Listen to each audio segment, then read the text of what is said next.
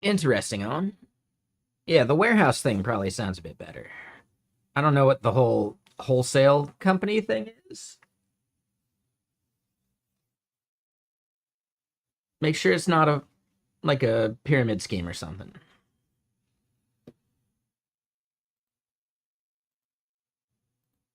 Okay, so we should be live on Twitter and YouTube.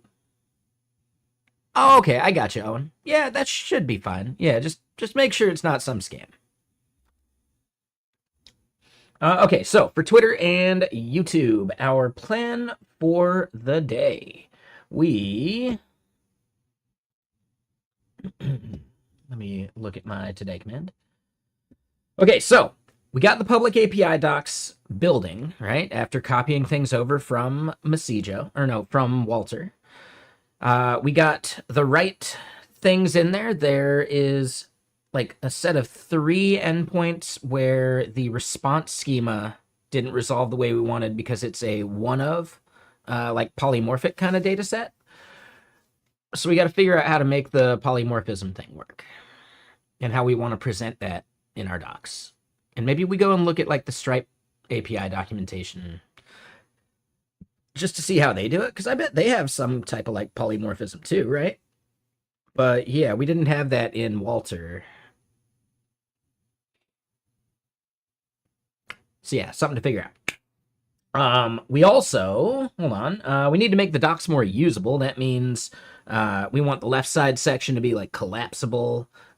We also want to establish like a scroll spy that as you're scrolling the page, it updates the URL as well as updating the sidebar. And maybe even like expanding, collapsing sections in the sidebar. So yeah. Yeah, now we're on to like the fun part. Well, I mean, it's all kind of the fun part. I like building docs parts like this, which is why I think Mintlify has a tough job ahead of them, because like that tweet that we published today, like scheduled for earlier today. It's any sufficiently advanced API automation is indistinguishable from a Rube Goldberg machine, because it's just like all these weird steps that kind of kick the others off. So yeah, definitely ways that we need to make that be less manual of toggling those things. So yeah, let me switch this over.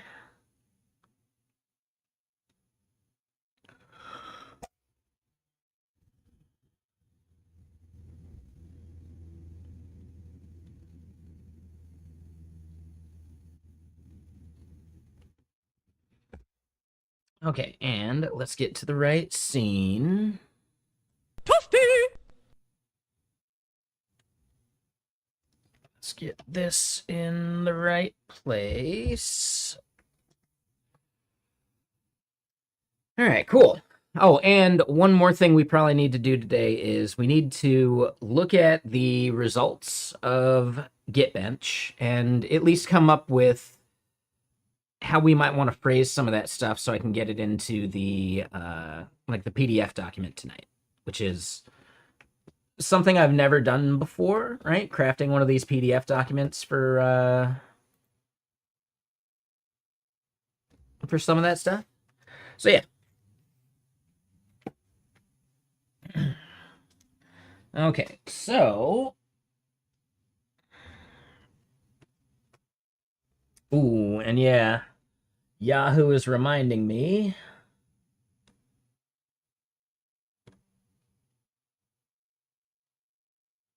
that fantasy football season's almost here.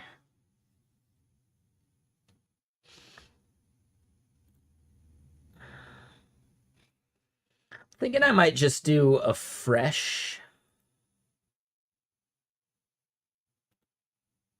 league.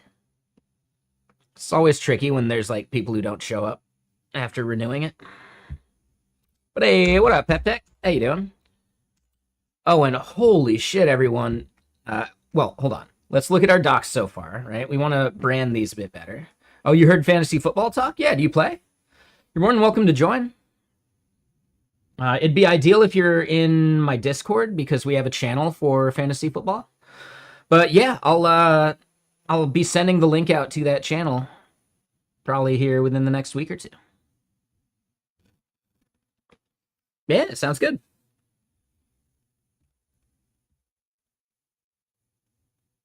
So yeah, here's our docs. We need to get some spacing on the title and some of that jazz, but it's feeling pretty good so far. I mean, this section's way too tall,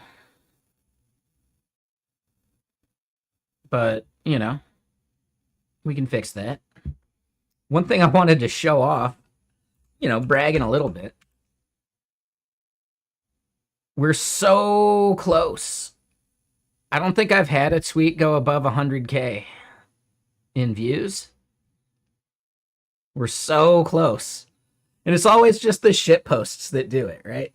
Like anything you care about, nah, no one's going to see it. A shit post like this, oh man. Here we go again.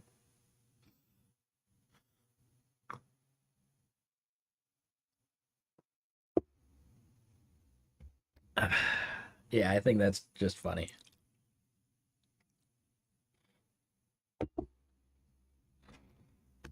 But yeah, pretty proud of it.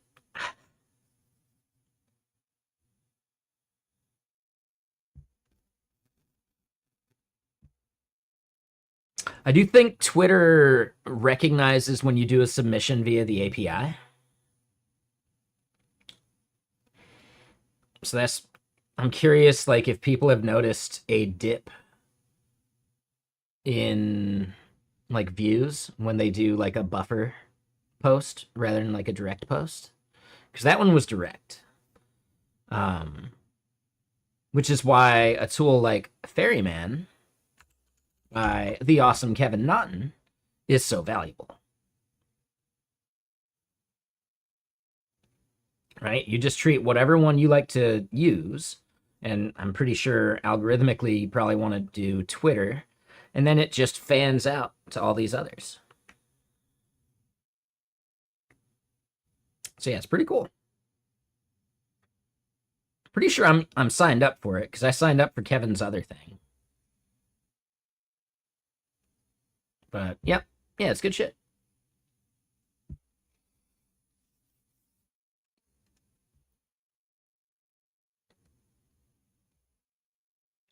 Okay, so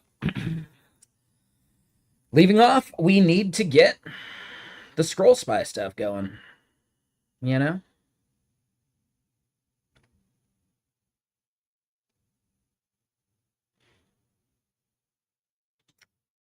I think our first step is making these sidebar sections like collapsible.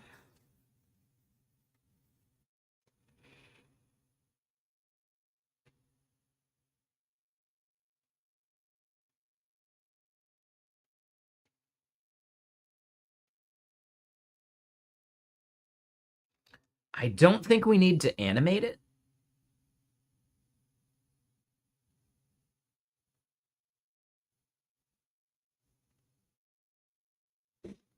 Yeah, I don't think we need to animate it.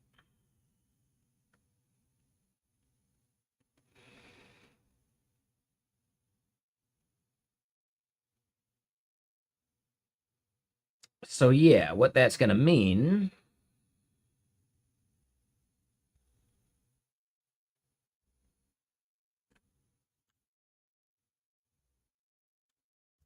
we need some state that we're keeping kind of across the page.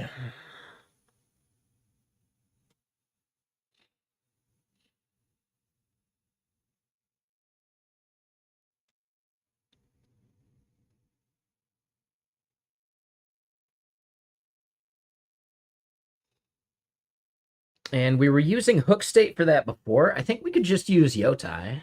We could use basically anything. I don't think we need something as complex as X state. Let me double check. I just haven't used X state before. I feel like it ends up being a bit more complicated.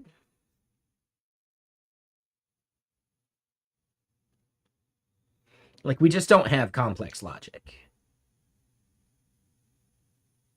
Yeah, we don't have complex logic, so I don't think it's worth it. I think we just use Yotai. Do I use TanStack? No, not really. I've heard good things about TanStack Query. In general, I don't necessarily use it that much. It would be valuable going from page to page, right? Like if you're doing a lot of like the same fetches at the route level and then navigating, having a cache that's at least like a 30-second cache to prevent extra refetches is a really good experience. So yeah, TanStack Query is probably, I think, the most important part of it. I haven't used TanStack Router yet. Pagination? Pagination's not that tough.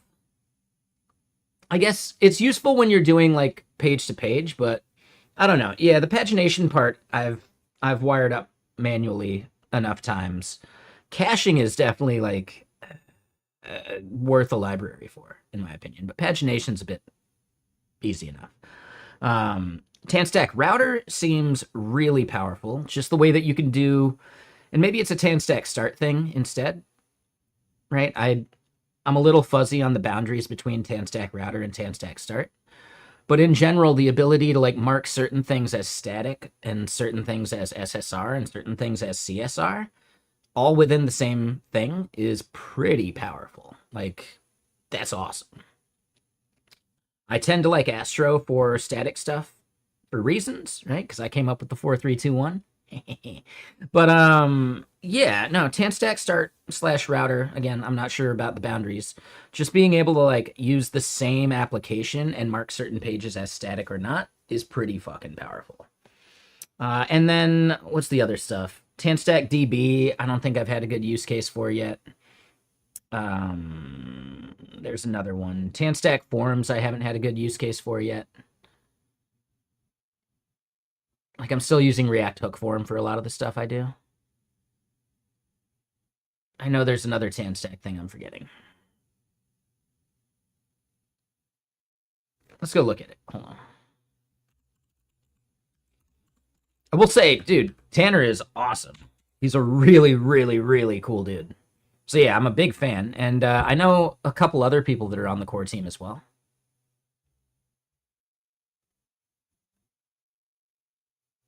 All right.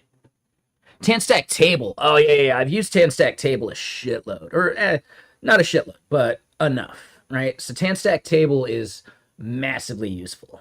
I was at a company that was pivoting from Vue to React specifically for TanStack Table before it was TanStack Table and it was React Table. So yeah, maybe they didn't need to pivot, but there were other reasons to pivot as well. They were on an ancient Webpack build and some other stuff. But yeah, TanStack Store I haven't used. I don't know what TanStack AI is even for. TanStack Virtual, that's like virtual scrolling, right? Yeah, if I needed virtual scrolling, I'd definitely use that.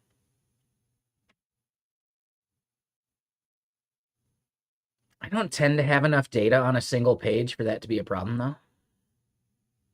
And then Pacer is like timeouts and debounces and stuff, right? Yeah. Yeah, I would say TanStack Pacer is probably better than trying to roll your own with like Lodash's like debounce and some of that stuff. Like Lodash's throttle, debounce, etc. Just the fact that it's wired up to react better. Whereas like with the Lodash stuff, you're still kind of doing a lot of that work.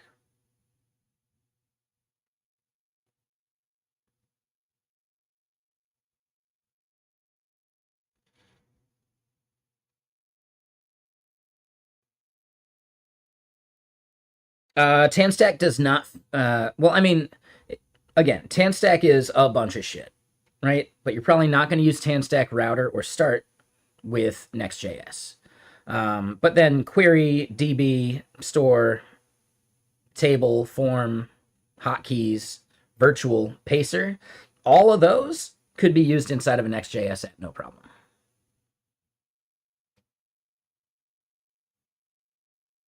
Right. The only thing that I would say is like Next.js exclusive is probably start and router.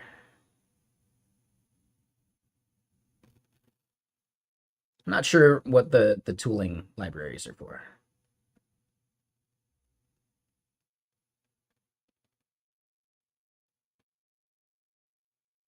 Oh, okay. That's kind of cool. Yeah, in general, Next.js sucks. So, yeah, I'd recommend migrating away from Next.js whenever you can. I hate Next.js. I think it's terrible. And I think it promotes a lot of bad patterns. My biggest pet peeve is when people use it for like documentation sites and you're navigating and you see like the telltale, like, 500 or 400 error. It's like, why did that need to be a Next.js app? It didn't. And then there's even worse engineering, like cal.com. Their back end used to be a separate Next.js app. It's just bad engineering. They have since moved to Nest.js, which is fine, right? Like any proper API framework for your back end, sure.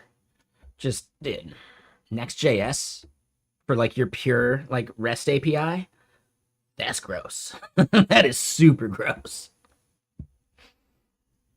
So yeah, I'm glad they changed that. And it's probably been like 2 years now since they changed that. So, it's old news, but still, like, it still sticks in my mind. It's like one of the most insane things I've ever seen. When you wanted to spin up cal.com in dev mode, you were spinning up, I believe, 3 Next.js applications. Together, all 3 of those things were chewing up like 8 gigs of RAM on my machine when I was using it.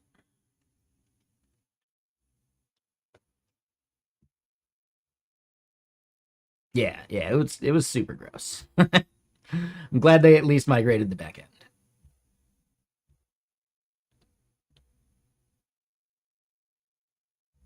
All right, so yeah, what we're doing here is we're going to be using Yotai just for like the smallest bit of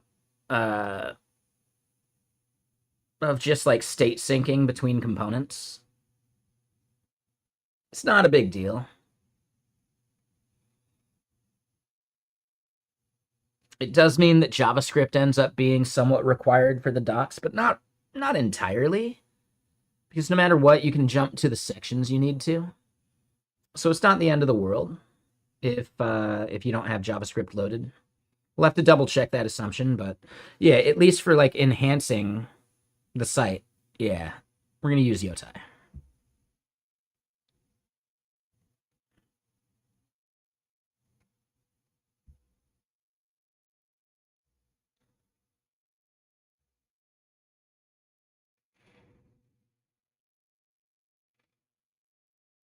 Are ghosts the new thing? I don't know about the new thing. I mean, I know Kiro does it, but Yotai is old.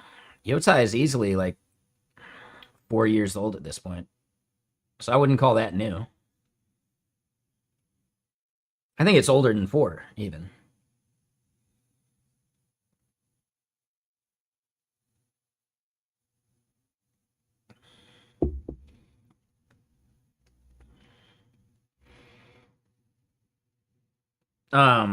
But hold on, 646. Like, do you remember the older stuff? Like, Phantom?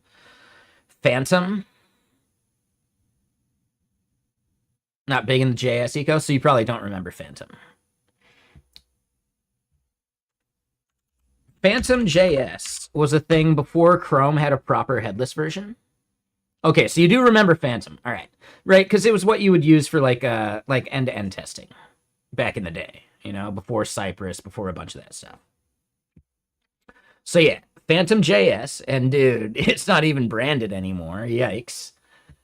There was Phantom JS, then there was another thing called Slimer JS, which I believe was the Firefox version. Yep, Slimer JS was compatible with Firefox and not supported any further.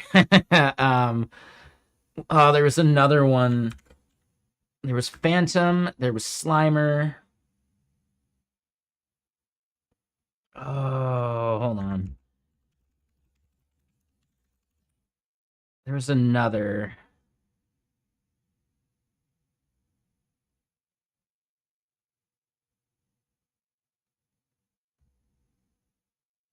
There was definitely another that I'm forgetting the name of.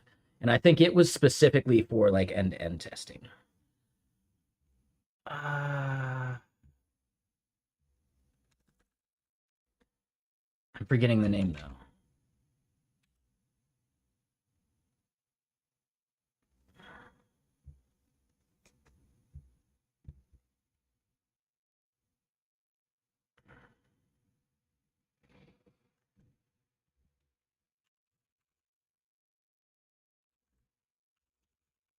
Let me get more music on though.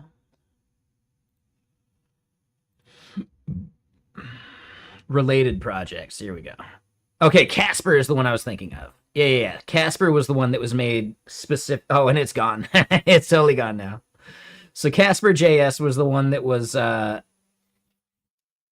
for doing end-to-end testing with Phantom, and it added a lot of nice stuff, and it was way more popular like early on. Yeah, it was Casper. Yep. Before like Protractor and Playwright and some of that other stuff took over. Let's see. There were some others too. It was too much compared to Phantom. Yeah, but it did some things that you were like really gross in Phantom.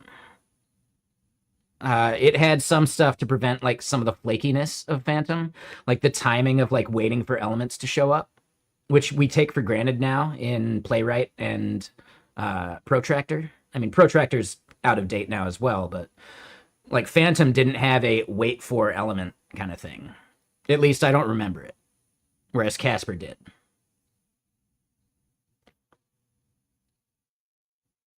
So when you were doing Phantom stuff, you ended up doing a lot of your own like timeouts and BS.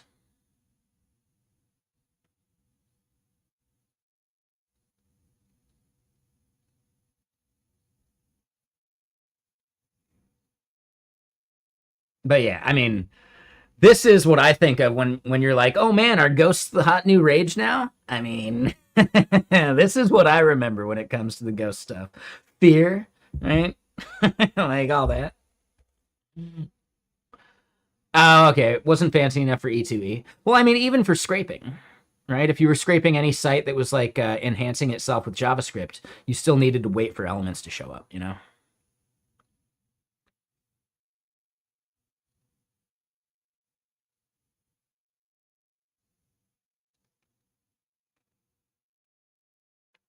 But yeah. Yeah, this is what I think of when I think of like ghost branding.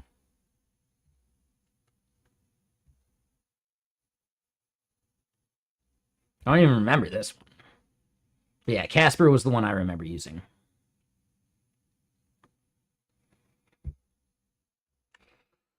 Okay, so we just bring in Yotai and we bring in the Atom. All right. We are gonna want to create a store.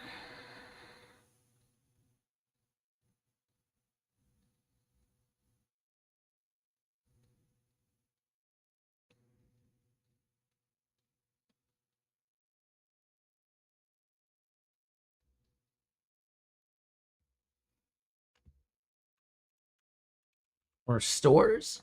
Yeah, it's plural. Why not? We're gonna create.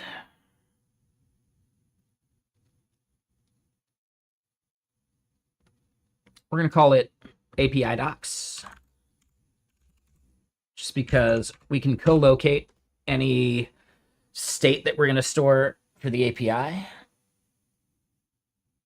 in here.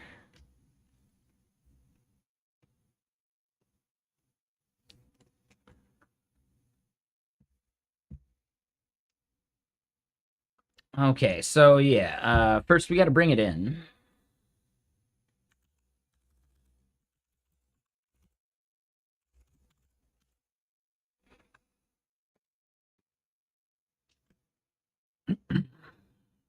But yeah, thanks 646. I like going down memory lane for dev stuff. It's kind of fun. Like, anyone here been in like the front end game long enough to remember when that dbmon application came out? Where it was like Ryan Florence gave that famous talk at the first ReactConf in which he showed off dbmon and how like some frameworks weren't fast enough to keep up to date with it, etc. And then basically no.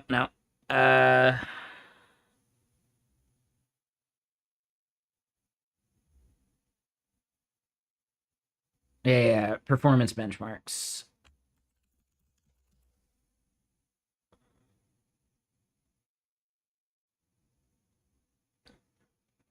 There used to be a website for it.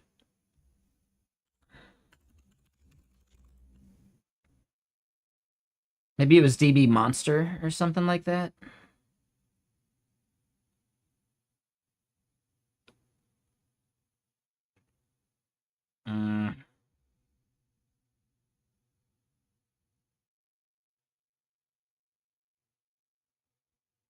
Yeah, I don't know. It's going to be hard to find something that old. I guess let's double check Perplexity.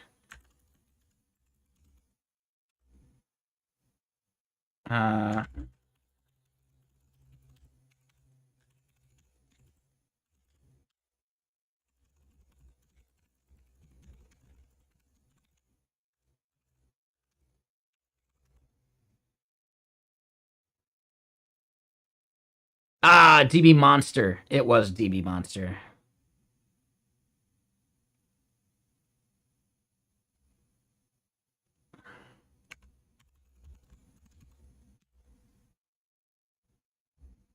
SourceForge. Oh god. Did I just get some malware installed?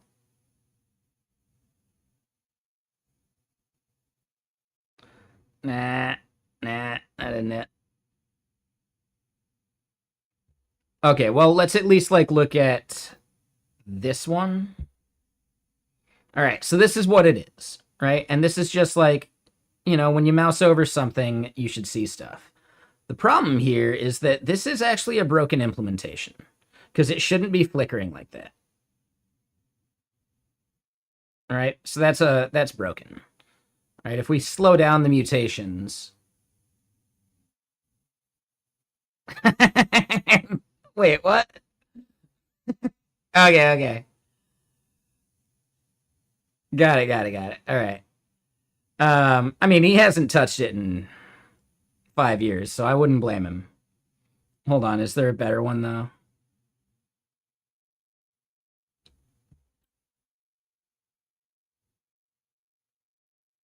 Oh, yeah, no, that's a different thing.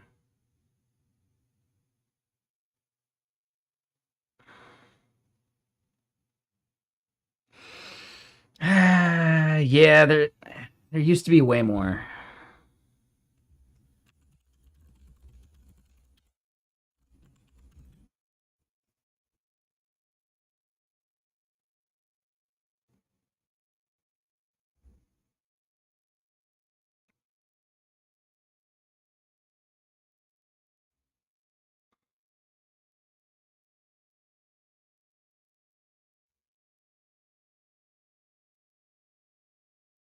Oof.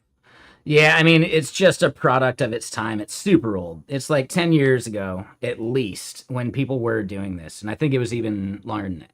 But anyway, the basic gist where, yeah, Ryan Florence did the original DB Monster demo at ReactConf. And then every framework was like, oh, we can do it too. Except that some really couldn't. Like, we saw that solid version was not quite as good because the tooltip should have been stable, but it was hitting like massive like updates per second, which is powerful. But the dude who made Backbone, Jeremy Ashkenas, I don't know how to pronounce his name, I'm probably saying it wrong. The dude that made Backbone, he had also made underscore JS. That dude was like, I can do it too. And he had the most hilariously broken DBMon implementation of any framework. And it's not that he was a bad engineer, it's that the Backbone was not capable of doing that kind of stuff. Right? Not at that performance level, not at that like respect for the DOM level, etc. The Ember one was pretty good. It wasn't as fast, but it was at least like correct. The Angular JS one was pretty terrible. The Angular one was good. I'm trying to remember some of the others that came out. Like this is back when dude Svelte didn't even exist, and what's his name was working on like what was it? R Active. I think that was what's his name before that.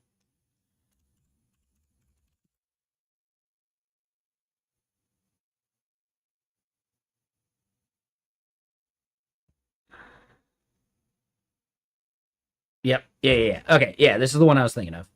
So yeah, before Rich Harris did Svelte, he did a framework called Ractive or Ractive or whatever. And that one was also pretty solid on like the DBMon semantics and like being correct at least. But it was just funny like seeing how React at the time was hitting 60 frames a second, no matter how many like updates per second the database was like shoveling. And like all these other frameworks struggled to hit even like 30 frames a second. So yeah, it was funny. It was fun back in the day.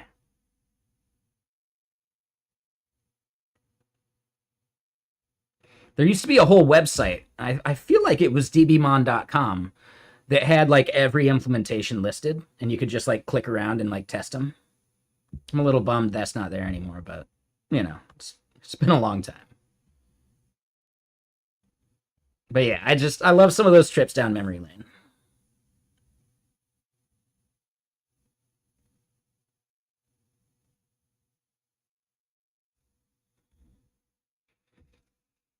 All right, so we just added Yotai.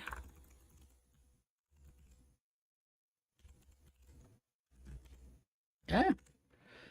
What is it? Create store.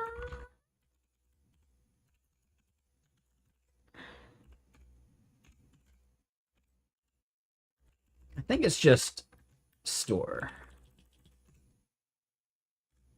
No, it looks like it was create store. No? Yeah. Hold on. Do we have something chewing up a bunch of cycles right now? Oh, yeah, we do.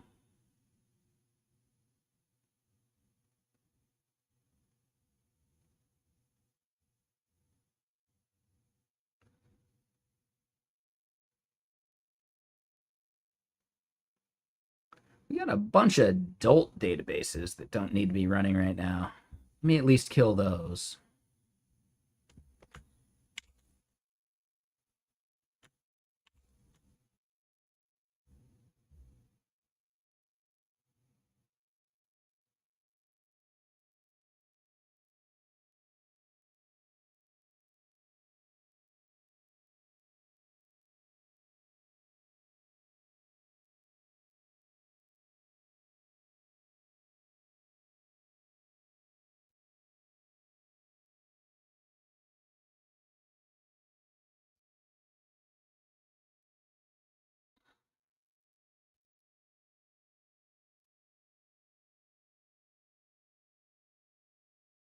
Just want to just want to see if those sub processes are being managed by anything. It doesn't look like it. So I think they're just zombies. Zombie. All right, so sudo kill all.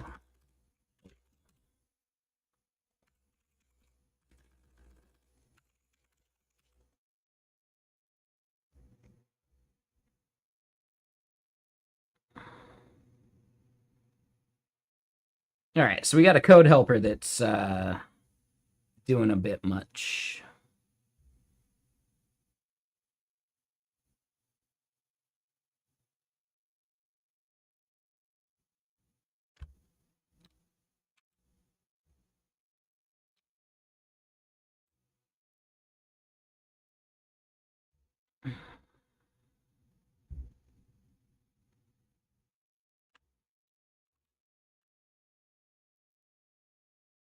Let's just close a couple of these VS codes that we don't need.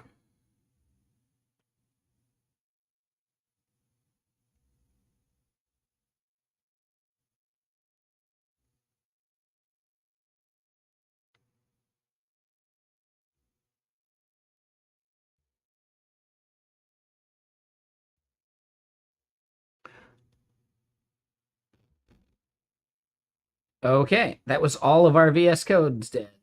Nope, just the win. Just the one. All right, that's good. And hey, what's up, Caleb? I got my submission in just under the wire. I can't remember if you've been here since then. How's the heat wave? Are you guys cooling off a bit yet?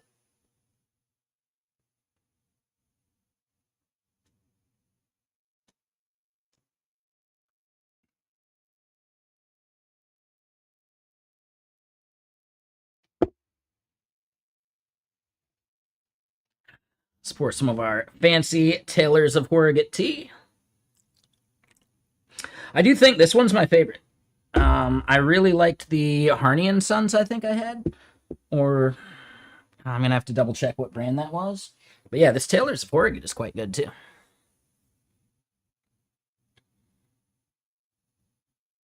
Okay, 5 degrees cooler. Yeah, that's better than nothing. Oh, it's been cooler for the last 2 weeks now? Got it. I just remember the memes.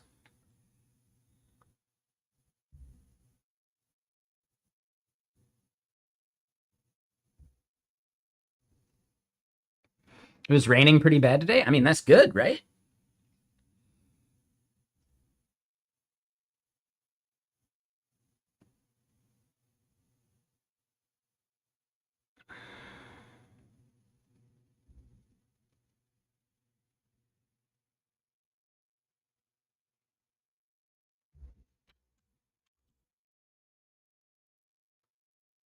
Okay. Perfect. Yeah, this looks fine now. Yeah, some of our stuff was getting really slow there for a second. Cool. All right, so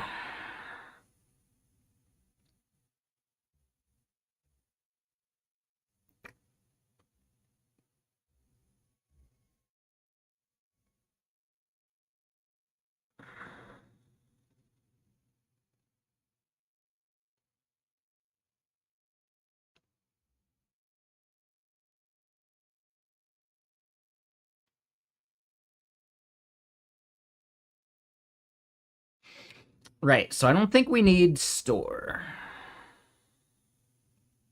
I think we just do Atom. Yeah. Yeah, what was I thinking? We don't need store. Just need Atom.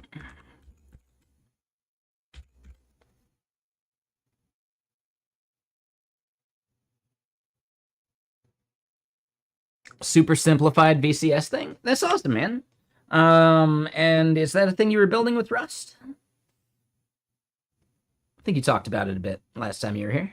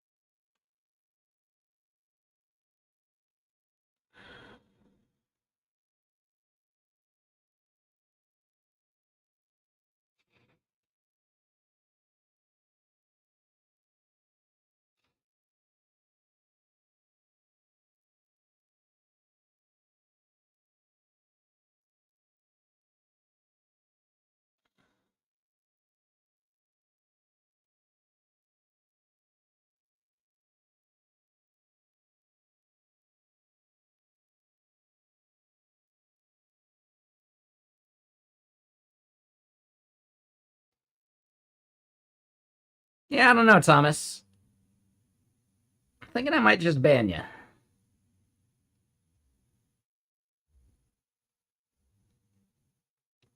But an Electron app with all the business logic written in Rust, it used Grit, Scott's slop fork of Git. I'm curious. Yeah, see? Yeah. Weirdos, man.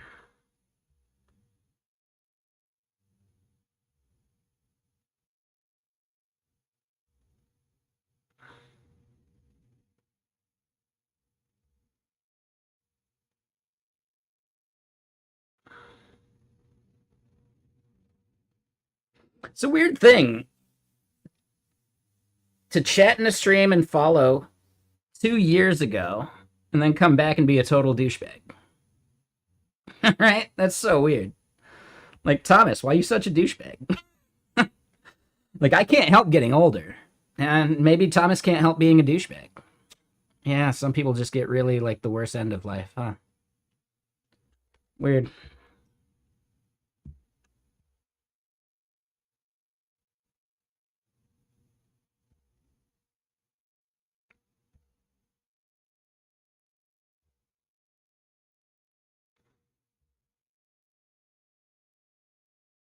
Yeah, it's fine, Kenny.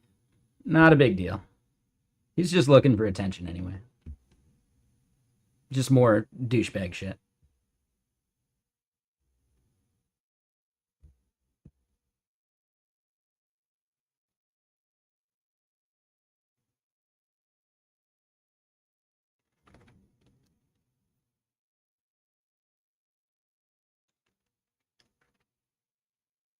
All right, so yeah, we do want to do current hash, and then yeah, let me double check.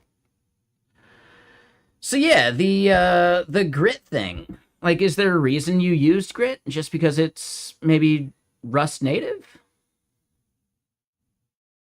And yeah, what up, Jalen?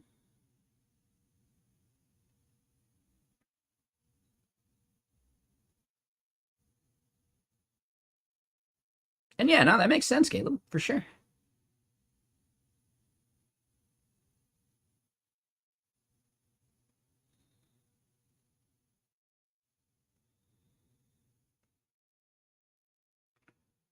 Wait, what do you mean by that, 646? TL draw computer? I don't think I've ever heard of that.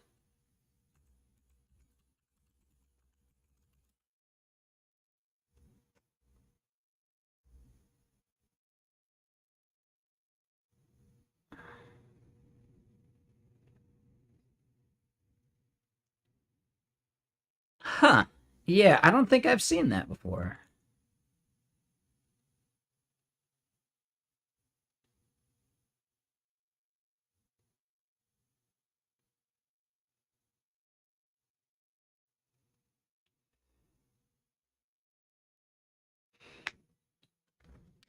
This is pretty nifty. Yeah, I hadn't seen that.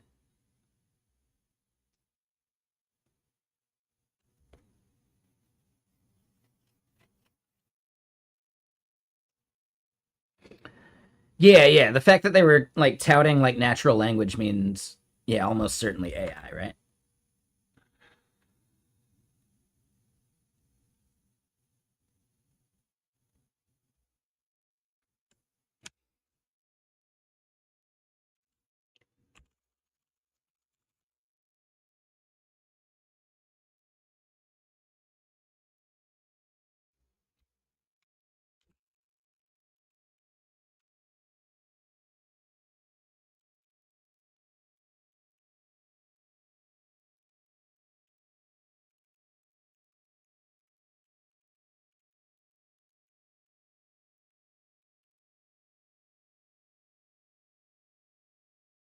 Oh, I think I forgot to refresh the YouTube or sorry, the Twitter chat.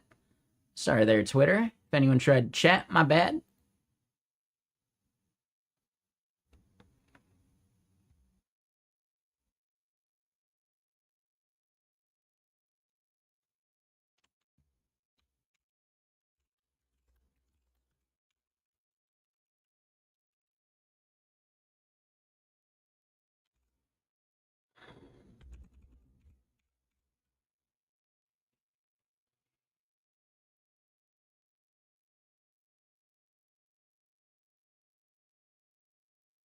As far as the TL draw stuff,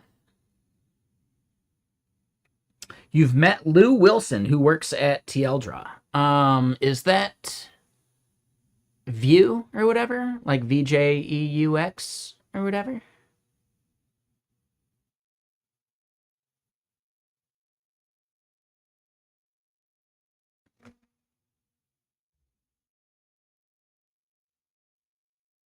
Am I thinking of someone else?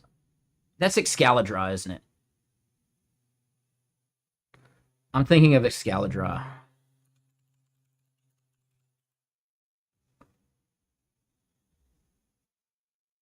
I think. Maybe not. No, I'm not so sure. Oh, okay.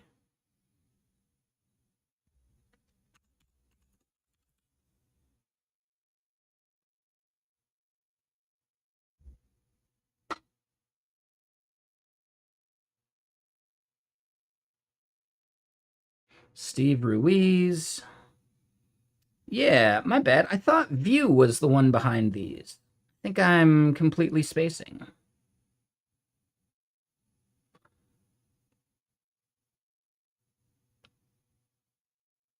Oh no, JLM. Oh no. Come on, Tangled.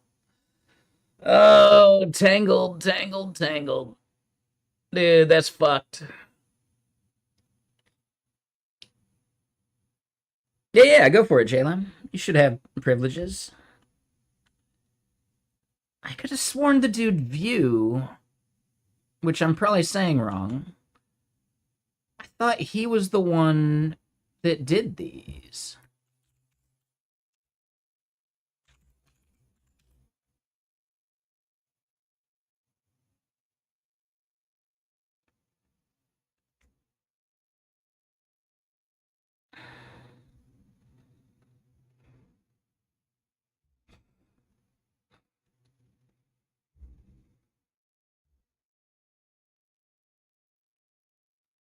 Yeah, I think I've just had that wrong for way too long.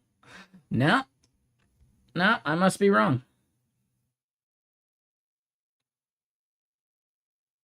Yeah.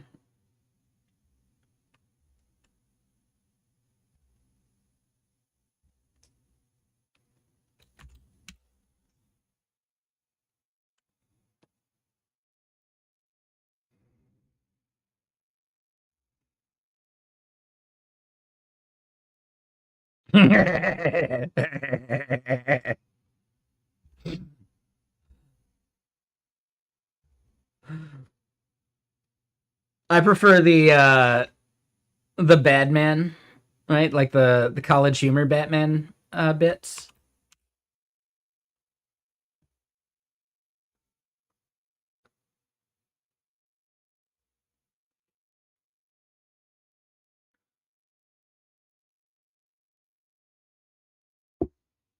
Yeah, that Pete Holmes guy is hilarious. Have you seen the Sherlock Holmes like Pete Holmes thing? That one's super fun. That one's super fun.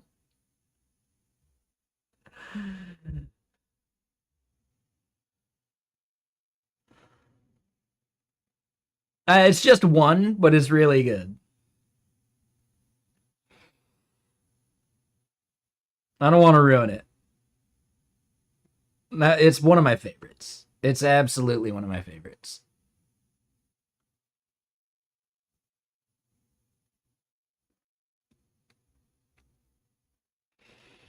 But yeah, it seems like it's probably just like a web UI issue, at least according to them.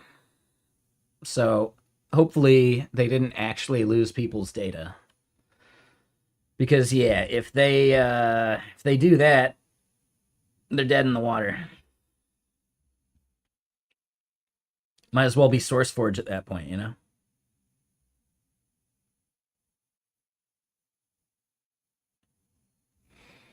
I had to conjure this one up earlier, actually. Hold on, wait. Yeah, I'd love to see Tangled succeed too.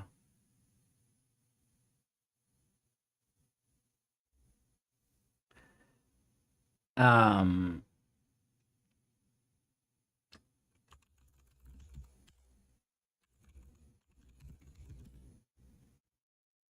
this is the no. This is the tweet. This one, I'm so proud of this one. I find this with graphite timeline interesting. I think there's some interesting items missing. 2011, Bitbucket ads get support. 2013, SourceForge pivots into a malware delivery system. Theo liked that one. And yeah. Someone who wished not to be named actually came up with that. But dude, it's just so good. I wish I could take credit. I forget who did that even.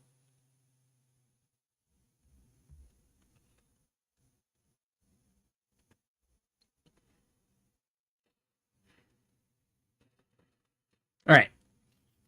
Continuing along. So yeah, current hash set anchor.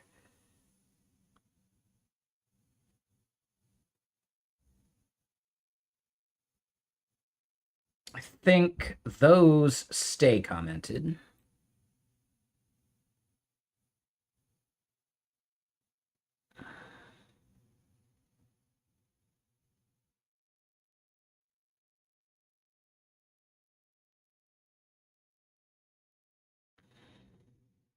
Now I can't remember.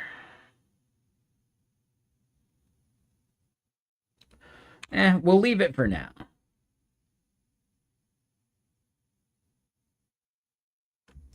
Yeah, let's get rid of this comment because I will forget that.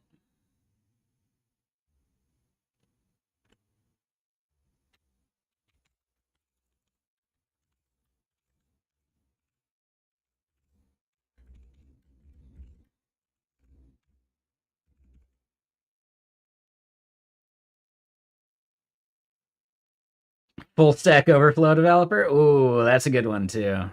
That one's solid.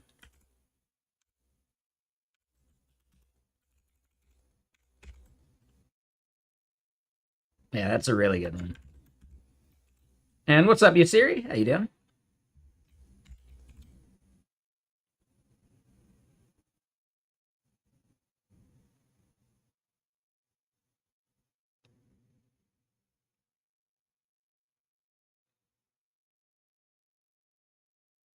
Oh, and hold on. This becomes not that.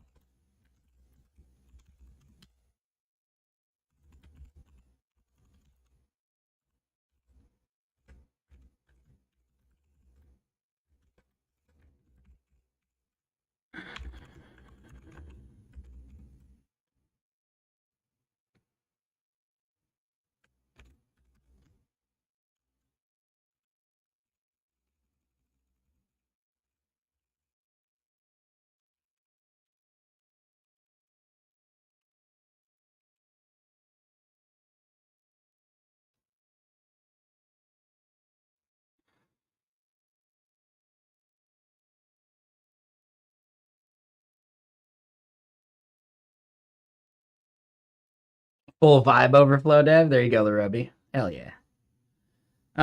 Bunch of y'all were expecting Fable 5 to lose access today, so 4 of you at work were all just sat on the sofa late this evening, vibing on different projects.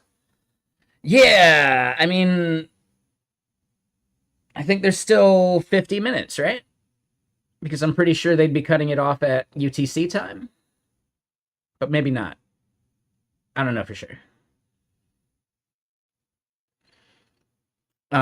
Caleb, do you remember? I don't know if you've seen our Gitbench results, but Fable is actually hilarious.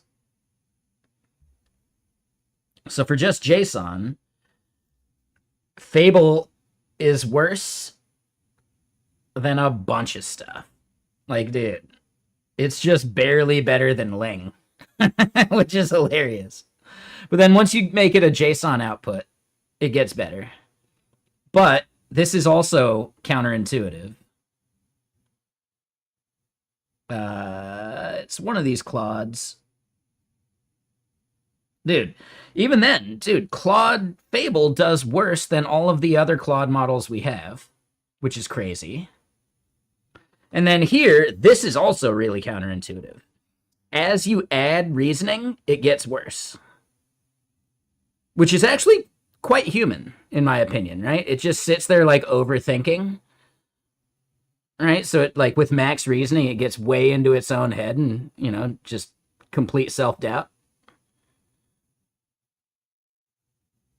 But it's almost like a linear progression or regression from low to max. I know, right? That's actually kind of like really human.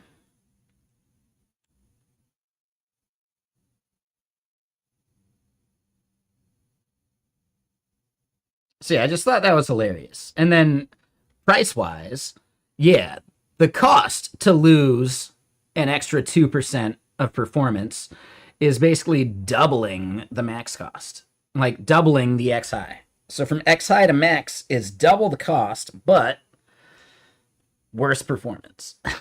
Like, dude, what?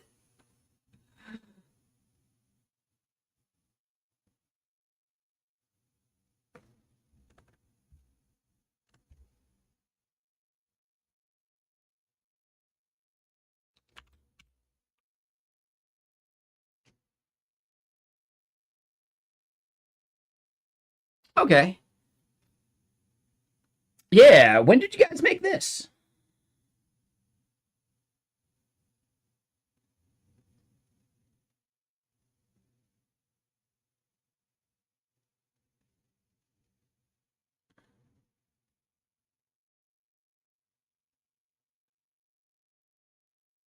Well, I mean, this is Codex right now. Okay.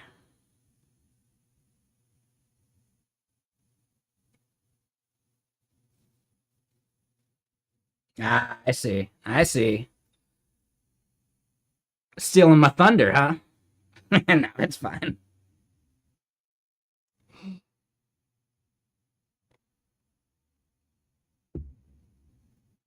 Interesting. So it just so happens after I submitted to get merged, huh?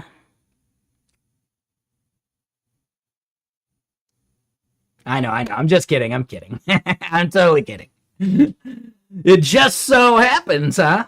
I'm having fun with it. I'm totally kidding.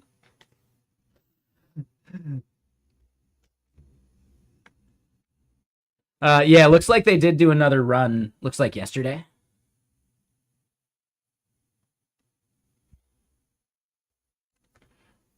No, it's fine. I'm not too worried about it.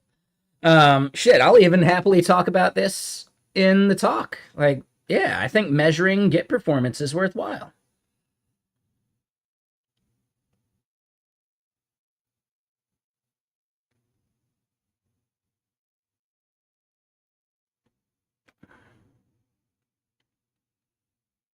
Looks like if you use Git Butler, and I'm guessing this is the Git Butler CLI, you're at least faster, which is cool.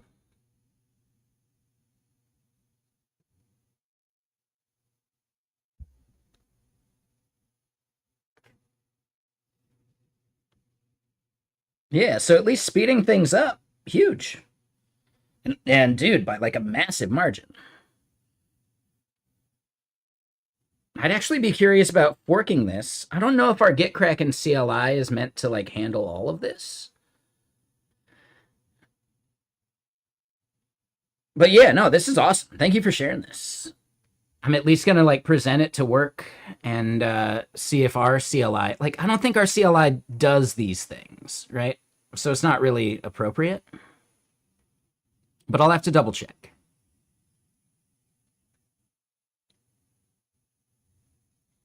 And in fact, yeah, let me just share this.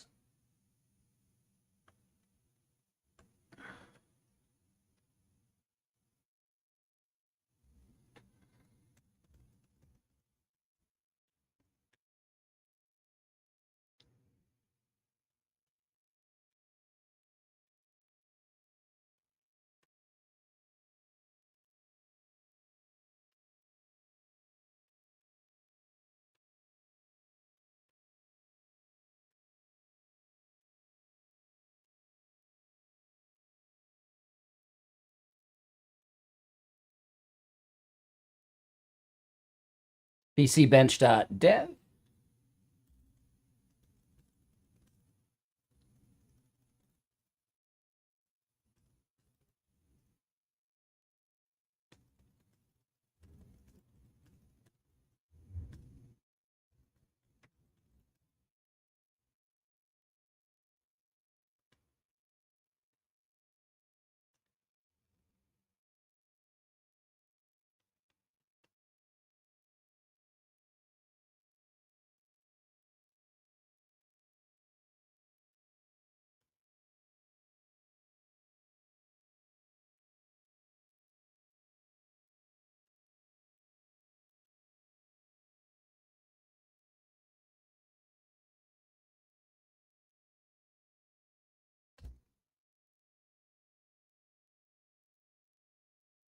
Okay.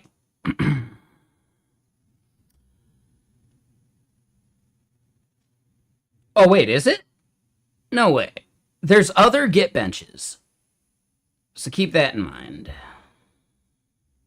Oh! Ah, dude, that's awesome. Ah, that's fucking cool.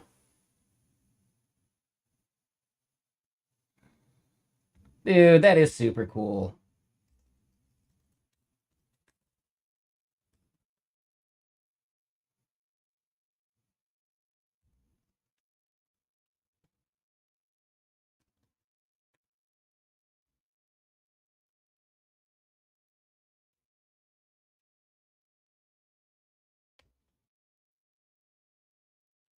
Dude, that is super cool of them. Yeah, dude. Nah, that's awesome. I feel like that lends itself towards a higher likelihood that I might get accepted for a talk at Git Merge. I feel like that's a good sign, right?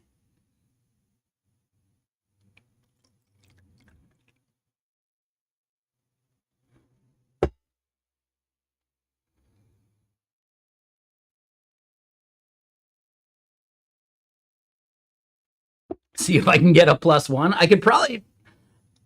I think usually you get the option of a +1 for a ticket, but I don't think I'd be able to cover your flight to Portugal. I don't think Get Kraken would pay for that.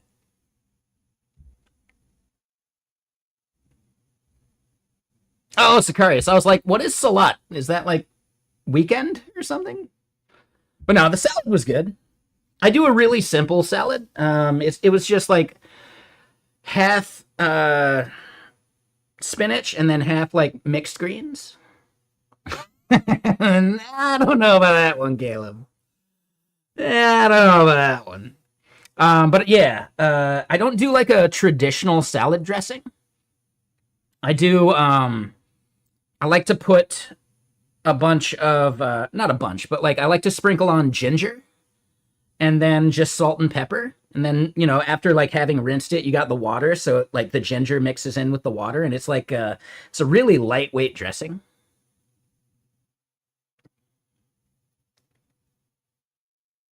Right? It's like the powdered ginger, not like fresh ginger. But it's pretty good. All right? It's a little better than just like raw veggie. But it doesn't add much calorie wise. So yeah, salt, pepper, bit of ginger, mix it up, delicious. I think the salt's my favorite part.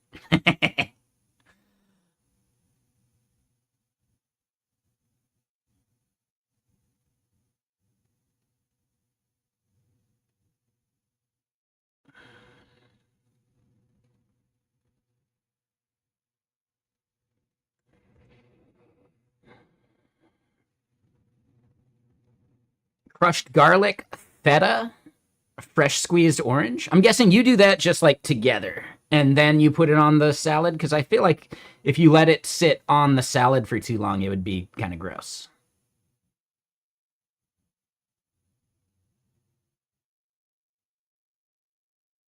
Right? It would get all mushy.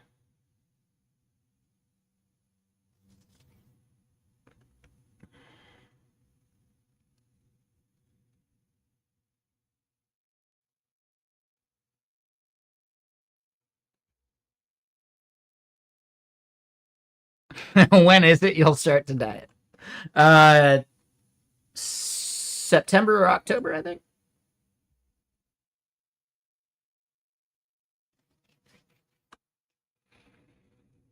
But yeah, dude, that was super cool of them, man. Like, dude. Yeah, I keep trying to tell people at Get Kraken that it is not a zero sum game. I don't even think like our tools overlap that much, right? Like, there's nothing stopping someone from using both Get Kraken and Get Butler for the things that they're good at. Yeah, I fully preach that, but it's hard to teach. It's hard to like impress that upon other people. But I think that's going to be my number one thing going forward, just as a developer advocate in general. It's not a zero sum game, right? We're playing the game of any one of us that convinces someone that a desktop Git GUI is worthwhile, we all win because of that, you know?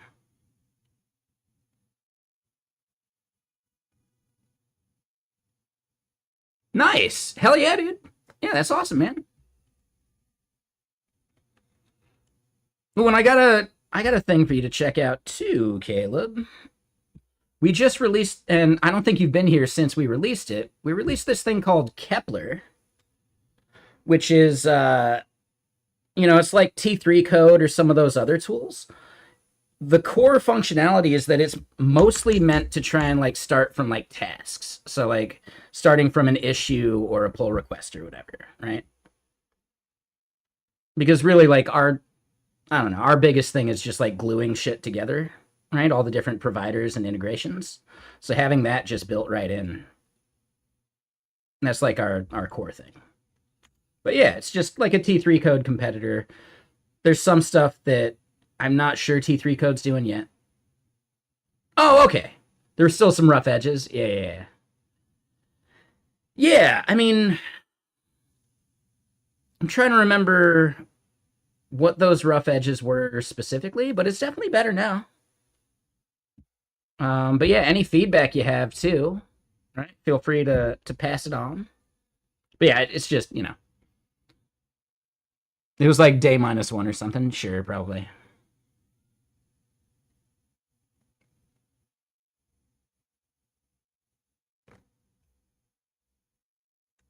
I mean, who cares? Who cares? I actually think I used to do that, but I think at least one desktop used to show them still. Yeah, I don't mind. I don't mind hiding that.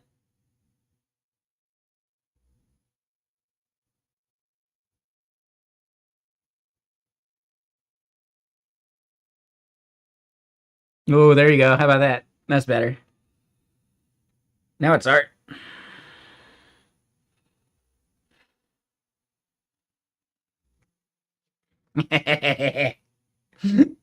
Hold on.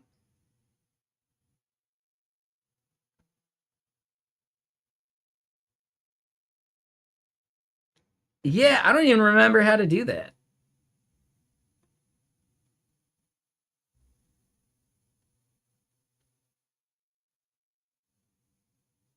It is better. Yeah. It's like art now. It's like one of those magic eyes, right? Hold on. Can you see the sailboat?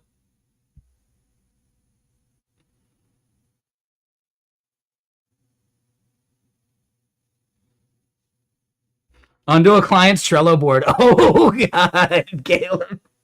That's terrifying.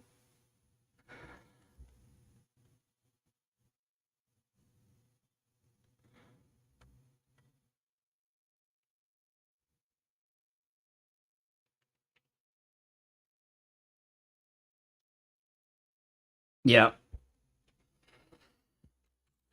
All right, let's keep going. Albarashi? Sure, you're the first person today. I usually try and make people wait a bit or just like let them use the commands. That kind of sums it up a little bit, right? And then if you really want to get more info, how about this? Albarashi, or I don't know how to pronounce your name. Let me know how to pronounce that and I will. How about this? Could you go to Messijo.com and check it out? And let me know what isn't clear after checking it out. Because that means I got work to do on the homepage. And I would massively benefit from getting a fresh set of eyes on it.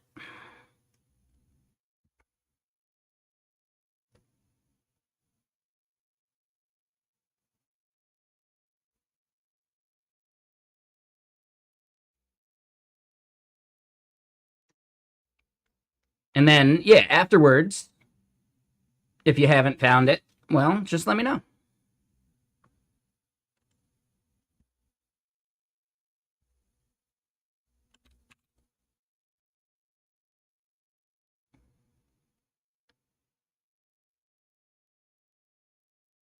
Okay, so I'm pretty sure we've gotten all of this fixed, except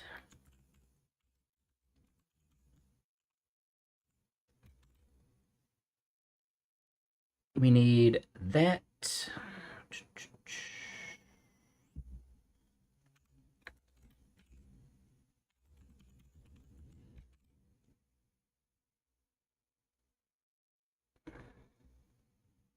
Okay, let's get the dev server back up and going. And let's get some more music going.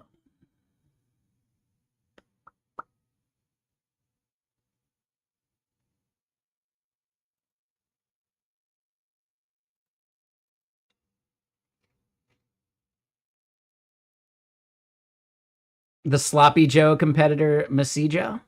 No, 646. The story is fun though, right? So Messiji, right? Like Ji is Korean for the word message, I believe. I could have that wrong. Something like that. So that was like the start, and then someone was like, "Oh, you mean like Messy Joe's from IT Crowd?" And if you haven't seen IT Crowd, there's a bit where Moss is like, "Oh, I know a restaurant, nice atmosphere, food's good, bit of an edge." Oh yeah, you didn't strike me as a restaurant person. I'm a restaurant person. Why wouldn't I be a restaurant person? Cheese string. Anyway, the name of the restaurant is Messijo's. She's like, "Wait, is that Italian?" Italian? No, it's English. Right? So then he goes and tells someone else, right? Messijo's. What is that? French? No, not French. It's English. And they get there and it's Messy Joe's. Right? He was just saying it weird. And it's one of these places where it's like a kid's birthday party kind of place. Everybody having fun, fun, fun. Like it's super good. Because everyone is nice and everyone is friendly. Lots of people having fun, fun, fun. Right? It's like, I don't know. It is one of the really good ones for sure.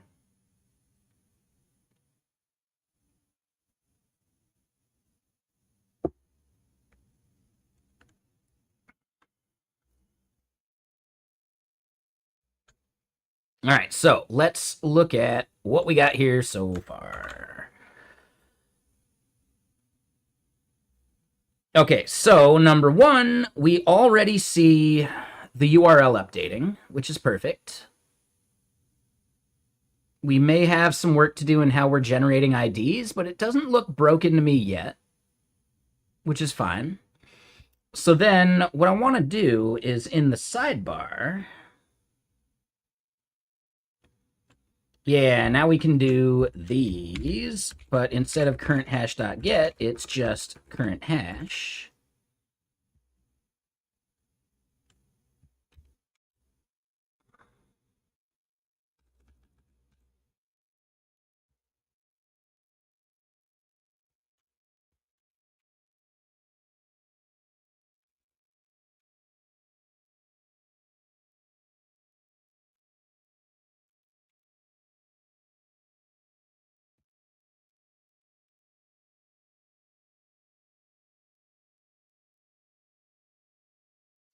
And label.to lowercase isn't going to be correct anyway. But we've at least got those things uncommented.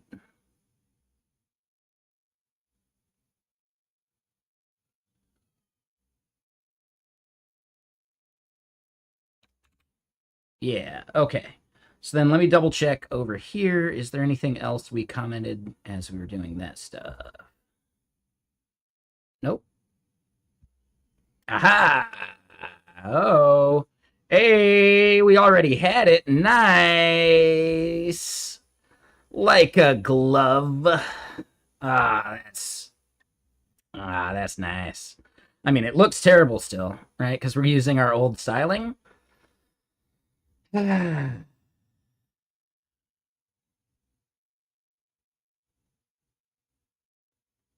Very nice. All right, so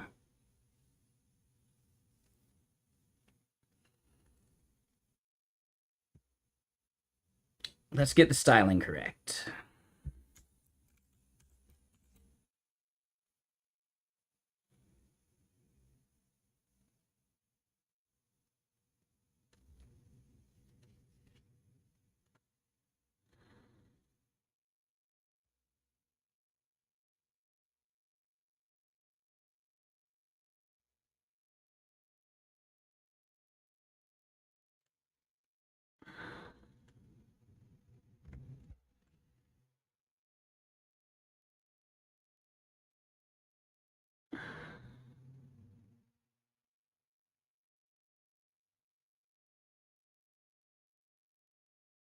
So here's the thought. What do we actually want to style it as?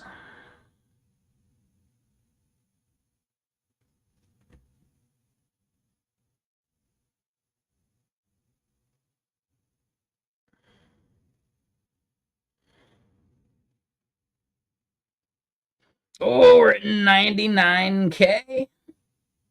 I've never had a tweet go above 100K views.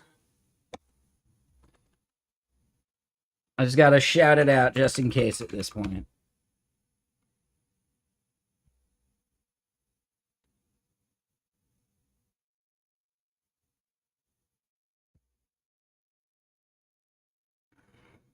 Oh, we're so close. I've never gotten above 100K, I don't think. It's a little funny that it's always a shit post that does it though, right? It's never something you actually care about.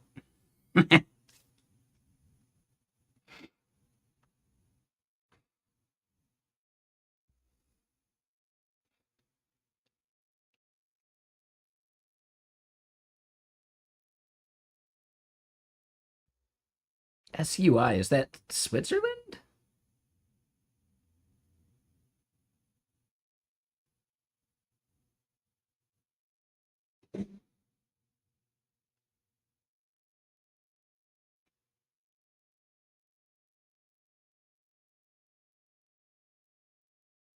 Okay, got it. Nailed it. But yeah, so close. Oh, Swiss. Like, okay, I get it. I get it now. And I was like, why not SWI? No, I get it now. Stupid American. The flag is a big plus. Yeah, exactly. Yeah, yeah.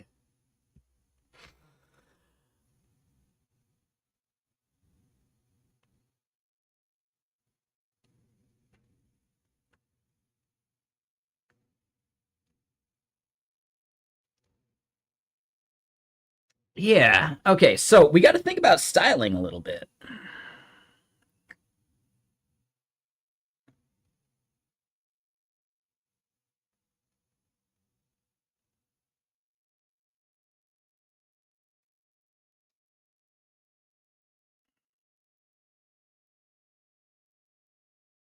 Just maybe like I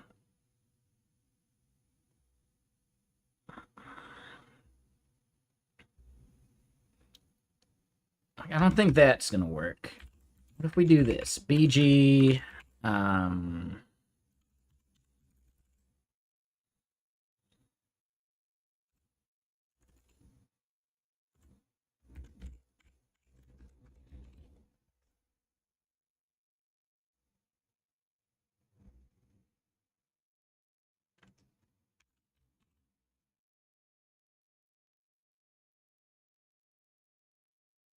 oh, and we're looking at the wrong one there.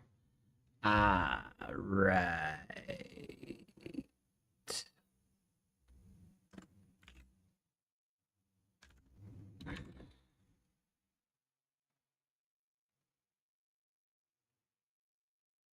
Probably needs some padding on it. And I don't know if we need the indentation on those. We probably want to like just move them in a little.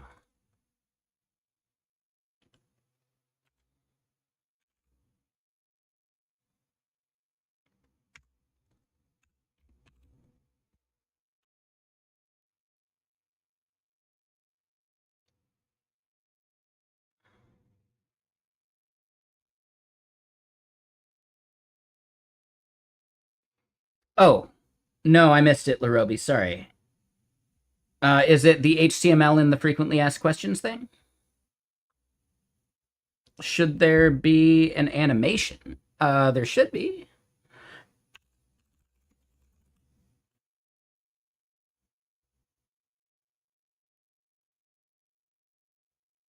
Yeah. Do you possibly have reduced motion turned on? And if so, reduced motion should have changed these too. So that would be a bug.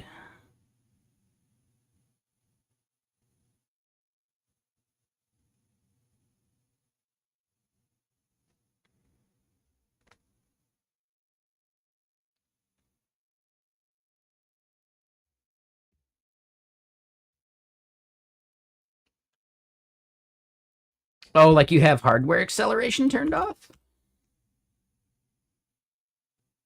Are any of the other things moving? Right? Like, is this one rotating?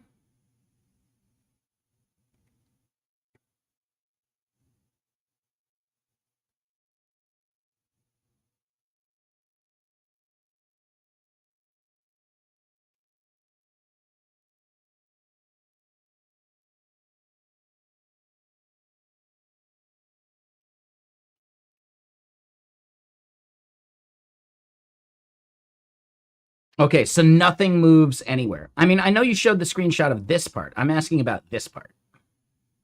Is this part moving? And if this part's not moving, double check. It may not be the hardware acceleration. Do you have reduced motion turned on? Yeah, so I don't know if it's the hardware acceleration. I think it's you have reduced motion toggled in your settings. So maybe we should have a better image here, right? Like we should have a better resting state when reduced motion is turned off. Oh, so you don't have reduced motion, just hardware acceleration. Okay. How do I turn that off just to debug it?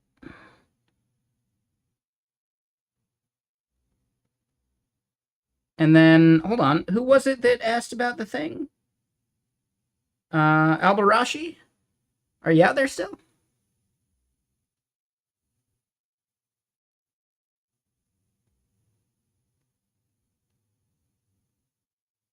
Remote desktop protocol defaults to reduced motion? I did not know that. Okay.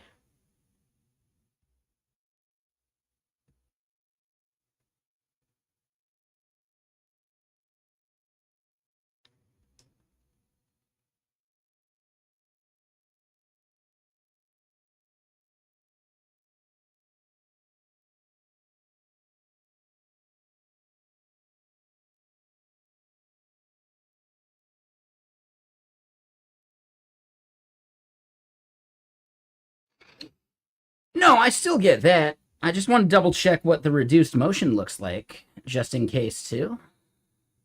I don't remember where to toggle that on.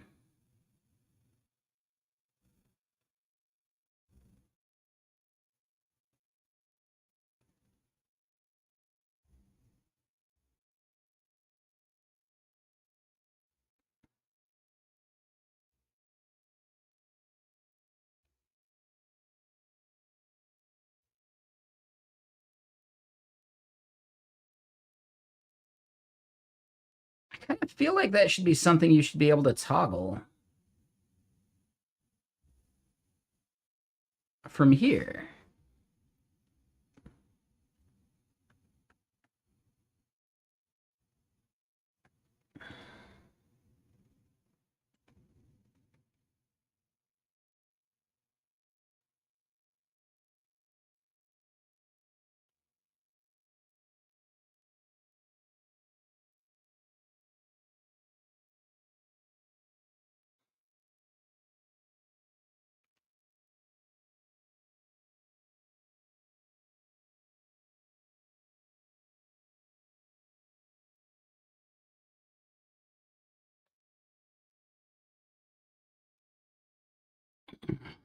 Same place as the dark light toggle?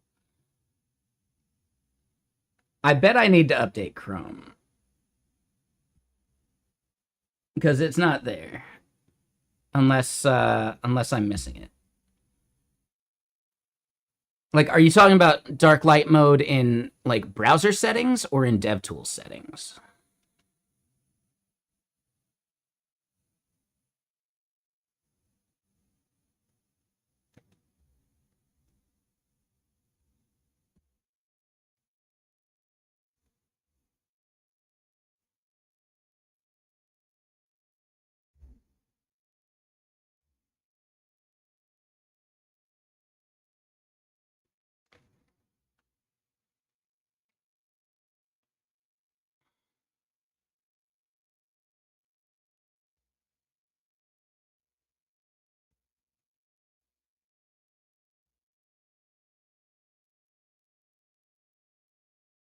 I don't even see a search.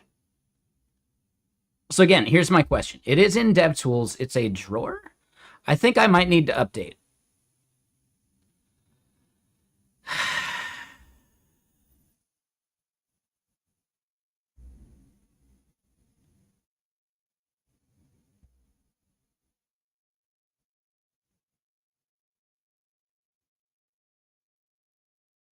I'm on version 146.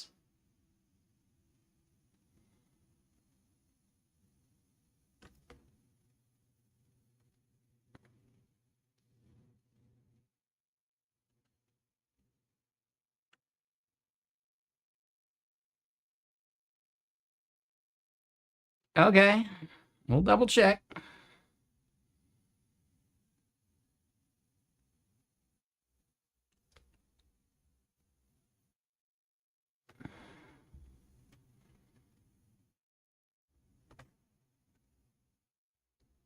Okay, wait.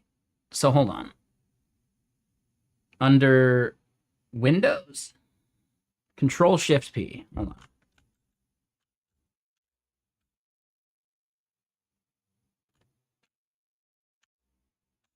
Maybe Apple Shift P? Okay. Oh, okay.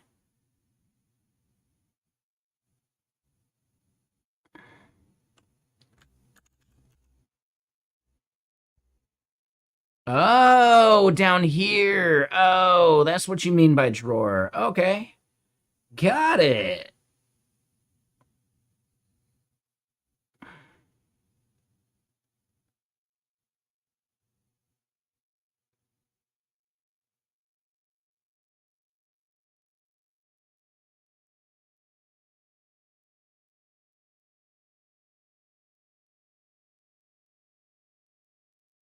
Ah, here we go. Yep. Okay, so that's what you see. So yeah, it looks like you probably do have reduced motion turned on.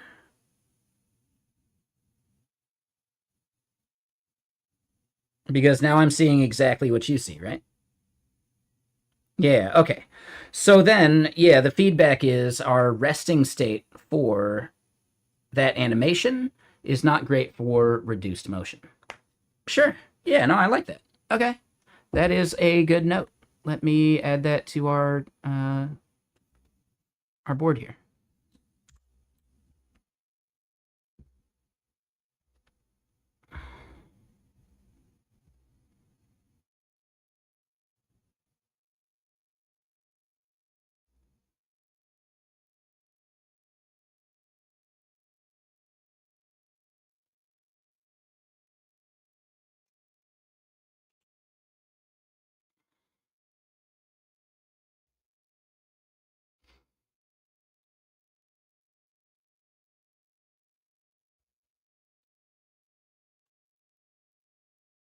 Okay, so um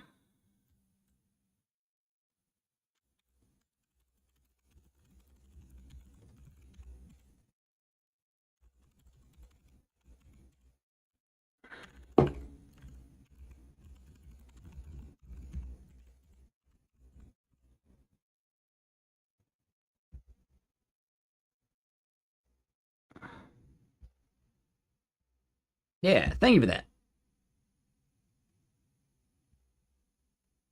Yeah. Yeah, great catch. Ooh, and this also isn't great. Yeah, so getting like a reduced motion fix for that would be nice.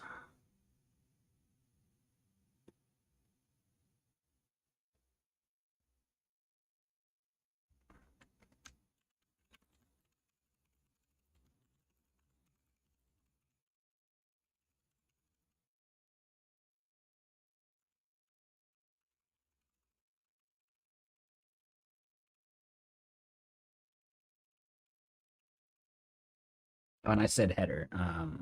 Hero is the word I want.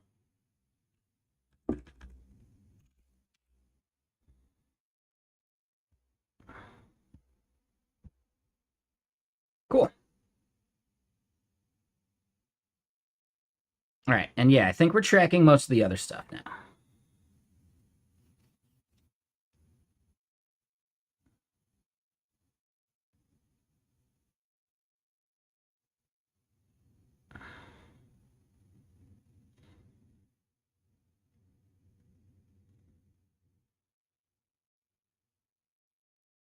Yeah, no, and I'm not trying to force anything. I just want it to work.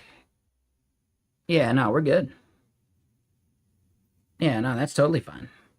Yeah, we want reduced animation to be correct. So yeah, thank you.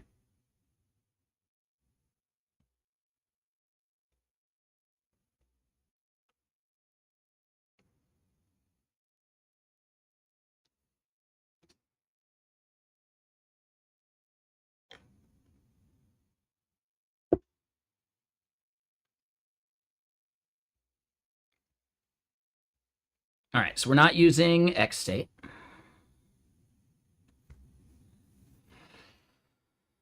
And then yeah, back to styling this stuff.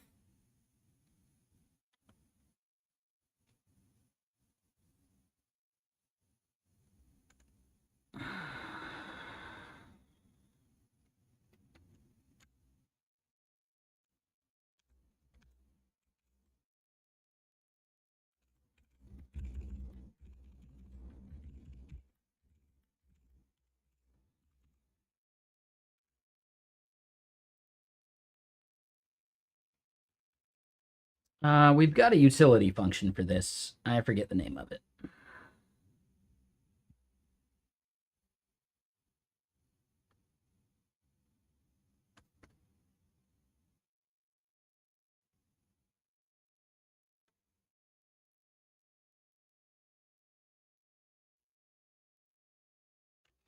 Get anchor for path endpoint. Yeah, there we go.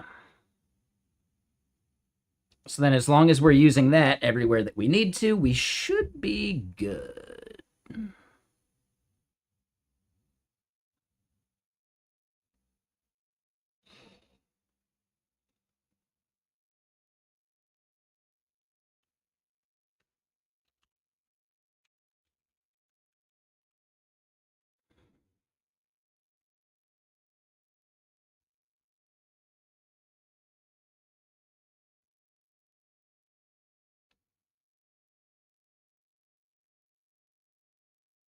Oh, tag method type path.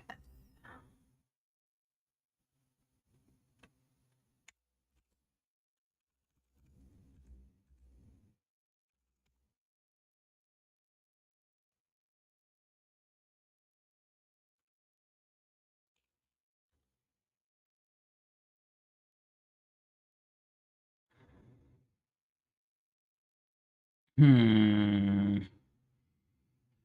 The Swiss one? Nice. That's not very neutral of them.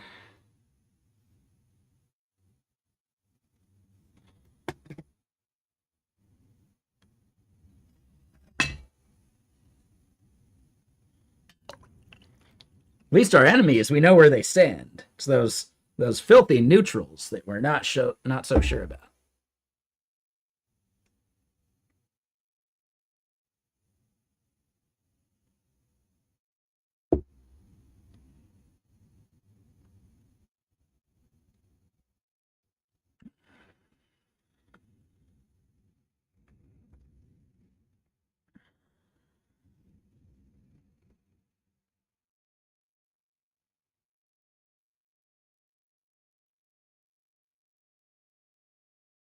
Yeah, so here's the thing. Current hash actually requires more than we have available at this point. So that's tougher.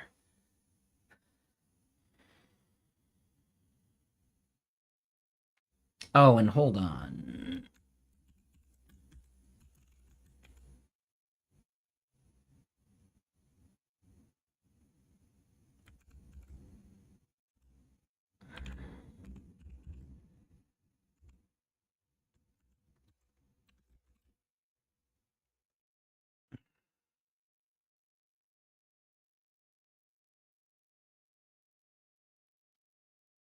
Yeah, okay, so we've got a bug in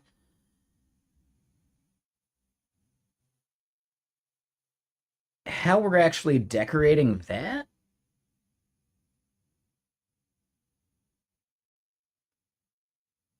Do we though? Hold on.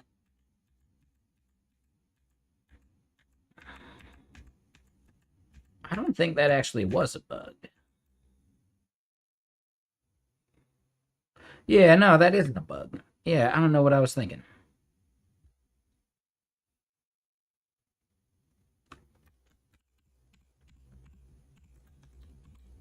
Yeah, we just need font bold on it.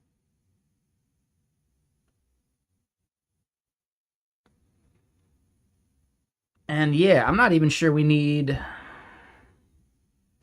this.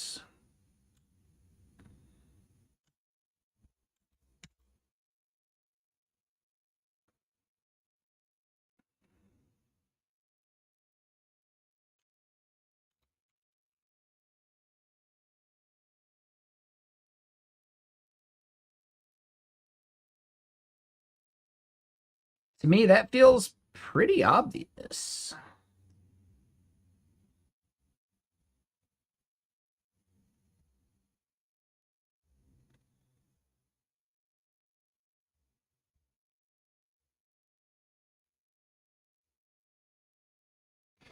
Some of them are a little tougher about like which one we're determining is the active one because some of them are a little shorter.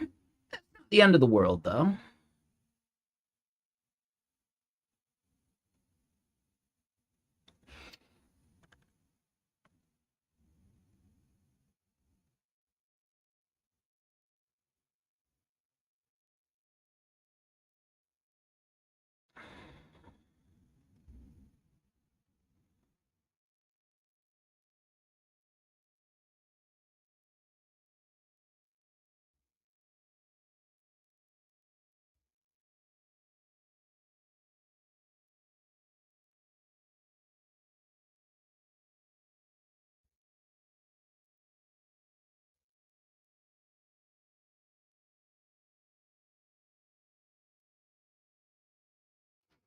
Okay, so I like the idea of getting rid of that gap 4.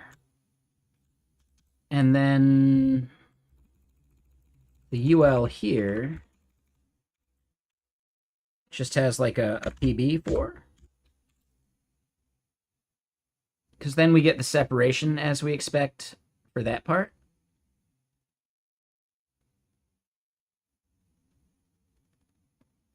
Yeah, that feels good. And then we just need to get the. Then we just need to get like the introduction authentication errors just indented a little bit.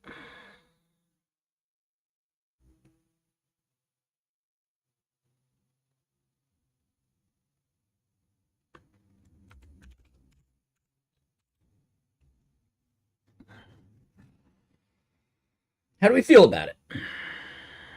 I mean, I know it's Sicarius. We should get that title indented, right?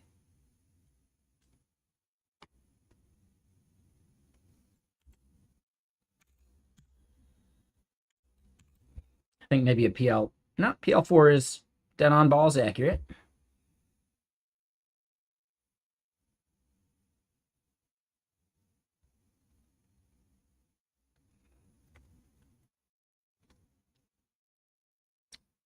Yeah, this is feeling pretty good so far.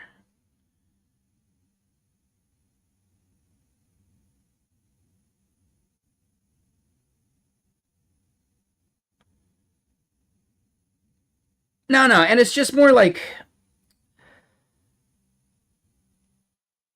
we could have fixed it that easily yesterday too. I wasn't necessarily sure what we wanted to do, and it was worth just like stewing on. Like, oh yeah, just add some padding to it. Sure, I'm not even certain I like it being there, but at least it looks better. I was just more concerned with keeping this as the thing that's like top of mind. So I don't know if you follow this pattern, Sicarius, but I like to end stream typically on a problem, right? Like a thing we got to do, because then your diffuse thought process can get like working and turning overnight. So then when you come back to it in the morning, it's like you've been thinking about it without even trying. And I wanted to make sure that the thing I was really, really thinking about was this part, right? The scroll spy stuff, like all of that BS. You know, occupying your diffuse thought process with something extremely trivial just isn't worth it, you know?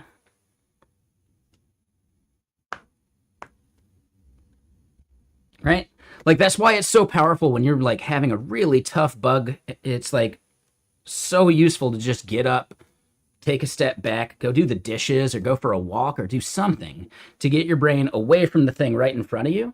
Because then your diffuse thought process, or even your conscious thought process, has to think abstractly about it, right?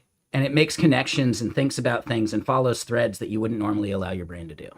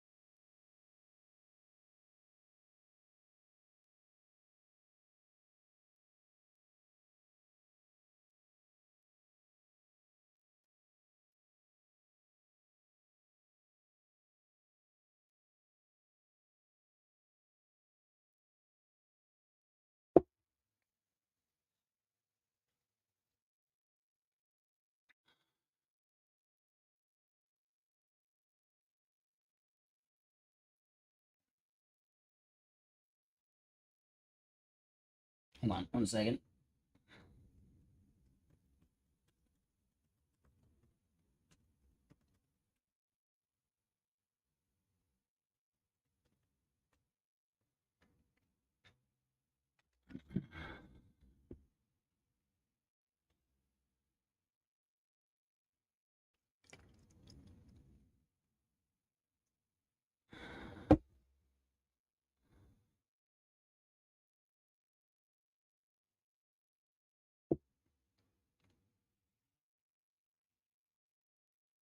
All right, let me double check on stuff.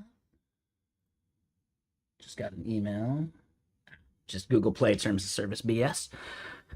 Okay. I do think we need at least a little bit of kind of like padding on the top of this, right? And we should probably get this card should be lined up with the header card.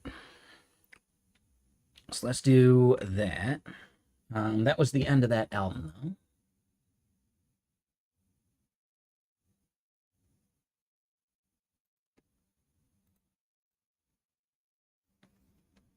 I think it's always funny when there's like a new album that we get, and then I've listened to it enough times that I totally recognize, like, oh, yep, that's the last song on the album. Just like, I don't know. For some reason, the last song and the first song stick out a lot, which I don't know, it kind of makes sense.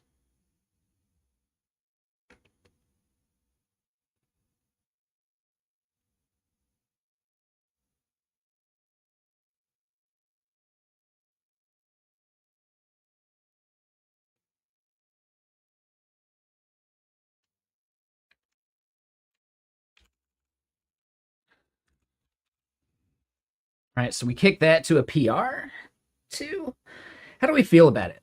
I don't know. Do we want it toggled left or right there? I think in line with the header makes sense, yeah? Anyone got a preference?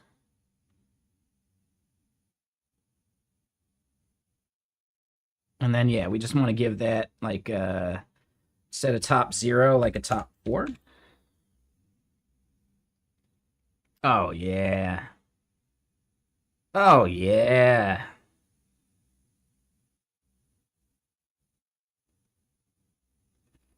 Dude, this feels good. All right. Yeah, that feels real good.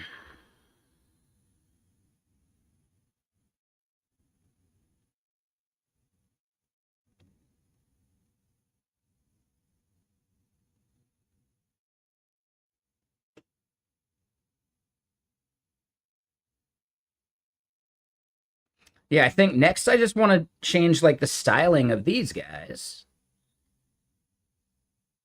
Right? Like they should look like our cards, right? They look kind of out of place because technically they fit the branding we had in other places. They don't really fit the branding we have here though.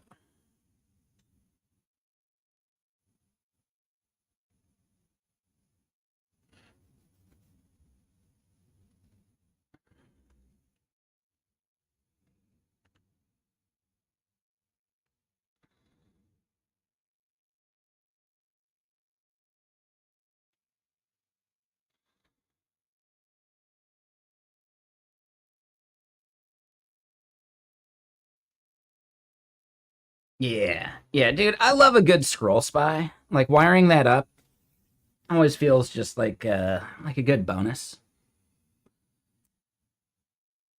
It's not the hardest thing in the world to do, but I don't know, just getting it just right feels good.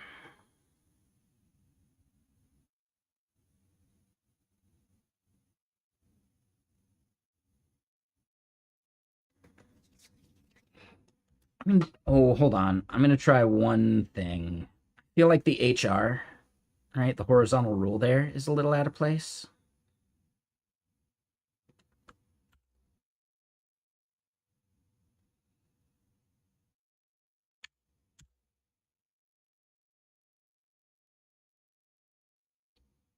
Let's give it, I don't know, a width of like 36, I think.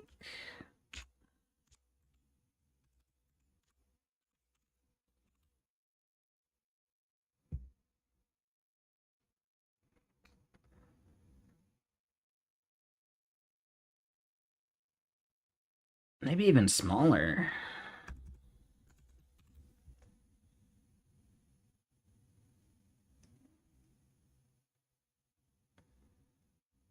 Yeah, all right. Yep, I like it. Okay, so then to these cards on the right.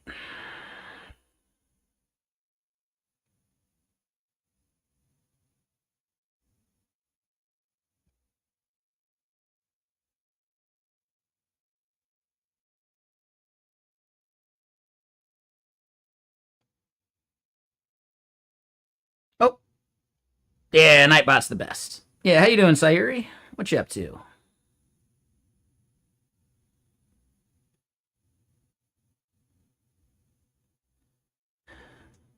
You feel like left aligned on the horizontal bar was better? Are you thinking like still like shorter, but just left aligned?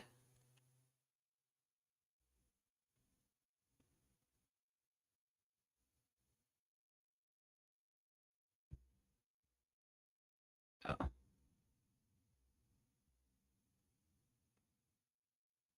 I mean, at least it lets us see where that is. Like it's kind of breaking things because we have MX Auto elsewhere.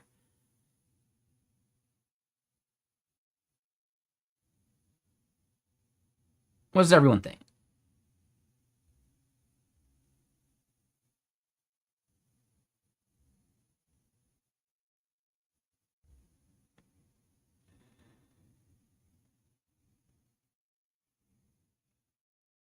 Should it just be like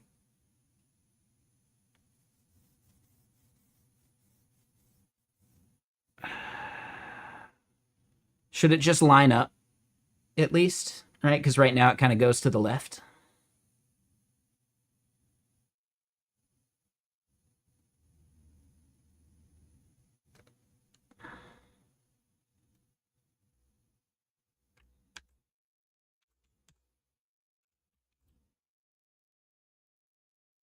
Oh, that doesn't do that, though. Let me just see how it looks. We can always find a better way.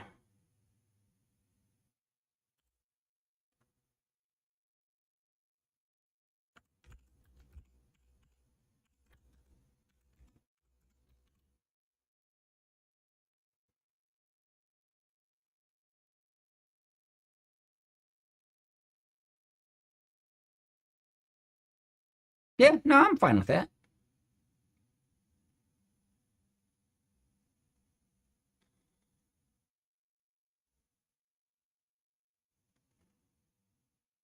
It does seem like these just need a little more space.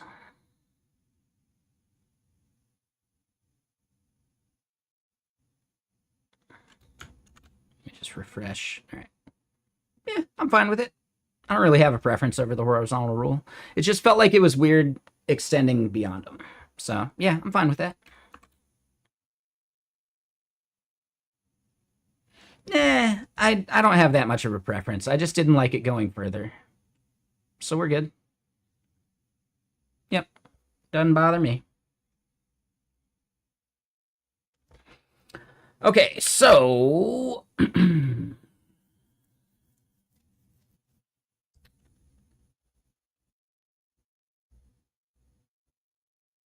we have a way of telling which component this is? Not really.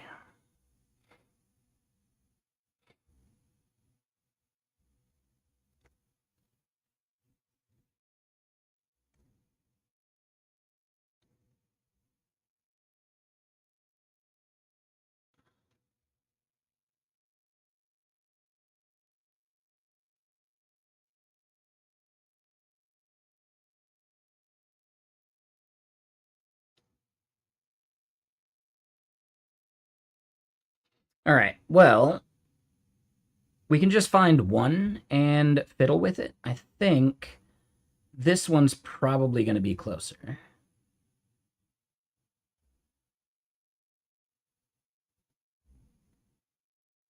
And yeah, rounded. Nope.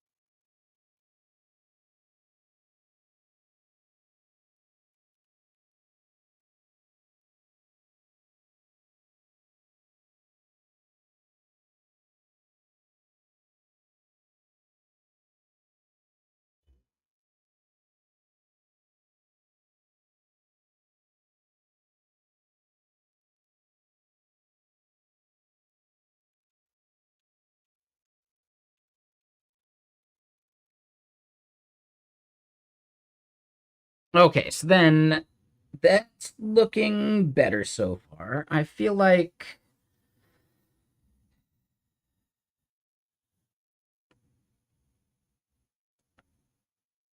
These right here should be bold.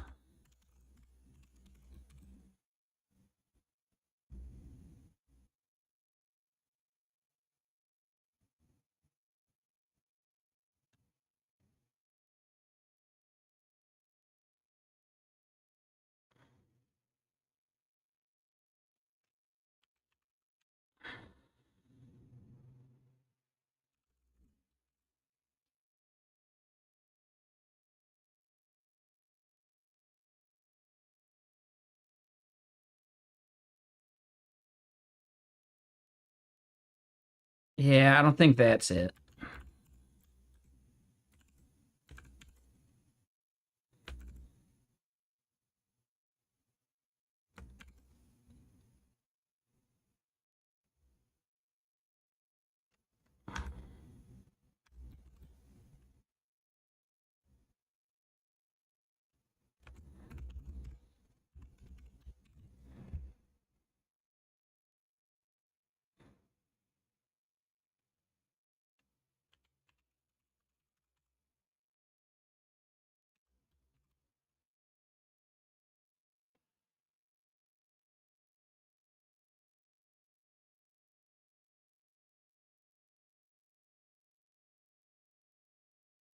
I feel like the contrast on these is a little off, though.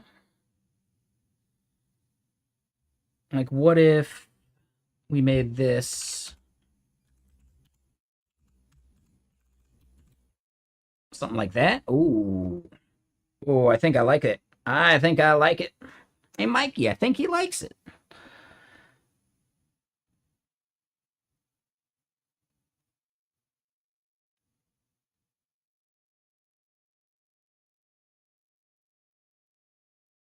Yep.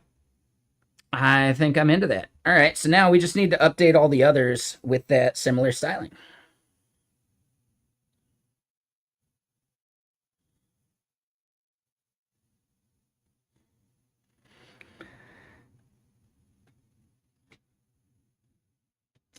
Hold on, hold on, hold on.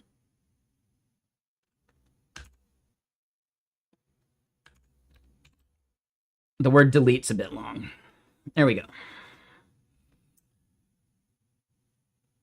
Nailed it. Okay, so next step. Method example endpoint, sure. Method example request is the curl thing. Yeah.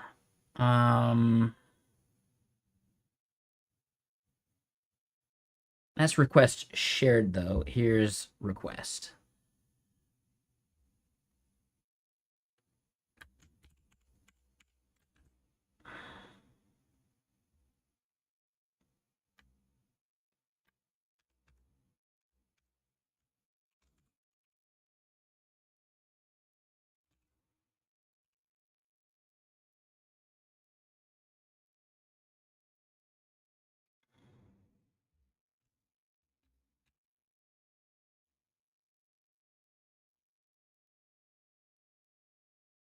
Oh.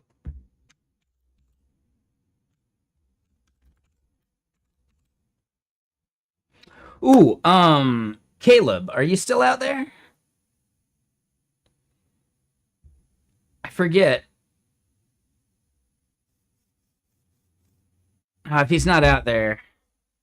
Yeah, and I get it. He's been trying to get to sleep earlier. I wanted to tell him about Year of the Rabbit. That show's so good.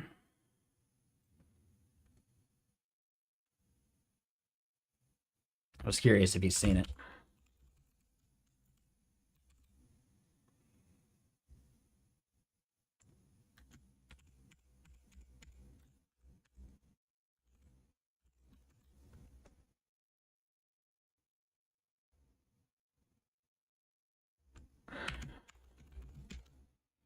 Honestly, we could just do this. I think it's actually a cleaner fix than adding the... Yeah, all right. Cleaner fix than that. Let's go back to the one that we just did. This div is unnecessary.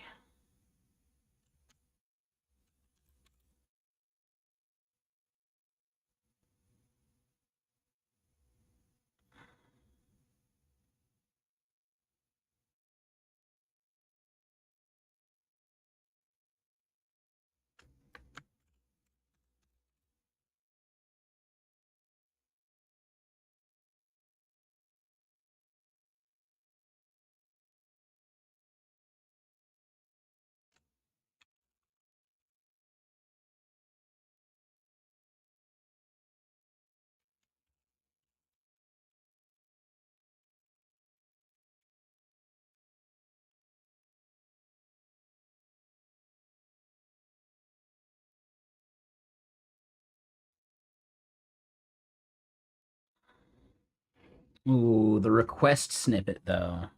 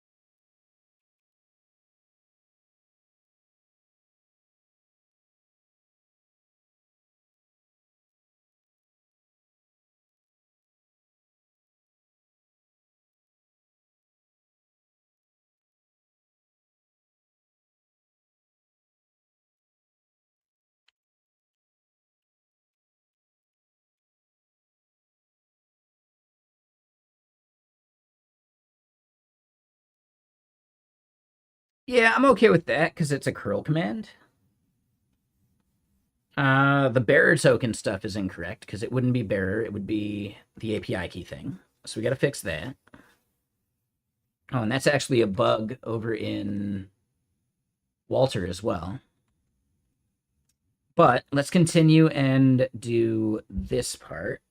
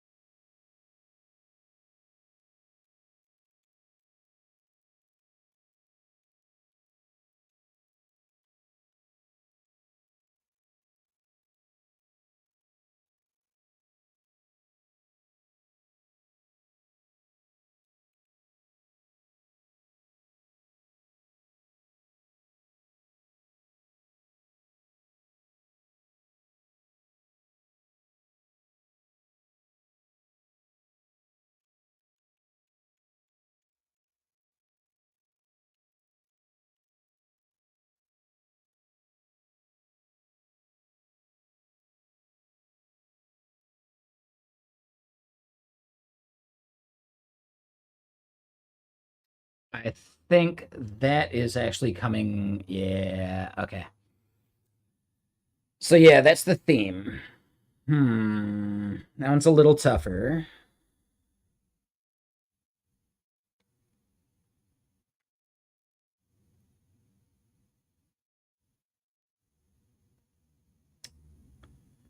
But doable.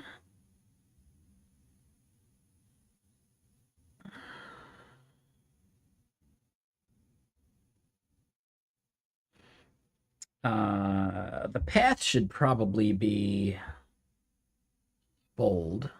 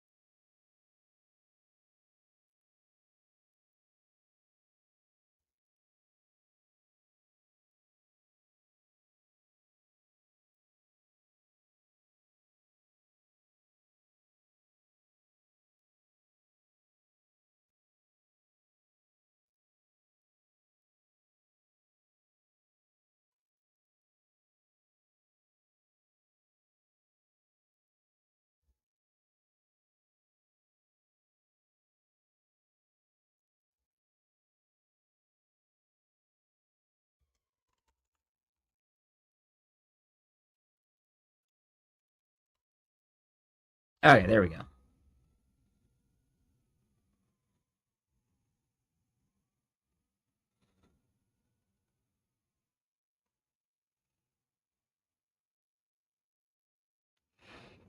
Yeah, so we just got to update that theme. No big deal.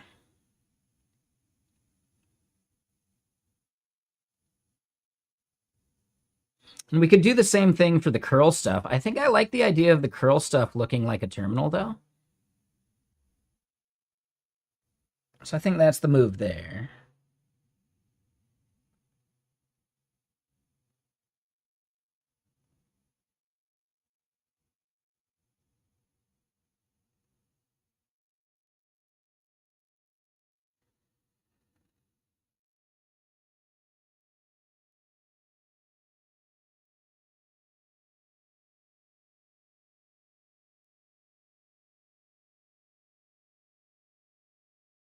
Hold on.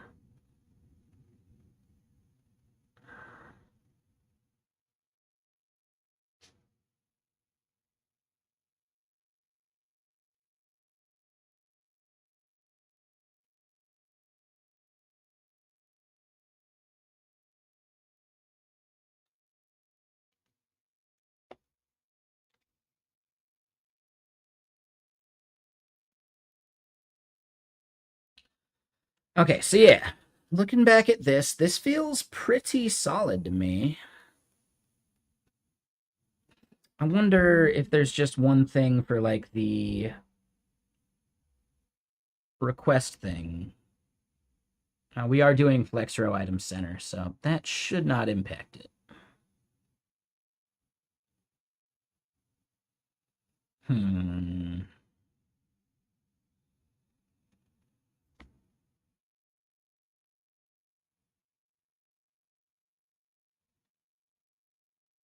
Oh, but we do need to do an overflow.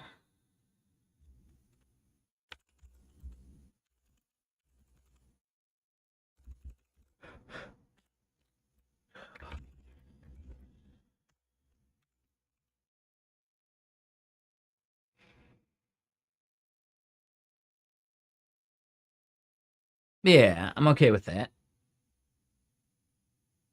It's not ideal, but it kind of like hints at the user that there's some scrolling to be done.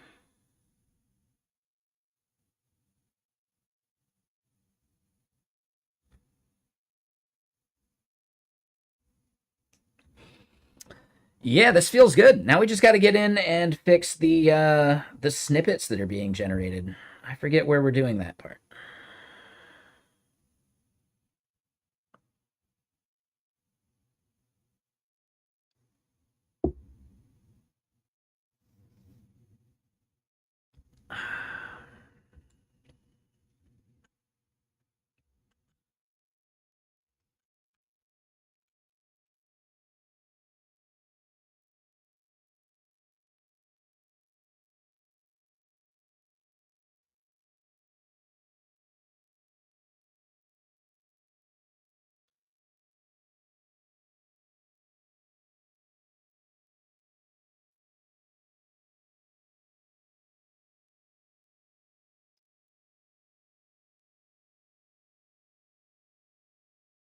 Yeah, it happens when we generate things.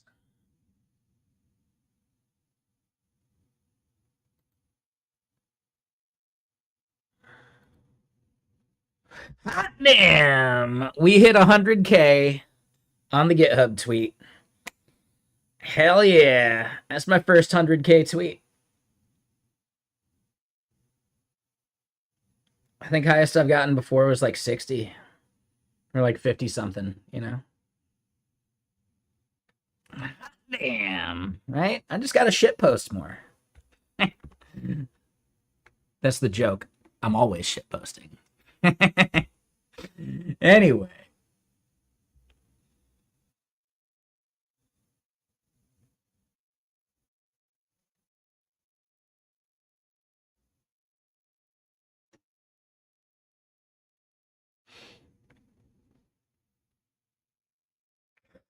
Whew.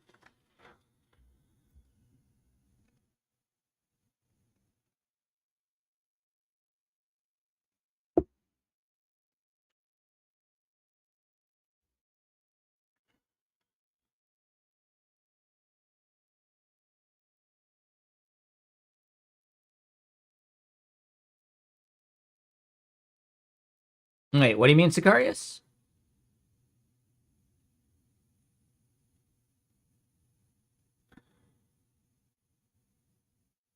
Spreaded for sure?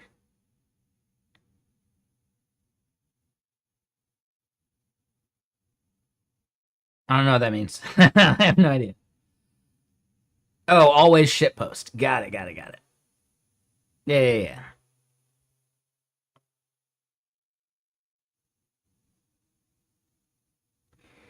Got it. Makes sense. All right. So this is actually happening in our script, I believe.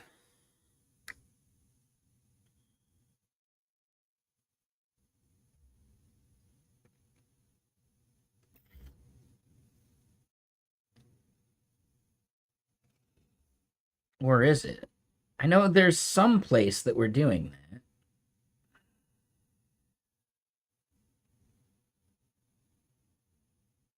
Yeah, code to HTML.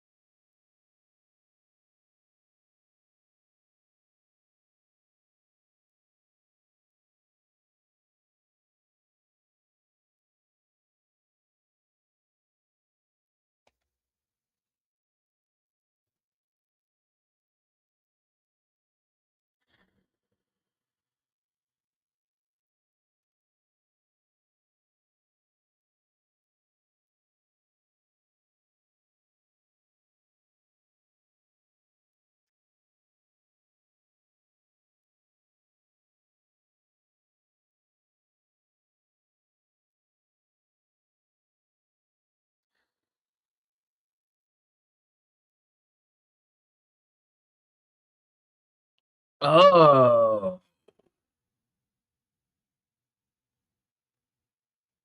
Oh, okay.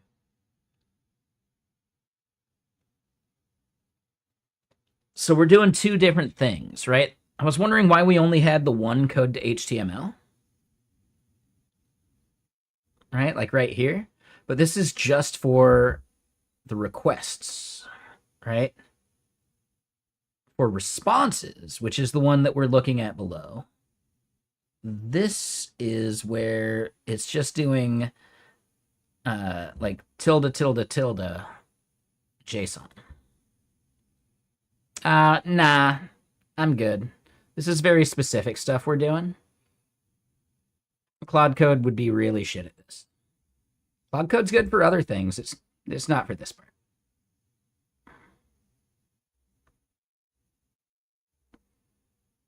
All the people out there that are all or nothing about AI are fucking insufferable. There are certain things where it's worth it to code by hand still.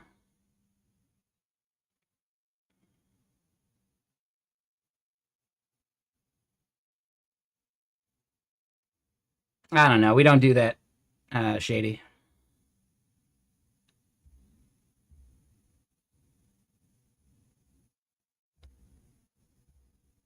Right? Without any qualifier, it's a really shitty question.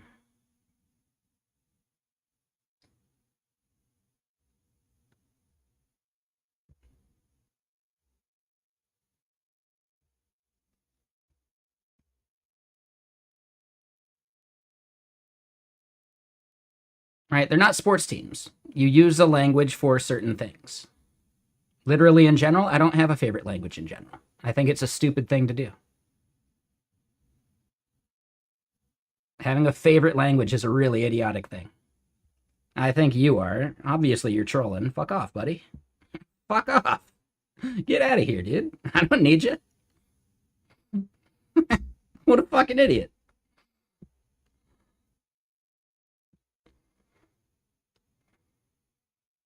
All right, so where's our Shiki config?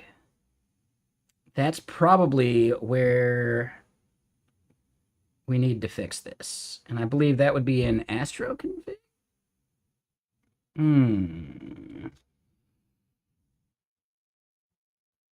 Maybe not.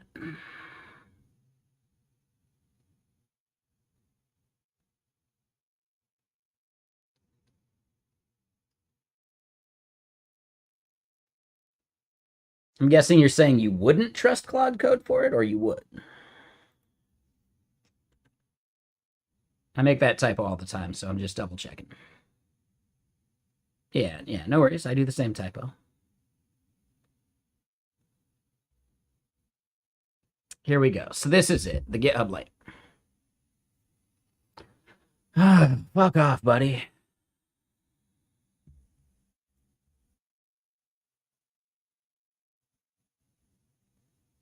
This is my channel. I don't have to put up with trolls like you. Fuck off. Sinful Legion. Yeah, you suck, dude. Leave.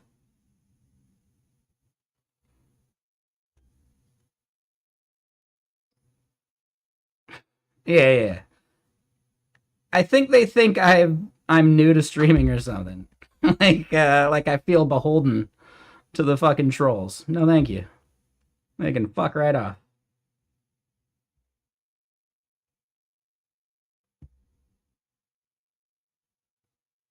I think that's the thing that a lot of streamers need to learn when they're getting started. Not every viewer is worth keeping.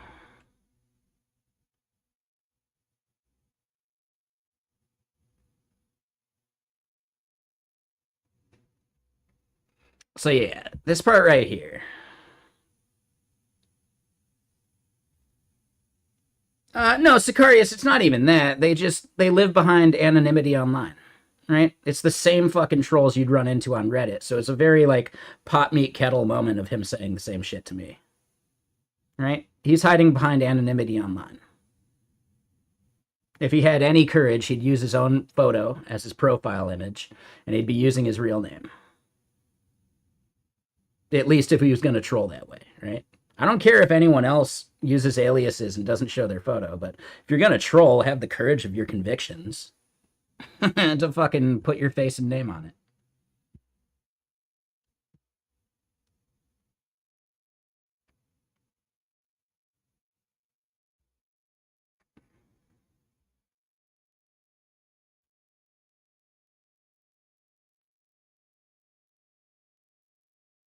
But yeah, so I guess we got to think about the theme.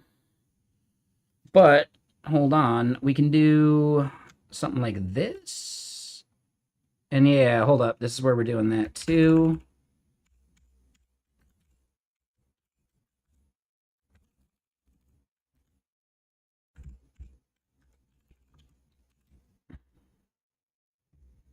So boom, there's the white.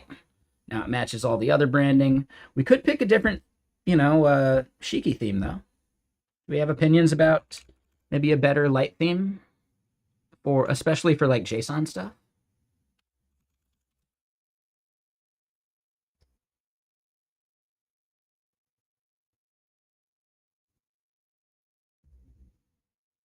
Wish there was some previews.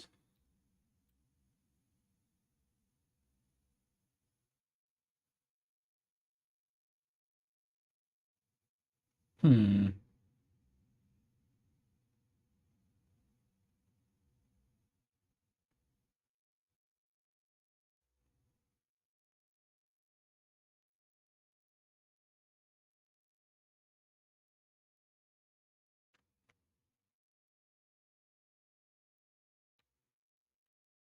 I'm gonna guess this is pretty like green based. Oh, and it doesn't show us. We could just fiddle with it.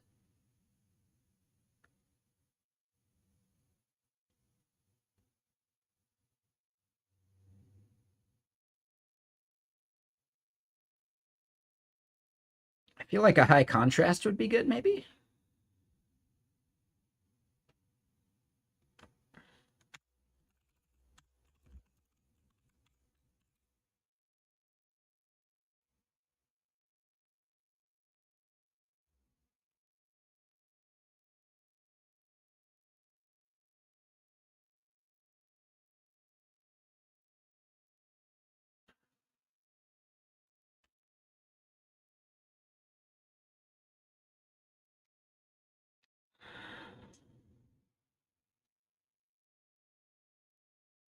Yeah, exactly. For sure. Yeah, just Claude code it, man. No, we get trolls like that all the time. It's funny that we get both. When I'm using Claude Code, we get the people like, "Oh, you're just a vibe coder," and then when I'm coding by hand, we get the, "Oh, just Claude Code it." Like all of those fucking people on the end of the fucking. It's like the reverse Dunning Kruger graph, right? You know the Dunning Kruger meme, right?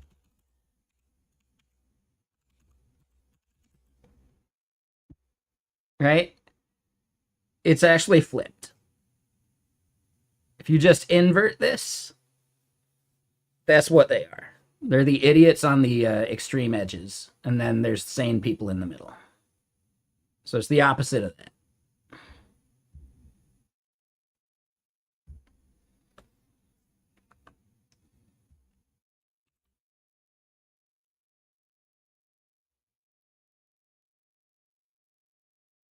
We probably don't need that.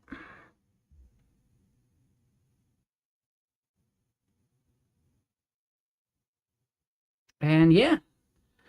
Okay, so we're just missing two of these things now, right? Like we got these set. I kind of like the idea of the dark one there. So now we just need to update these two. But I do have to use the restroom, so give me just a second.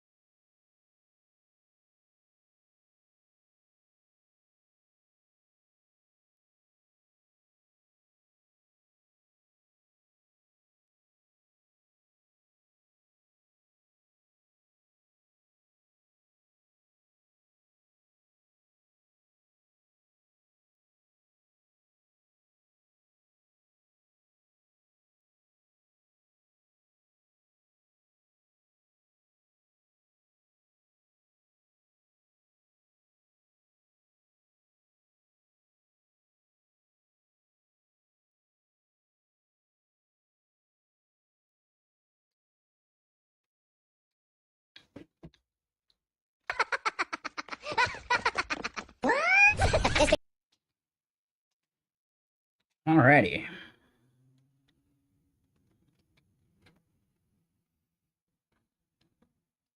Need ice cubes for your beverage? Yeah. And yeah, you're in Germany too, right?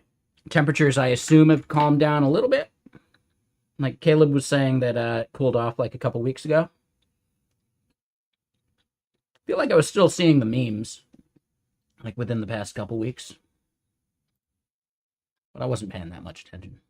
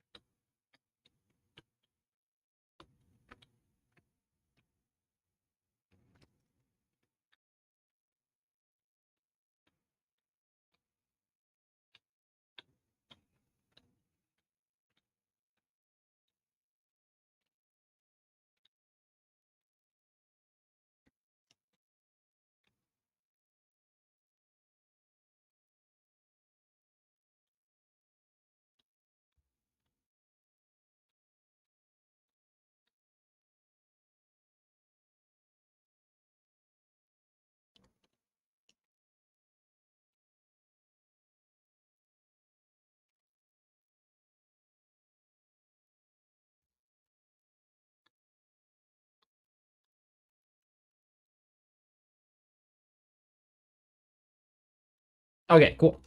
So that is the correct component there.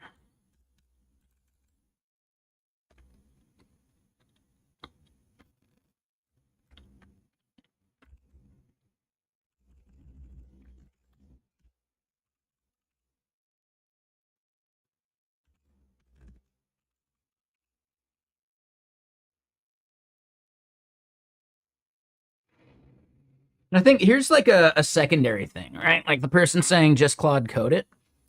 Claude and all of these other things are actually really shit at design.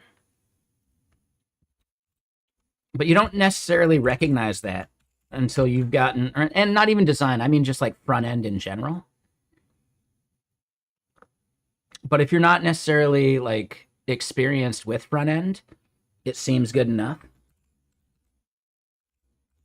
Like it's the same idea as the like when you're reading the newspaper, right? And you find an article about something you really know about. You realize how wrong they are about that subject, but then you turn the page and read about something you don't know about, and you take the newspaper article as like being smarter than it probably is, right? Because you don't have the context, you don't know better. I've been doing front end for way too long. Like I know better. For the things I want to do, prompting it would be way more effort.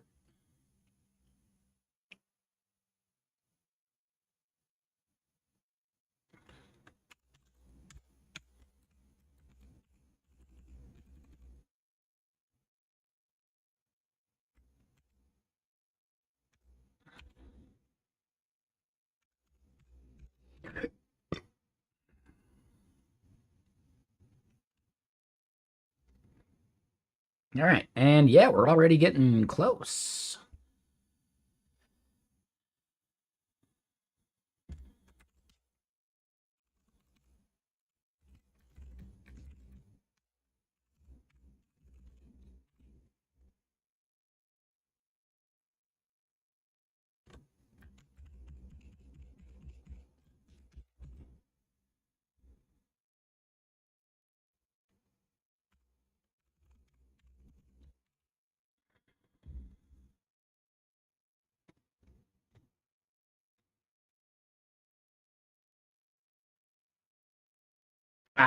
We don't have the border on the bottom of these.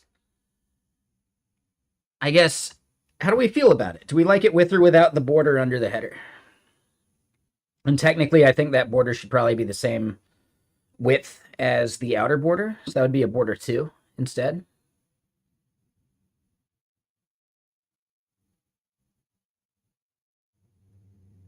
I think I like with the border.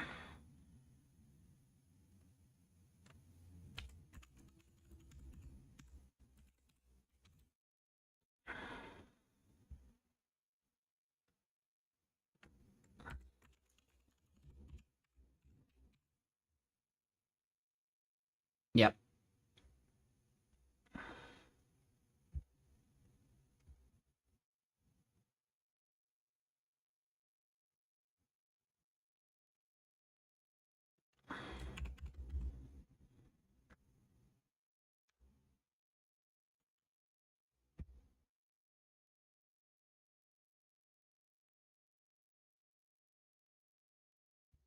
Oh, well, that. Hold on. You're over 50. You were taught if you go in a room full of people, stay polite and be nice. If you don't have anything good to say, just shut up.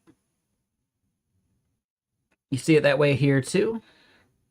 I mean, I don't necessarily know about that. Like, yes, be polite and nice, but not necessarily like. I mean, yeah. If you don't have anything good to say, sure. I think it's fun to like chat and hang out.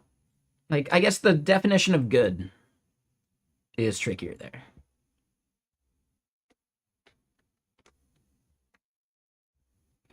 But I'm just gonna say like I don't think that's an age thing. I think that's just a good parenting thing. And I mean, we've seen how many parents just shove an iPad in front of their kids' faces rather than parenting them, right?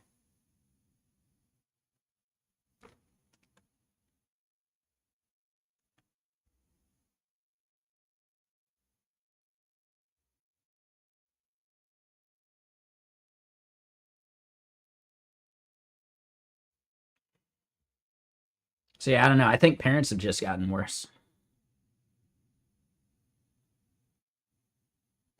Yeah, exactly. Or just like talking to a group of people that you want to be able to continue to talk to in the future, right? Like no one is forced to suffer someone who sucks. You know? It's actually really easy. It's a big wide world out there, you know? But where is this border? I think I lost it. Which means it's not there, it's here. Yep, it's this one.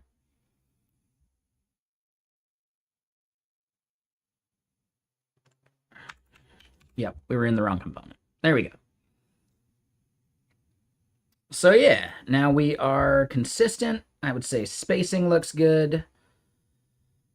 Yeah, we've pivoted the design, and I don't know. I think there's still like a better theme we could do here.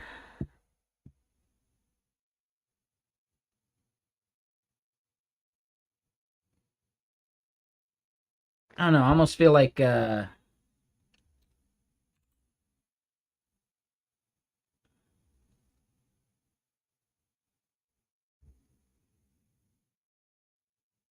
think we can go back to just regular GitHub Lite.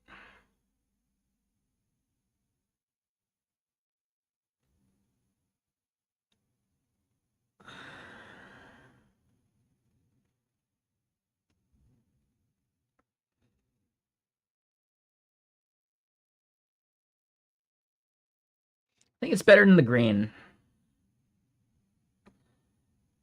And I'm not sure it matters that much. As long as it's legible, right?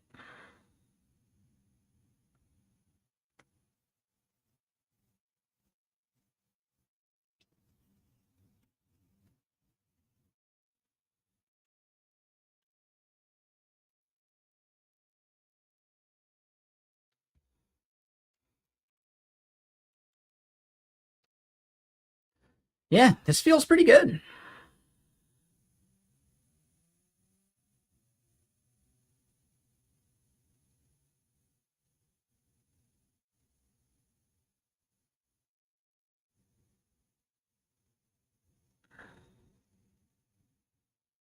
Yep, now I get it, Scarius. Makes sense.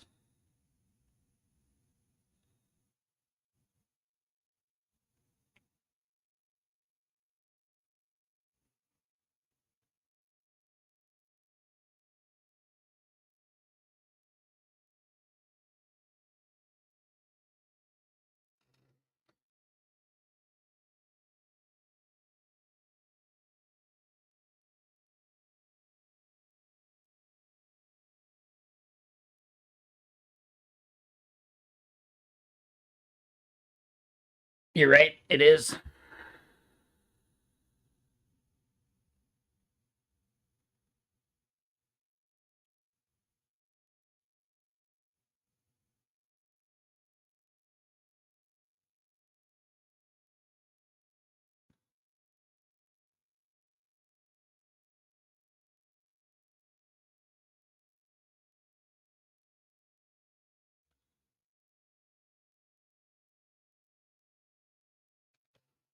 Yeah, that W screen is probably the issue.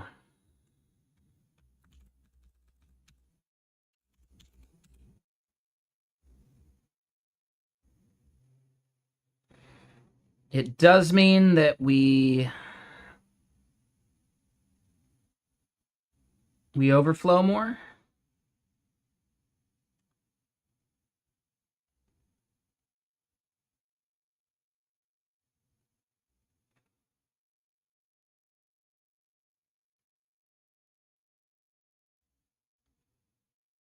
But I think that's just yeah, the way we're splitting this.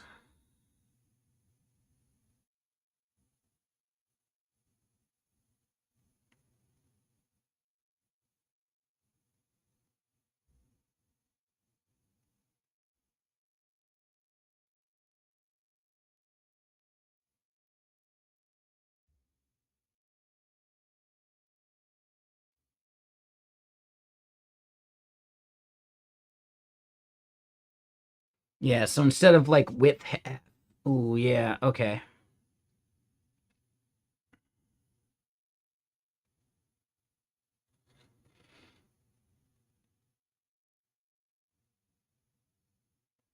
I think we could give it just like a little like 10% nudge.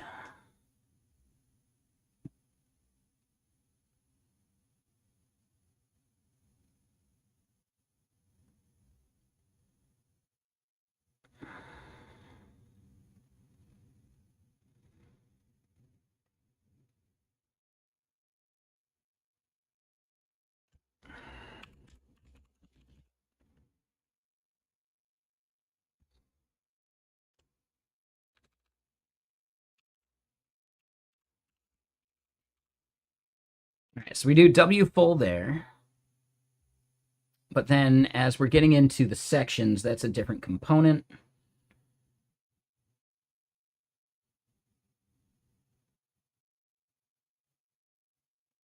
I think it ends up being method.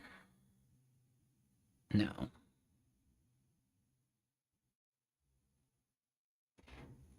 So it's kind of split.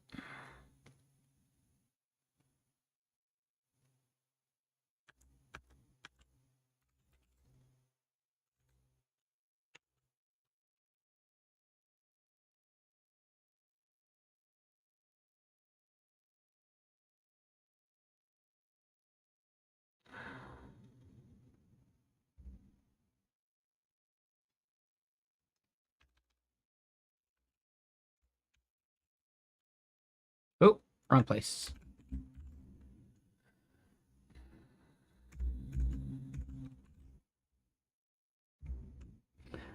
All right, so just a little bit wider to accommodate some of the longer or wider stuff there.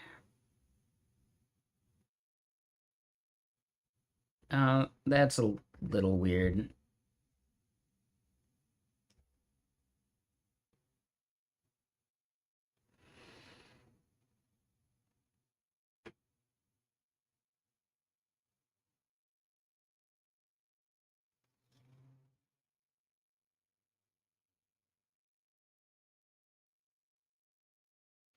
But no matter what, it ends up getting weird for, let's see, like this endpoint.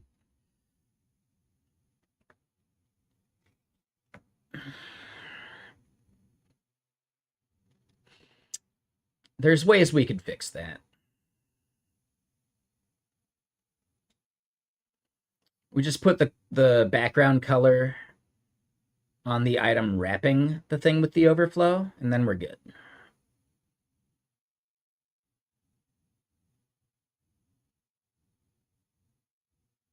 Yeah. Yeah, that's the fix.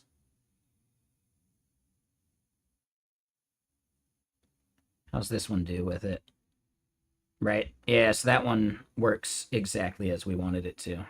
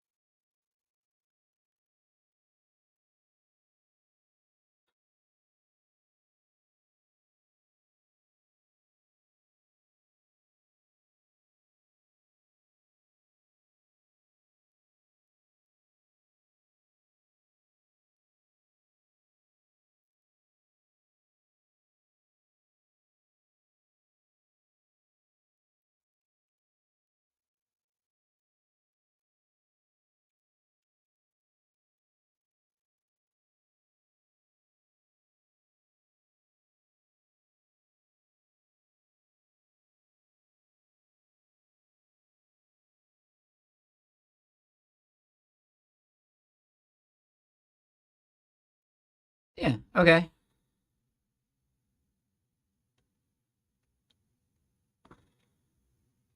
We don't have anything really going off screen for this, so we don't even have an overflow to worry about.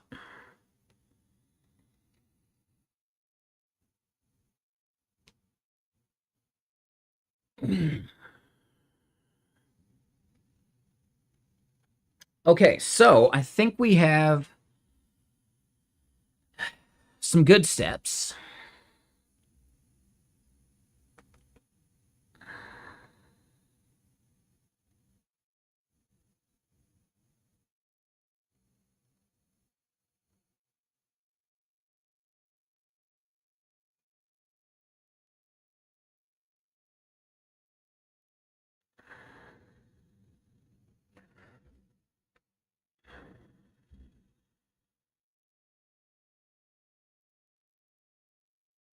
Right, so the main gist is we're going to want like some text on the sidebars here, things that describe what the thing does. But we don't need that part yet. So let's at least commit what we got, because I think we're at a pretty decent checkpoint.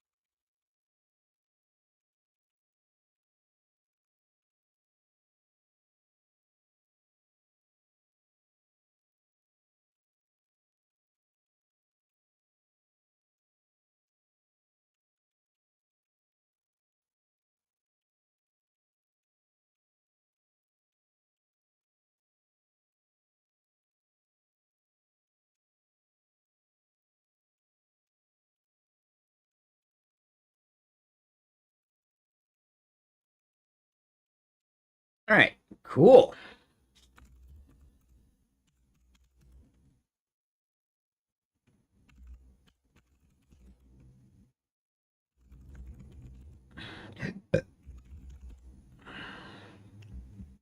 So then, real quick, what was the thing? Fix HTML content in Vex. I think we did that.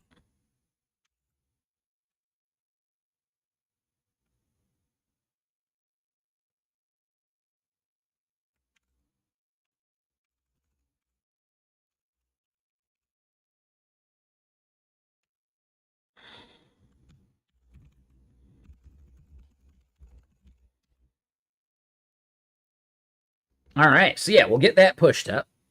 Oh, and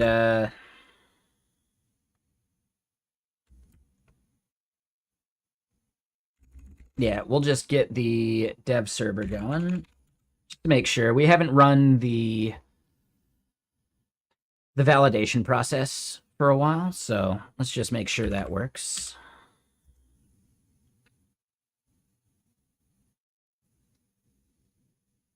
Aha.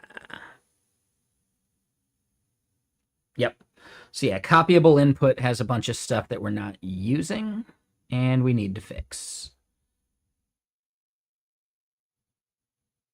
Yep.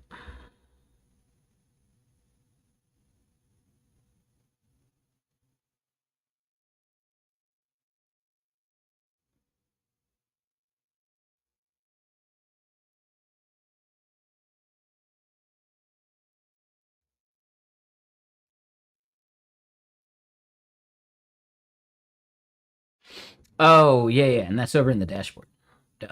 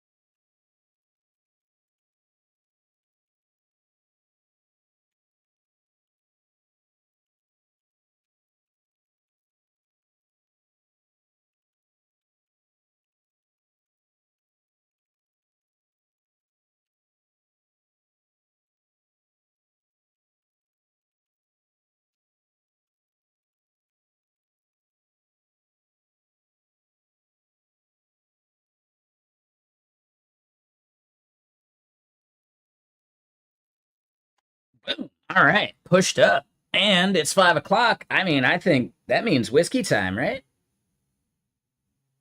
We're not going to go crazy with it because, oh man, I got so much work to do.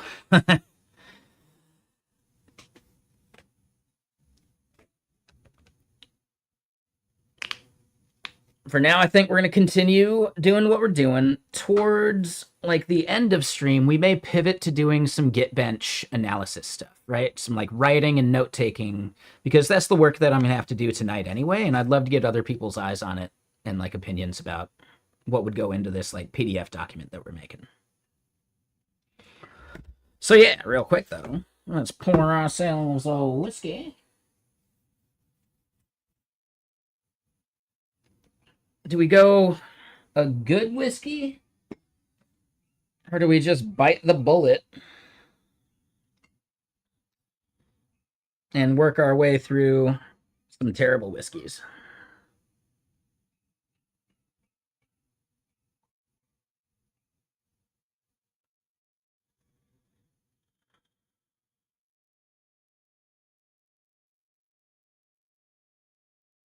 Bullets for dinner?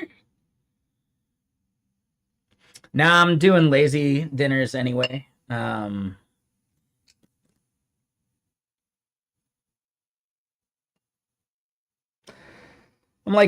putting in the effort to lose weight, which is, we're cutting down on whiskeys too. 2 days in a row of no more than 2 whiskeys.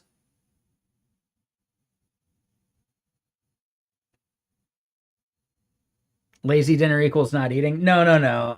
I'm just doing some kind of like minimal amount of protein and then like a larger salad.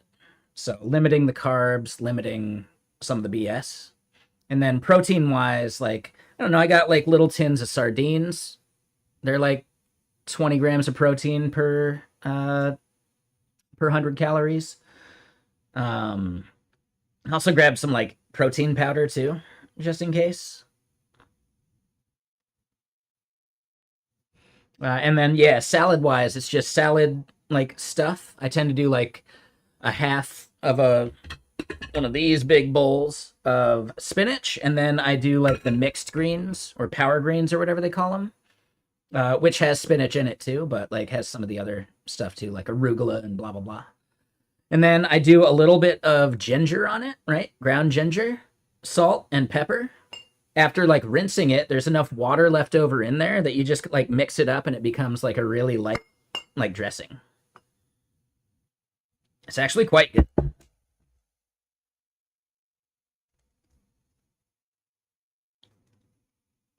Yeah. It's easy to overdo the ginger. So like I would say do a little bit and try it and see how much more you might like.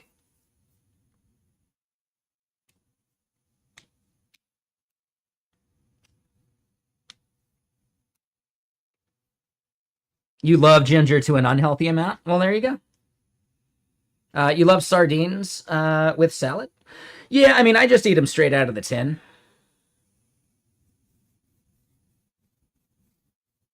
I don't know. I anyone here ever watched that movie Toys? I loved it. I fucking love that movie, but a lot of people quote that one as being like one of Robin Williams' worst. I fucking love it. I love that movie.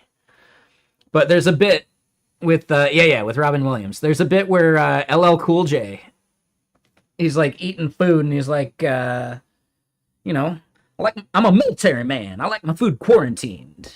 You know? I don't like my peas mixing with my carrots or my mashed potatoes or something like that, right? I'm a military man. I want my food quarantined.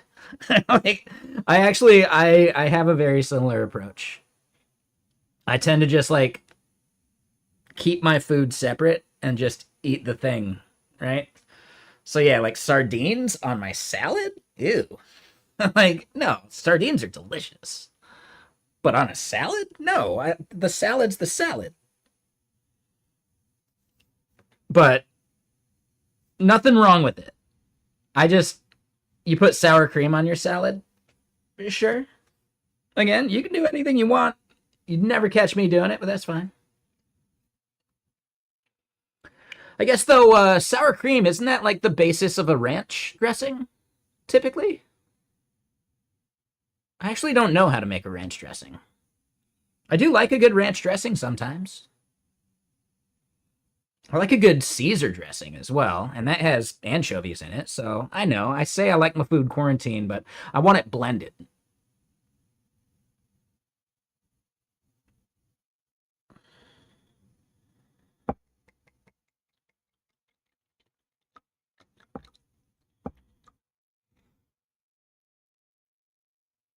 You like ranch on fries? I've heard that's good. Yeah, when I was super young, I used to like ask my mom to like when she makes spaghetti sauce, have the veggies be big so I could pick them out.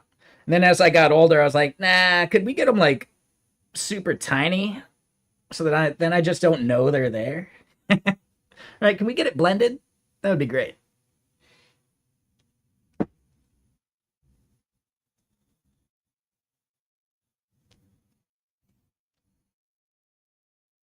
All right. So yeah, this whiskey is awful.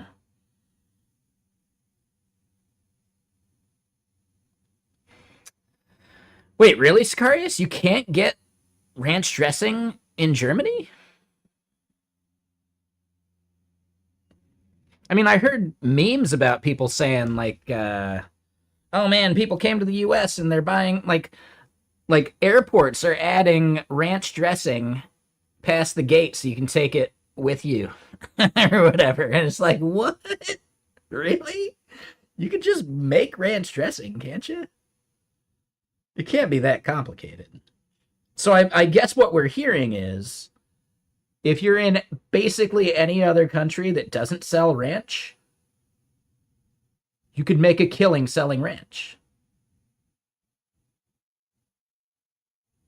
right? So how many people are out there spinning up their own like ranch brands in their country of origin just because of visiting the US?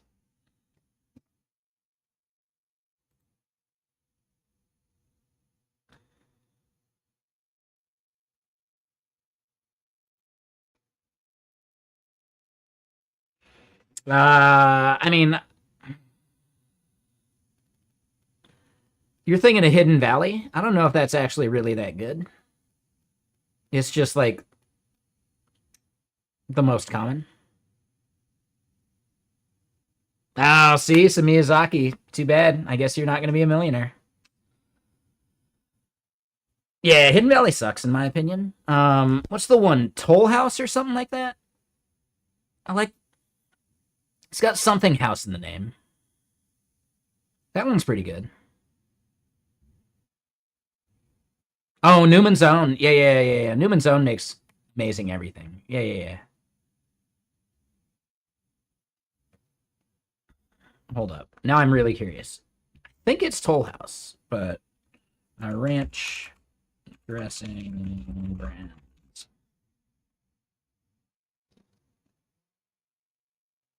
Lighthouse is the one I'm thinking of. Yeah, Lighthouse is pretty decent.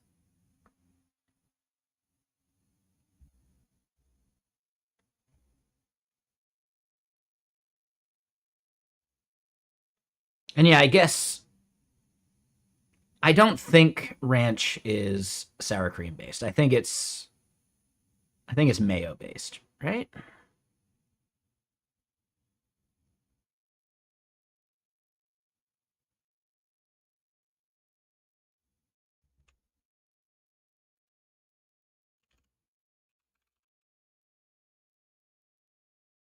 Oh, it's mayo and sour cream. Okay. Or at least like this recipe is. Okay.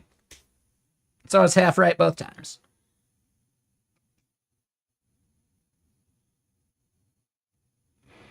Yeah, this really doesn't seem that complicated.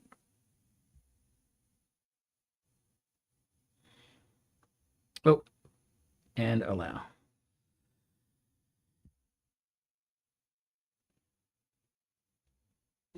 Hidden Valley, you can't get anything else? Well, yeah, okay. So yeah, over there in Germany, man. Over there in Germany, you could start your own ranch brand.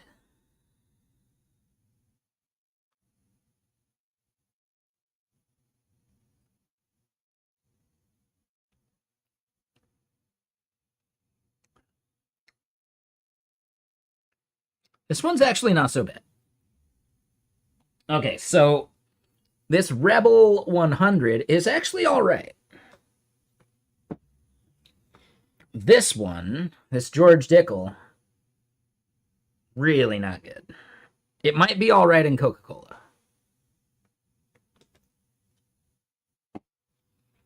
but I won't know for a while.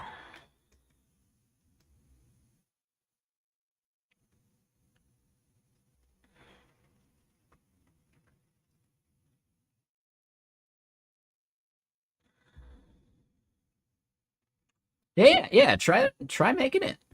I bet that'd be fun. Okay, so on to the code part. Yep, that was a good little respite.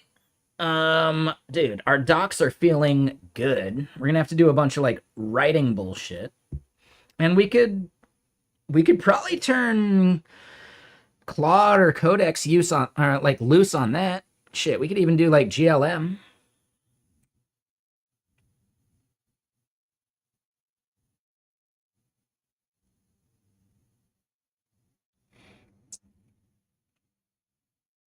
I enjoy the act of writing. I don't necessarily enjoy the act of writing documentation.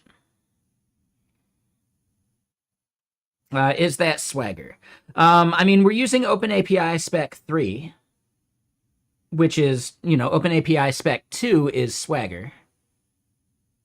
Spec 3 was after it became OpenAPI. But keep in mind that, no, this isn't like automatic, though. This is something we had to build ourselves. And we did it based upon the Stripe documentation. And we should actually go look at the Stripe docs because that's the part we're moving on to now. We need to figure out how Stripe maybe does polymorphic responses.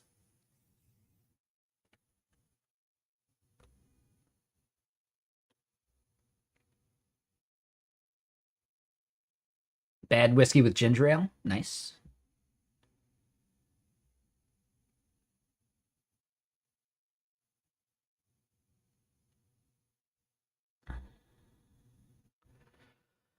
But maybe that's it. Maybe they just don't do polymorphism.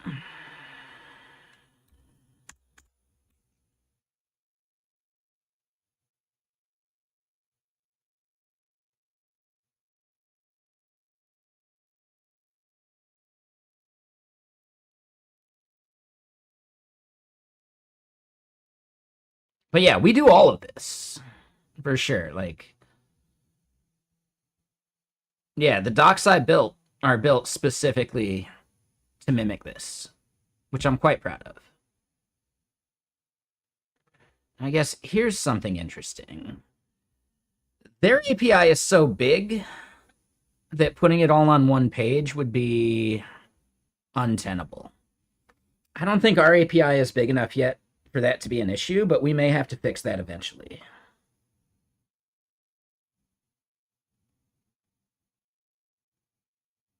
Now, this is something where, yeah, I don't know, does Perplexity know?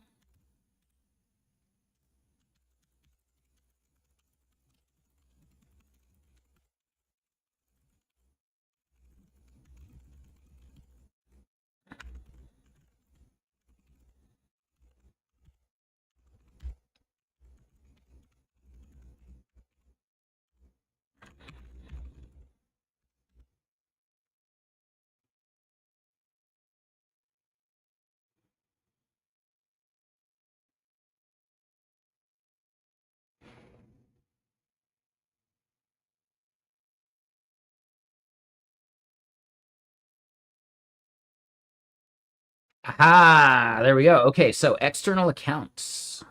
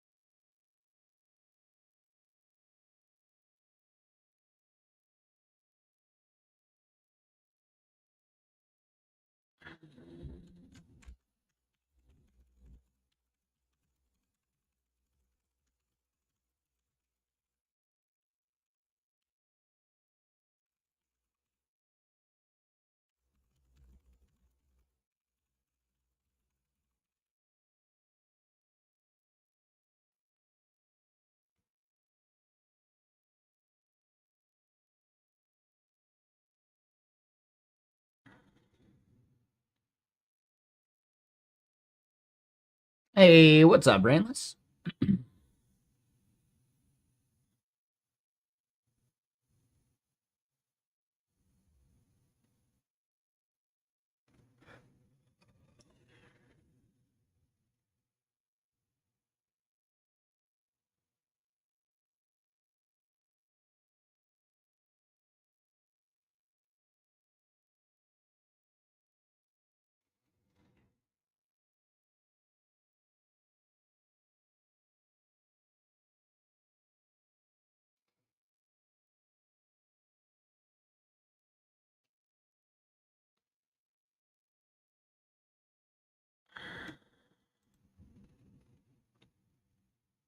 And yeah, who all was here yesterday when we made this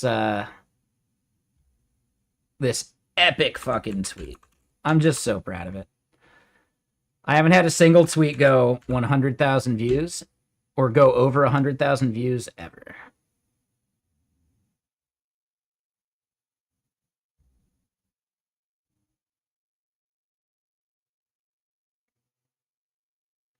It's a little bit of a shame it's a shit post, but man, just yeah.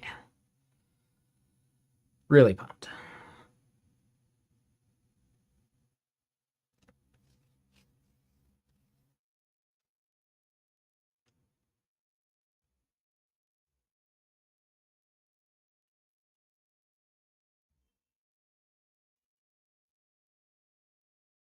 All right, so hold up. We are doing the one of.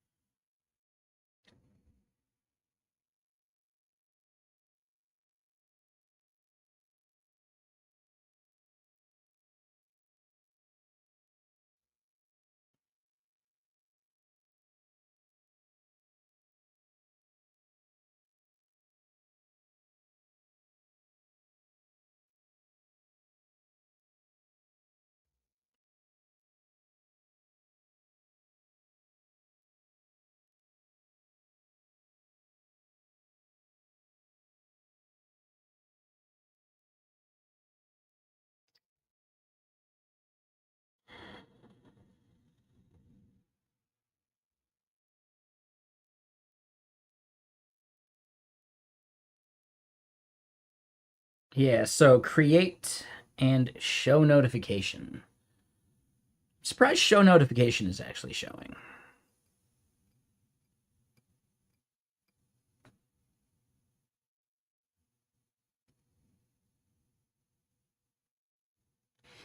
But yeah, let's double check. Where is this?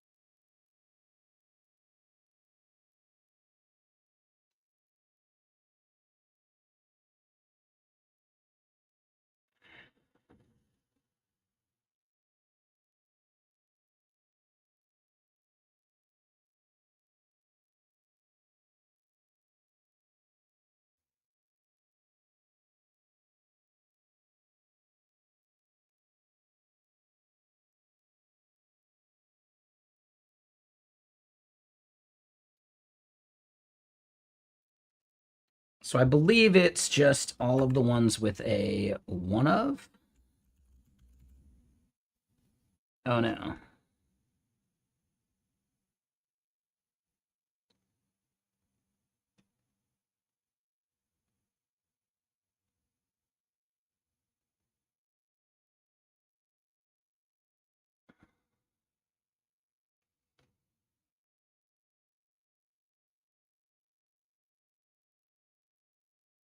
Where did we put that file? I think we closed all of them, which means we lost it.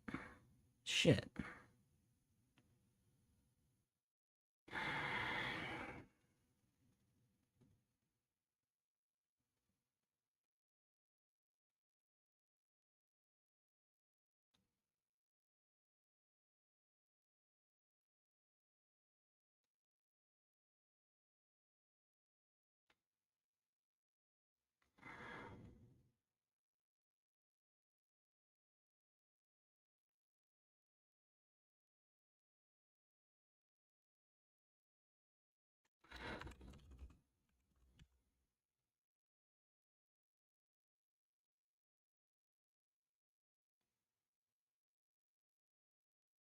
Ah, okay.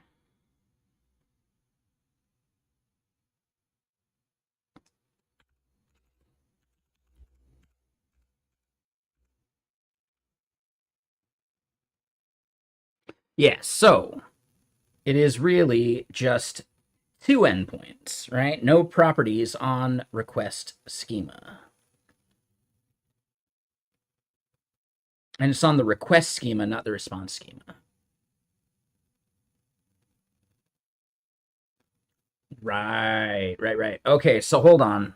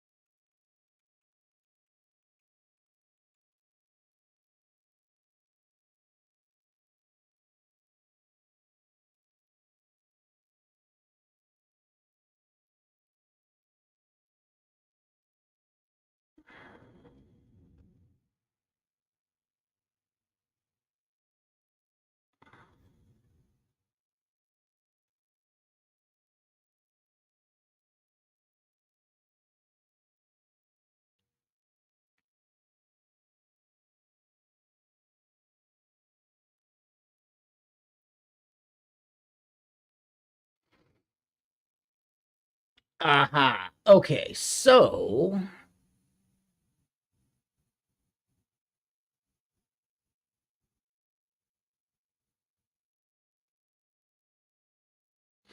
if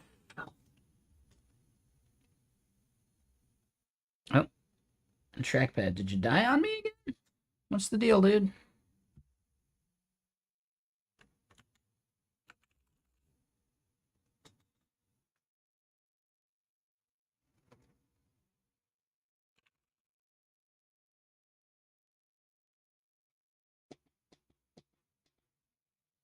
Okay. That should be working now. All right. Cool. So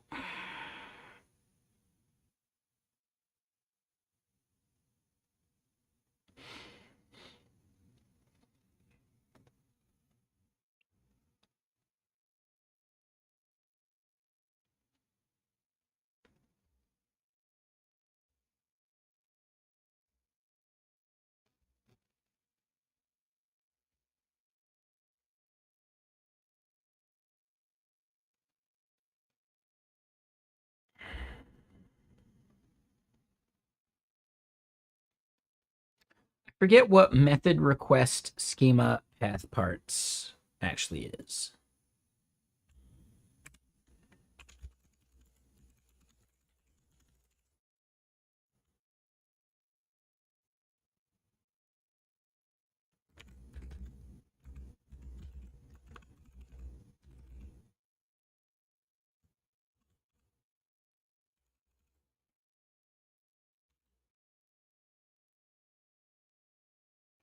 Drink some more tea.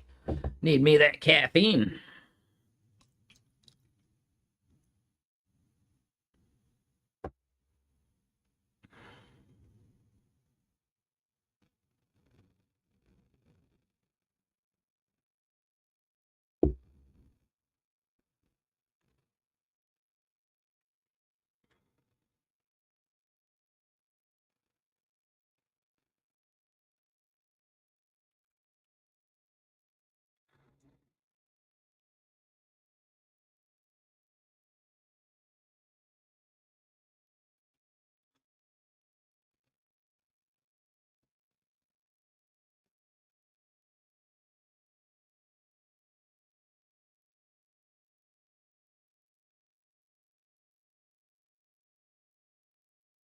Okay.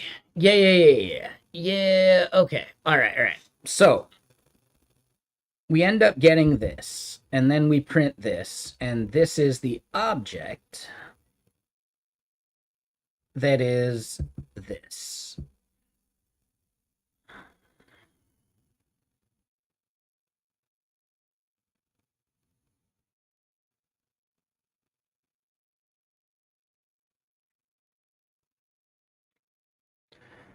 So,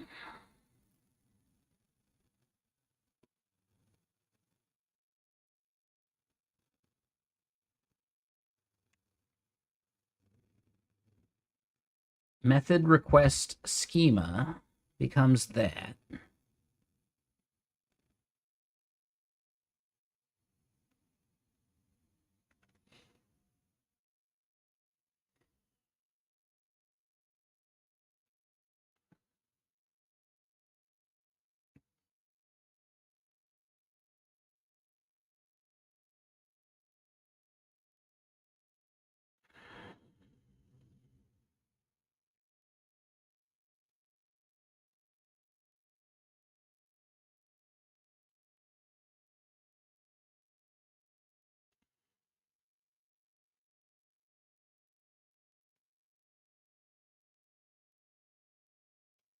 I feel like there is a better way of doing this part.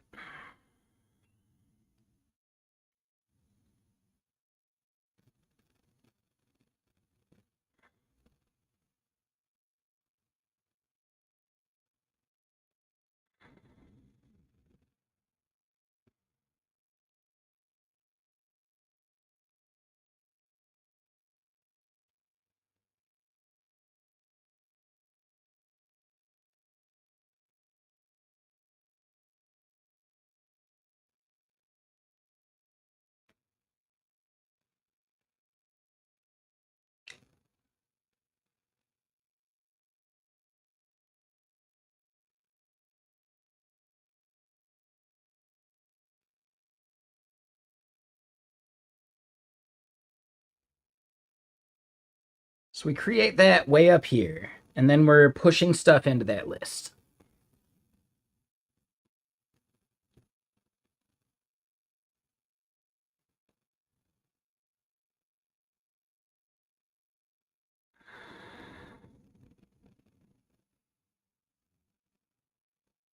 So if we think about it, right, let's just start hammering out some props that we might need to care about. Right, we can do let, and this will be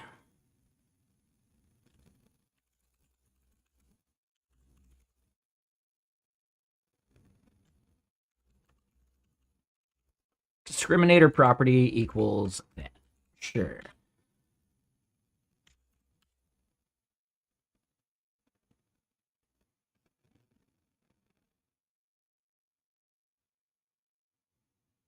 So then this would be maybe like sub request types.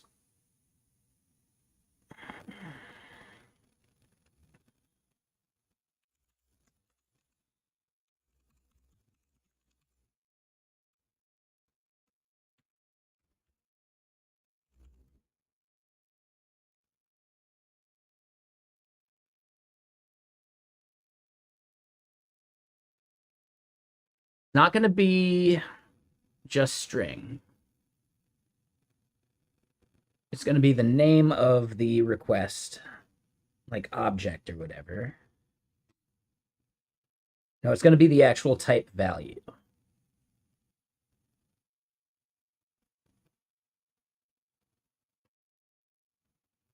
We could do it as an array of tuples.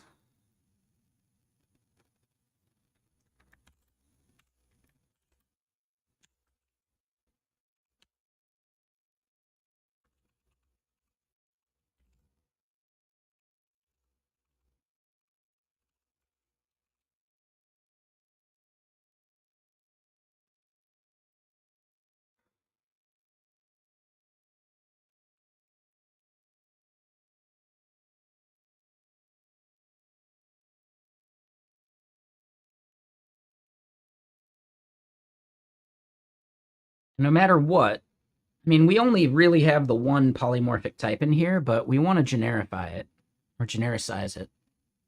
Forget which word is correct.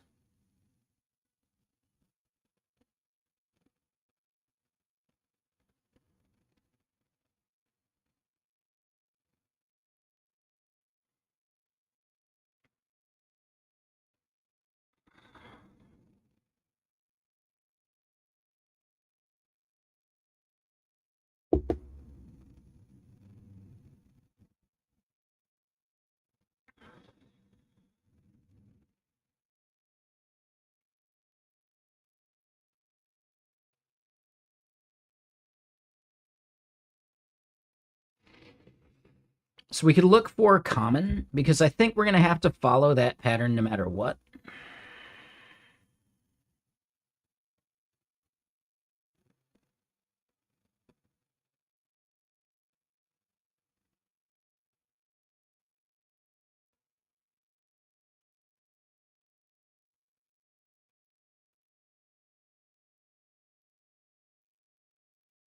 Yeah.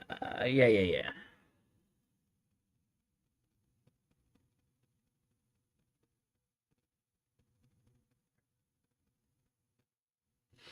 Okay. So yeah, we'll look for the word common in the names.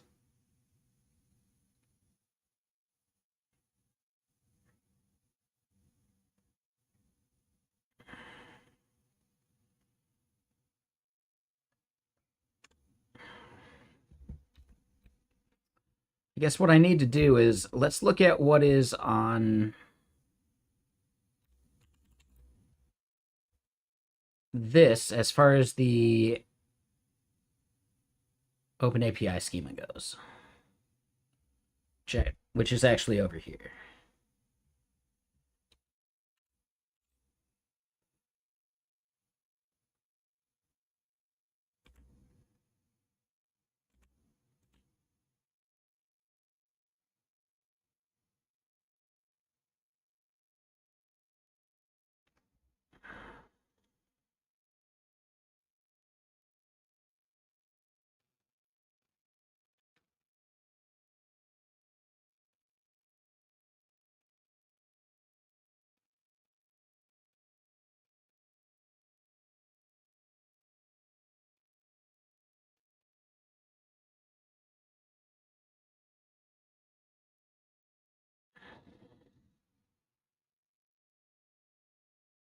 Why does it think type is an object, though? Hold up.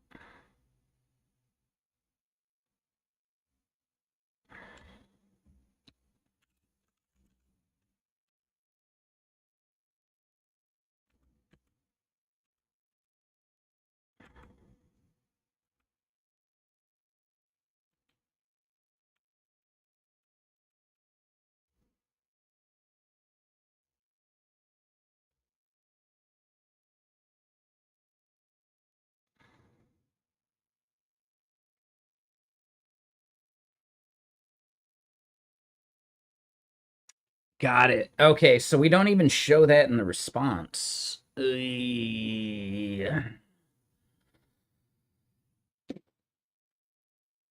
Hmm. So this part's a lot tougher.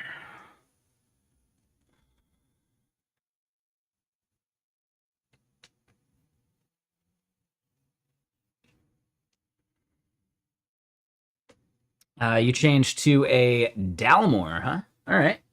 I'm gonna guess that's a Scotch.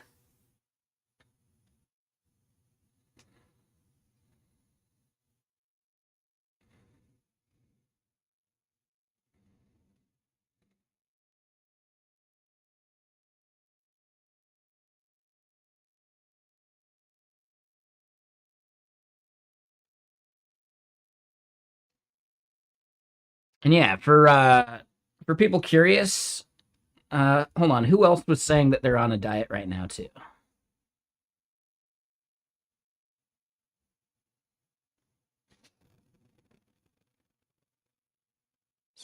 12-year single malt, sure. Was that Tanley? No. Oh, Miyazaki. Yeah, yeah. Have not started seeing a big result. Yeah, I mean, and feeling better is nice about it, but I'm definitely not necessarily noticing body fat wise. But as far as like the scale that I have, the scale I have is showing me that my body fat percentage is under 32 or under 31% for the first time in a while, which is good. I'm not sure it's an accurate measurement, but you know, just as long as that body fat number goes down, whether it's an accurate number or not, we can still just recognize the trend. So yeah, this is the first time I've been under 31% for a while. Yeah, it's definitely not the this is the Fitbit scale. You're thinking of the one where you like pull up the bar or whatever. Yeah, this is just the Fitbit one that's been around for like 10 years or whatever. And it's all right, like, it's just good to like have a number to track. So like, well, okay, did the weight go down?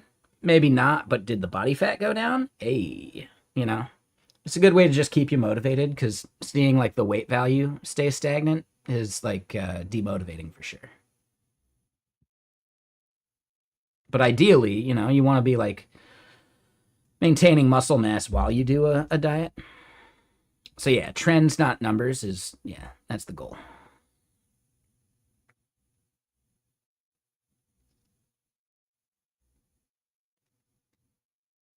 That was the last song on that album, though.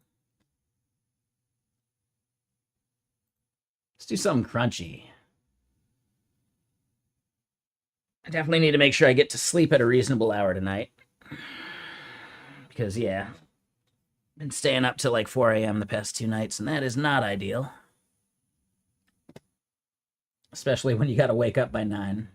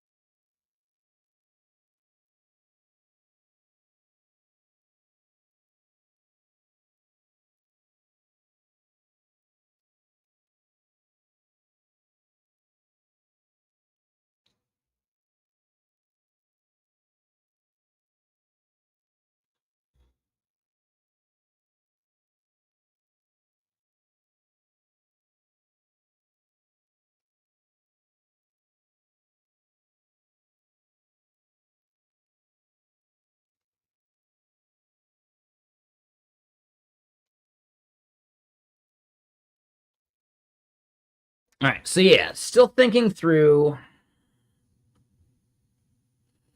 how we want to structure this. I think sub request types there make sense to me.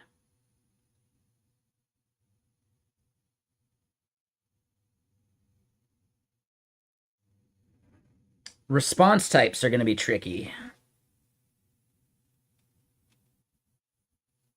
Right? Like the way that we're showing array right here, that is incorrect.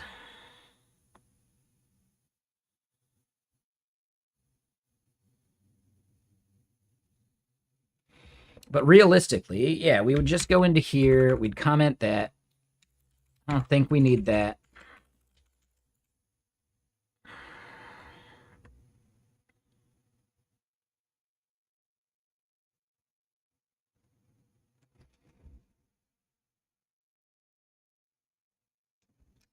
Oh, but we probably, I don't know. Let's at least log this. That way we have a reference point, and we do need to bail out still. I think there's another thing we want to log.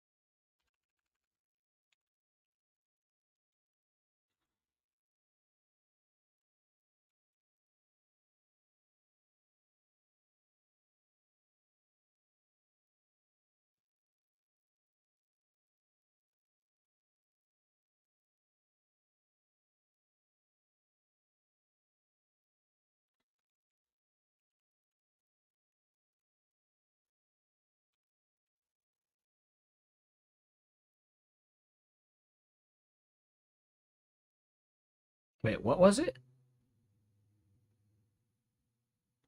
Ah.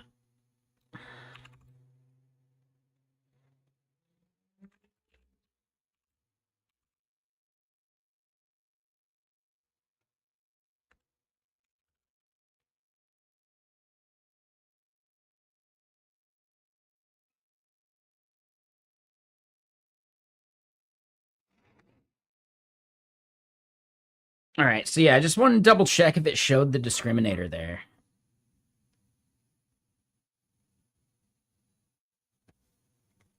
Okay, so then instead of these, what we want to do is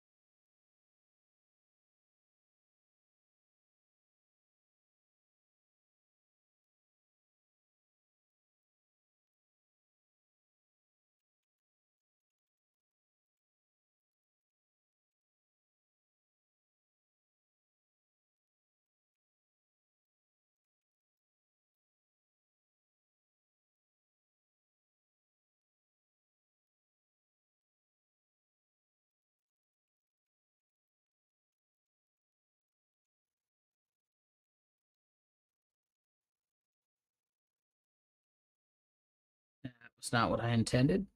Um,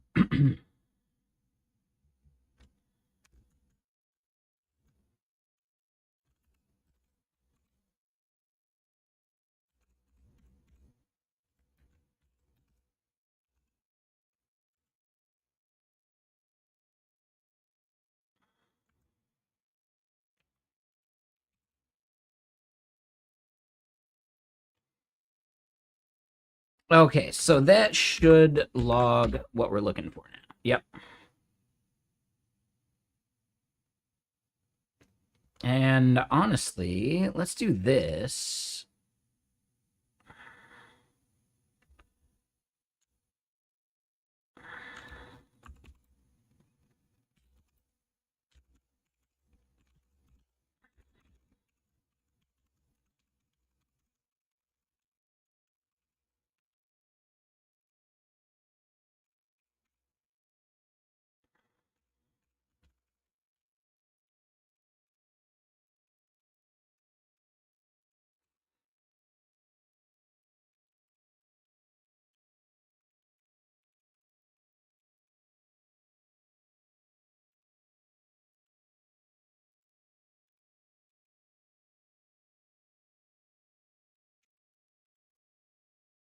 Okay, cool.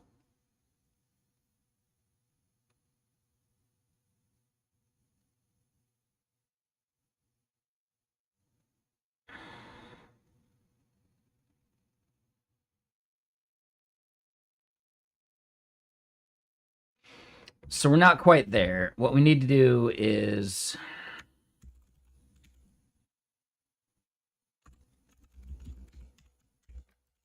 this.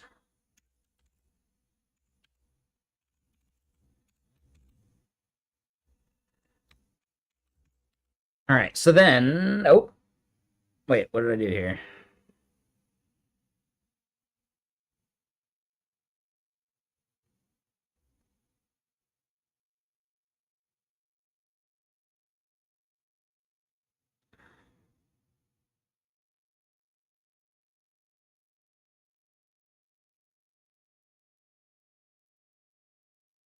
Oh, I forgot a comma.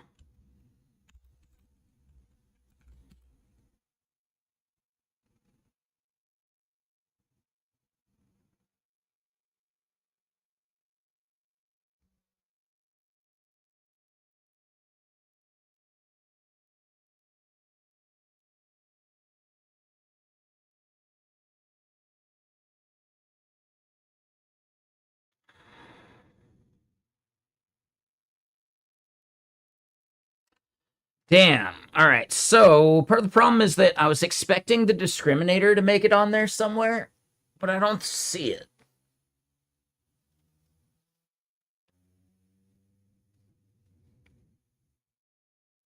Hmm.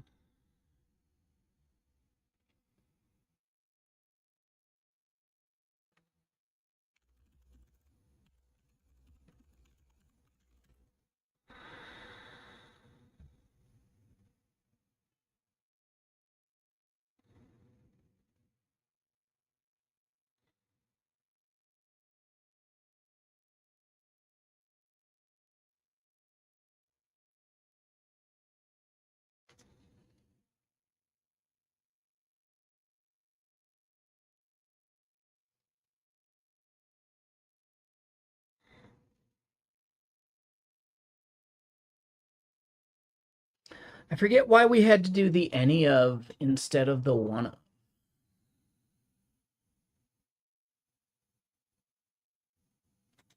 Hmm.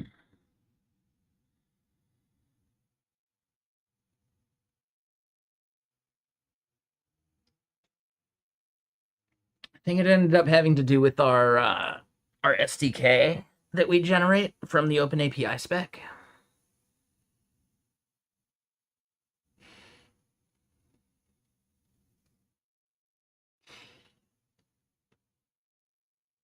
All right. So the tricky part is, or not tricky part, but I think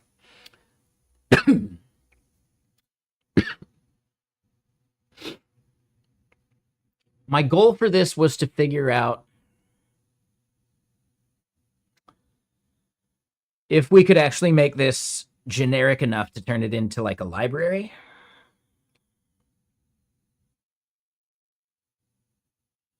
But I don't know if it's worth it. Like, yes, it's something I'm going to have to do for any project that has an like a public facing API.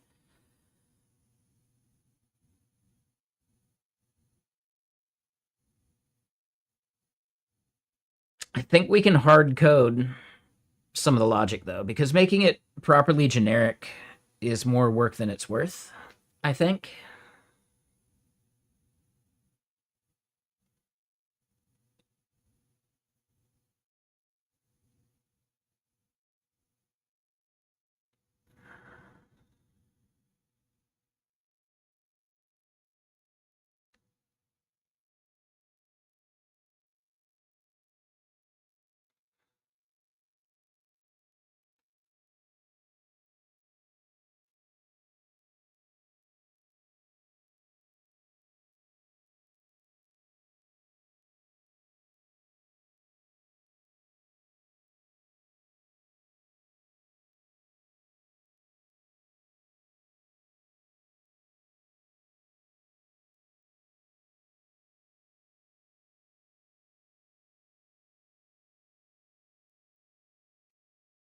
Okay, well, let me try adding discriminator to one of the things we're doing.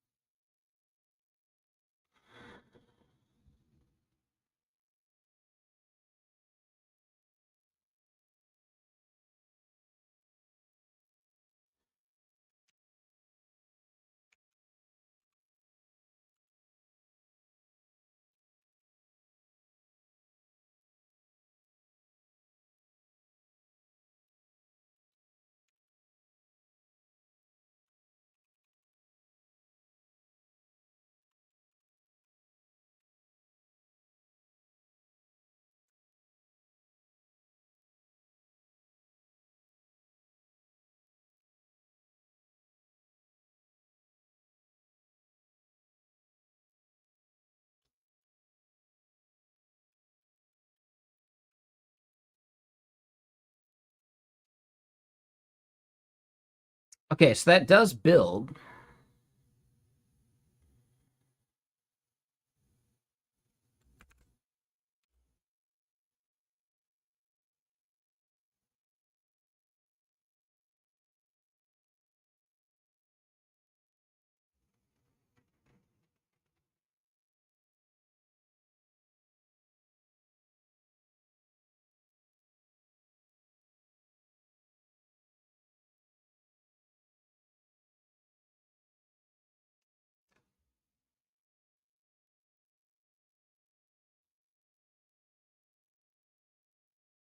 So hold on. If we go back into here, we're logging this stuff.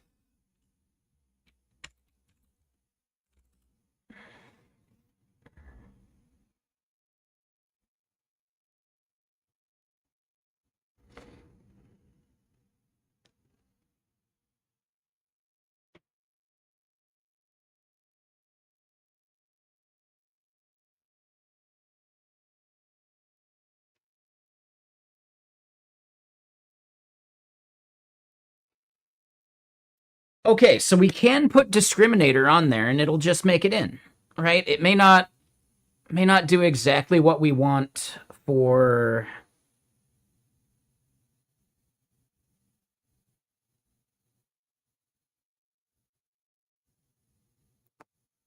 Yeah, it may not do exactly what we want for like generated SDKs and the type associated with that, but we can at least pass discriminator here, and that does actually generify it or genericize it more. Okay. I think I'm okay with that. So then, yeah. And hold up. Wait, what?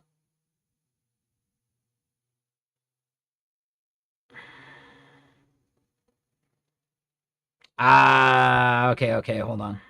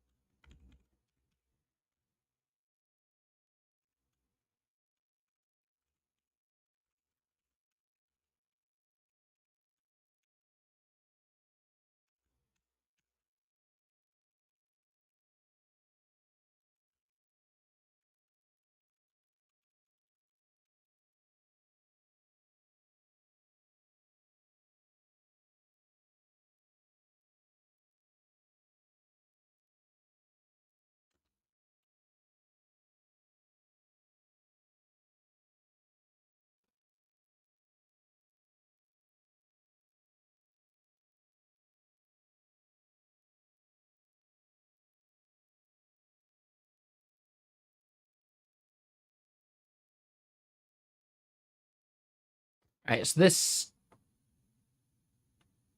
seems wrong.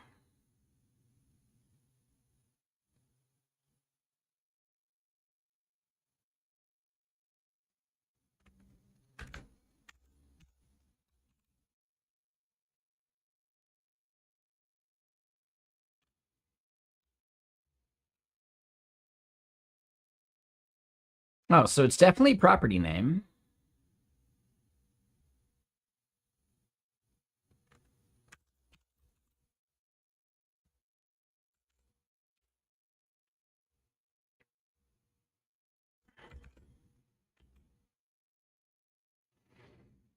Yeah, no, so they hate that one. Unexpected thing after alias discriminator.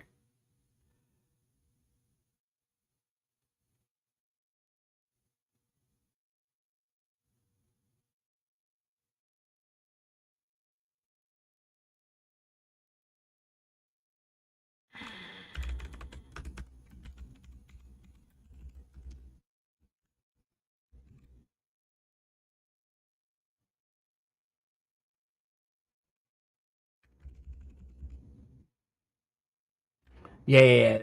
Yeah, this is a good album. Um,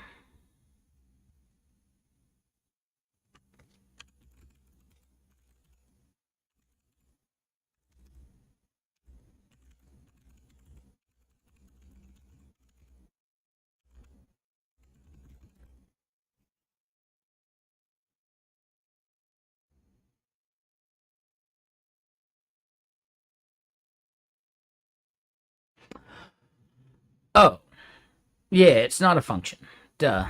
Duh.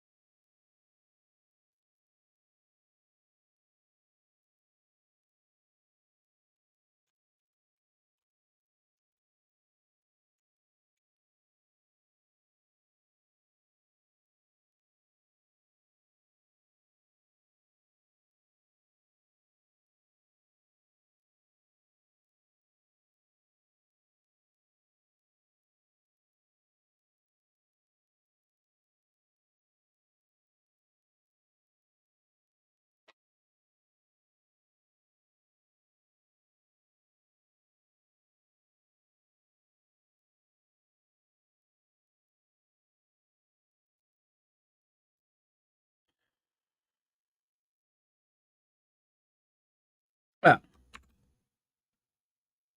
that doesn't seem right. Yep, nope.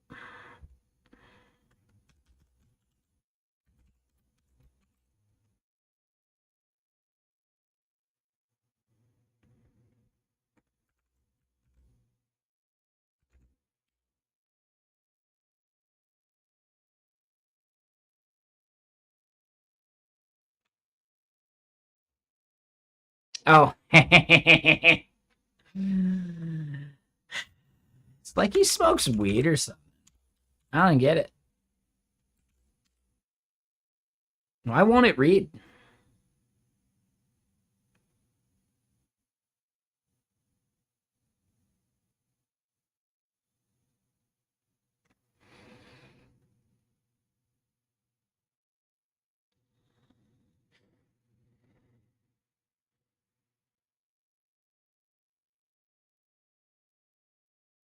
Damn.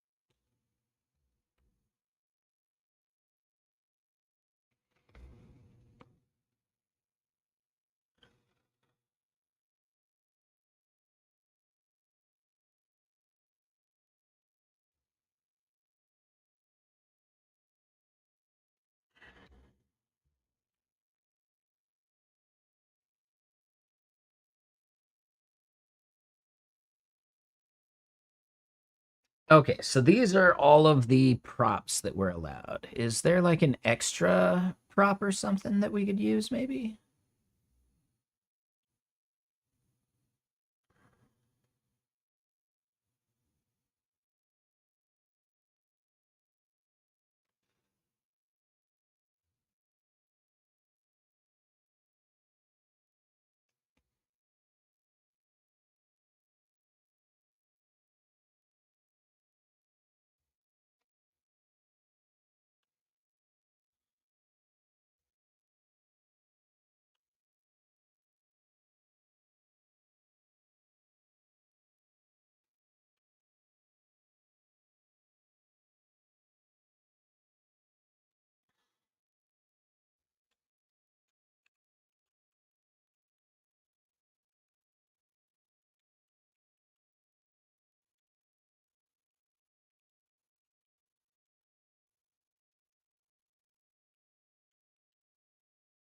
Right, so what is the additional properties field for on Open APIs?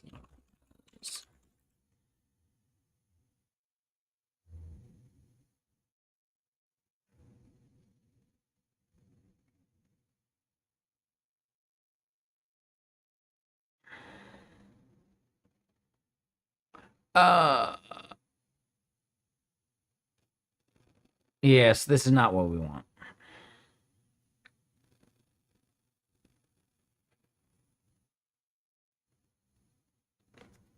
Hmm.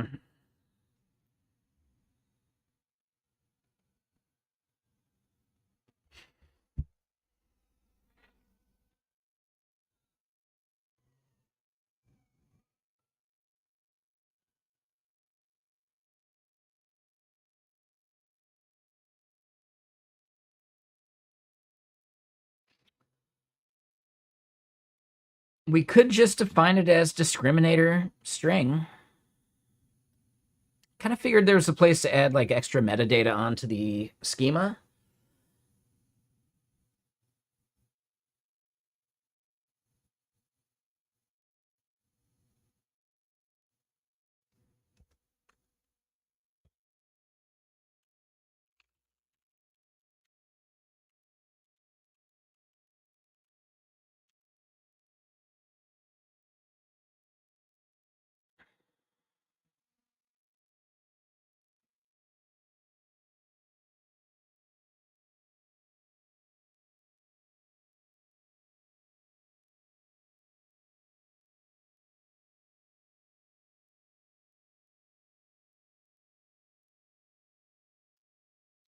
Okay, so we could put it on extensions. They're required to start with X dash.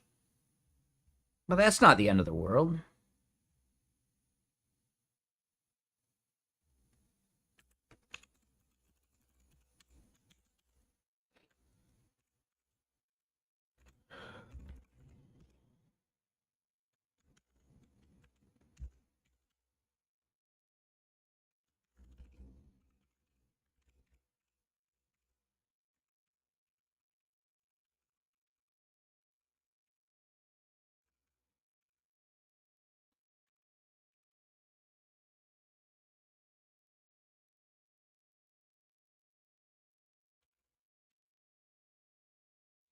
All right, so yeah, that compiles and works.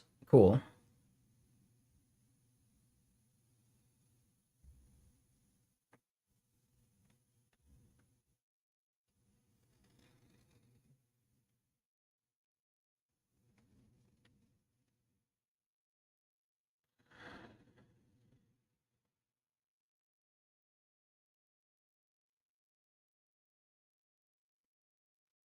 I'm curious, how did VC Bench work?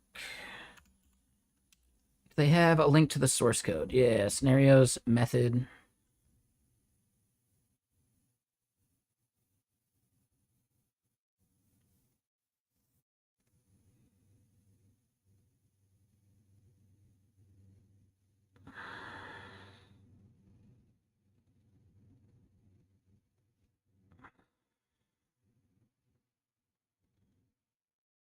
Yeah, this album's really good.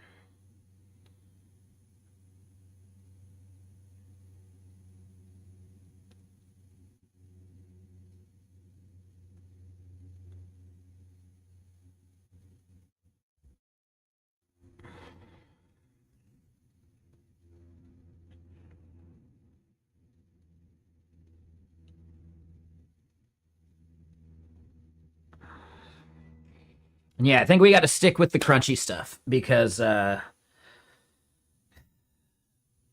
it's keeping me awake better than like the sleepy time stuff was. It wasn't sleepy time, it was just chill.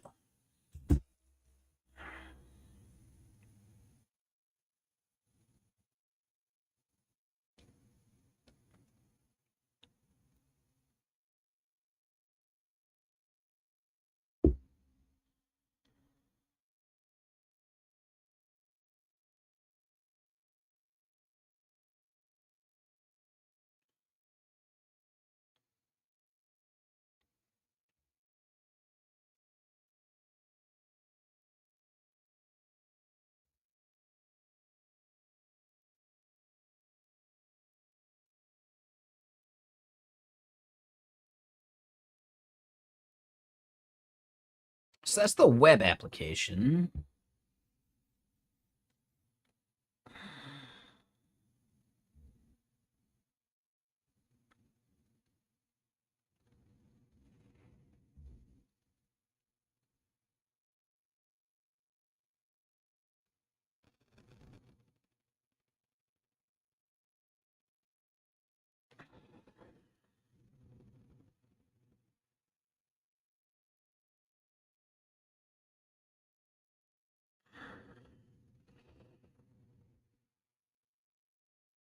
Oh, okay, okay.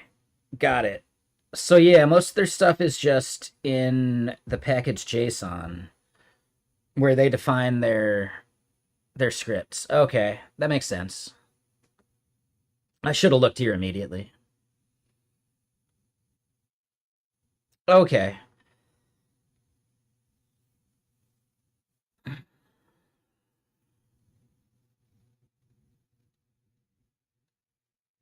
Cause yeah, I was thinking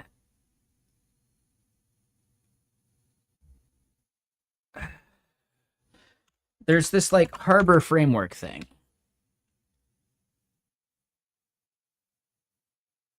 And I'm really thinking I want to try and use Harbor framework um just to do like a bunch of stuff.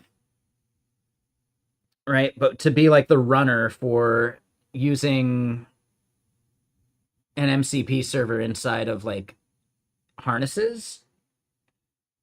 I'm not sure that's essential.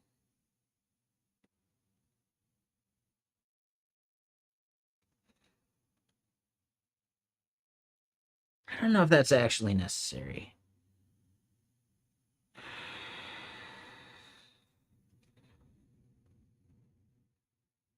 Wait, what is beam?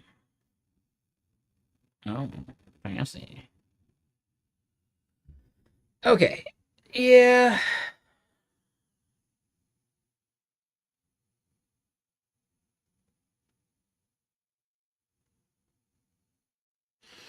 Like, I guess what I kind of want to do, like, not for this, it's just like a thought I had thinking about the VC bench stuff.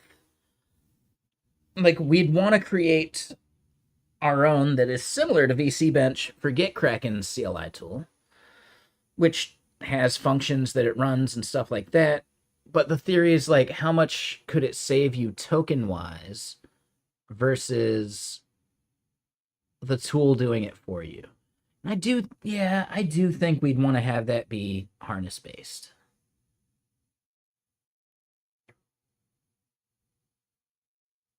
I don't know. I'm gonna have to look at how VC Bench is built. But dude, that is just so cool of them. Like, man, yeah, Scott Chacon's the man. It's such a legit dude. The fact that they're like shouting out "Get Bench" right there. That's fucking awesome, man.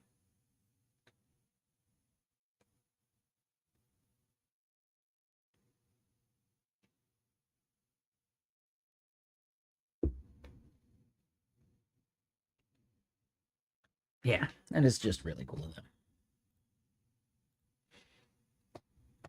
Okay, so let's get another crunchy album going, all right? I feel like the crunch is something we kind of need.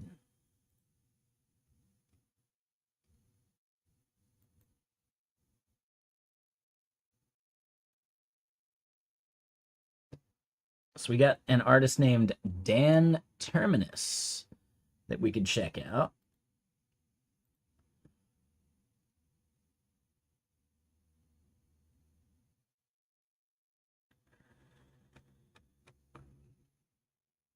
After this album.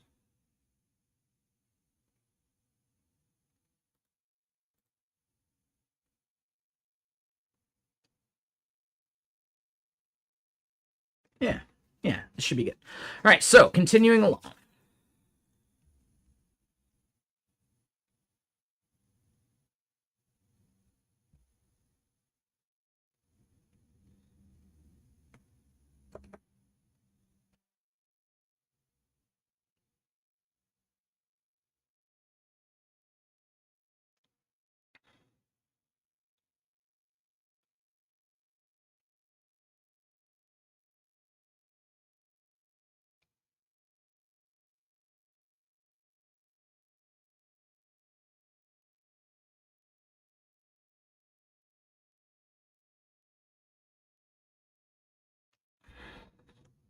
And let's snooze an ad real quick. All right, so yeah, this is able to build. We're able to get X discriminator into extensions. Does that actually show up where we are expecting it?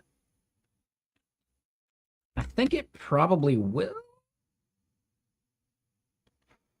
It's not going to be on the notification common, but it could be here. No. Fuck.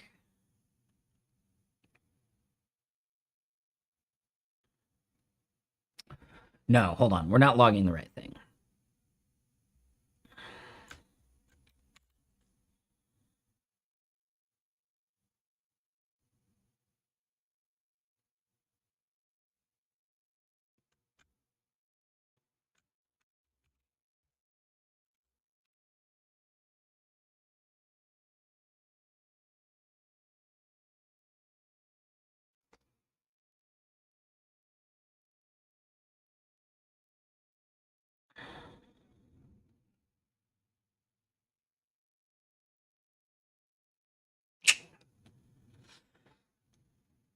Shit.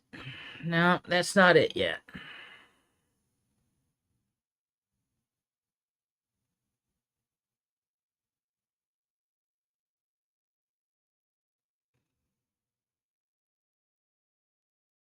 Oh, hold on. Wait, no, we did it on the top one. Yeah, yeah, yeah. So that's a me problem. Mm. Now we're still not seeing it there either, though. Damn it. Oh, wait, X discriminator does make it onto. Yeah, it makes it onto the NEF schema. Perfect. Awesome. Okay. Yeah, that actually solves the problem. Perfect. Nailed it. All right. So now we just add X discriminator where we need it.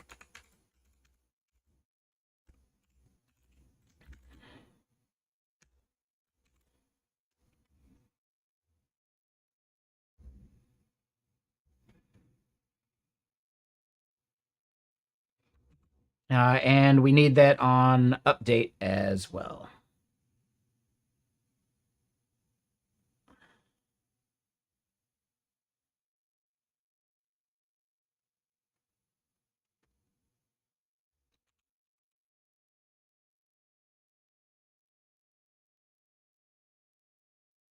Or our example here is kind of shit, but whatever. So hold on. Let me comment out stuff that we don't need because we're getting a bunch of noise from it. We are going to keep logging this.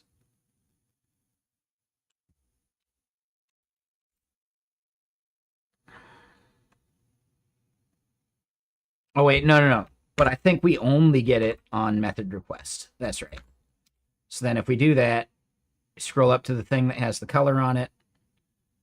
Oh, and we need to regenerate the specification.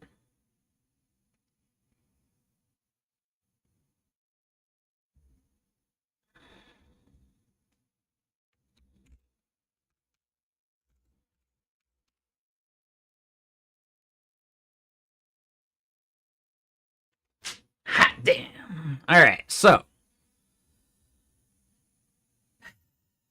All right, now that we have that discriminator making it in, we might actually be able to genericize or generify this process, which is fucking awesome. Like, really fucking awesome.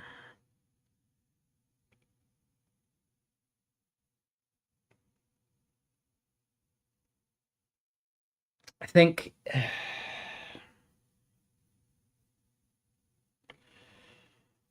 what we would end up needing is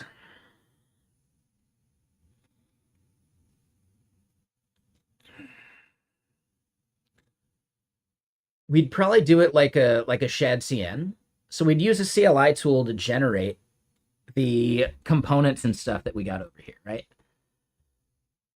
Now, generate API docs and some of this other stuff. I mean, grouped endpoints is probably going to need to be output somewhere. But as far as like request schema utils, right, generate API docs, those two files, as well as, and you guys can see this, yeah, as well as Uh,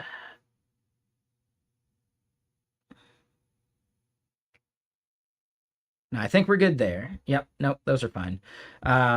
This gets generated too. That's fine.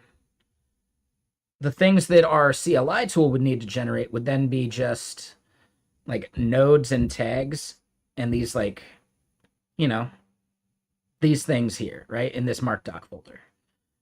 That's the big part. We would probably also need to generate our mark.config files.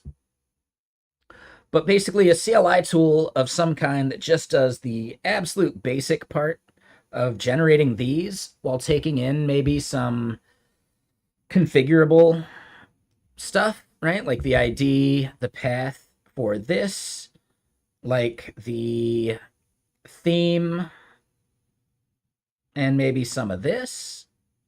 Maybe just theme.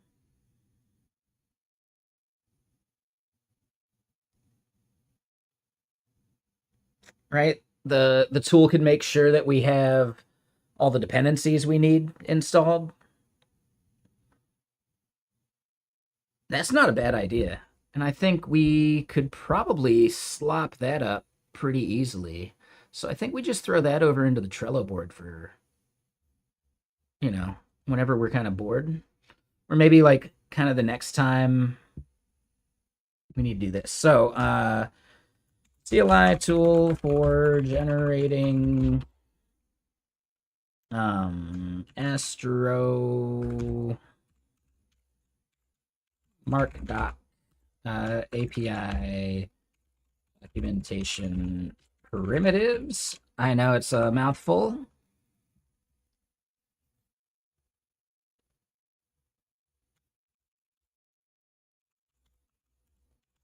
So see Walter and Messijo for implementation details. We would need the CLI to create.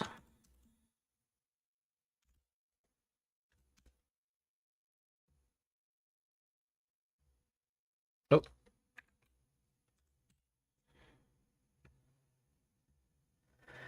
Yeah, we would need the CLI to create.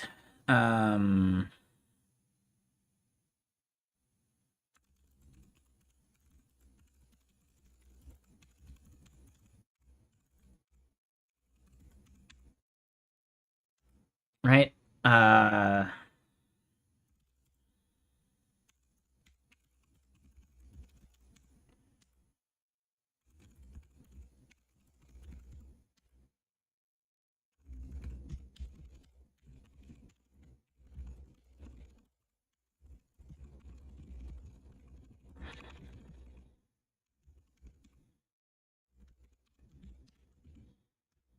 Oop. Okay, so dependencies like Shiki, MarkDoc,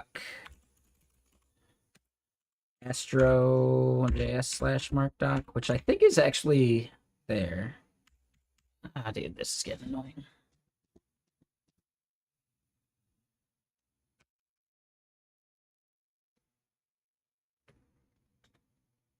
What?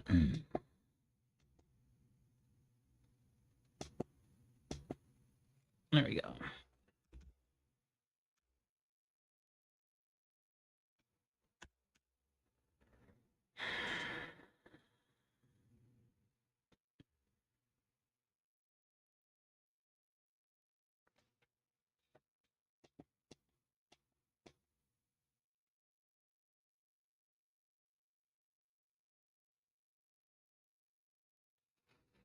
I wonder if it's a Bluetooth thing.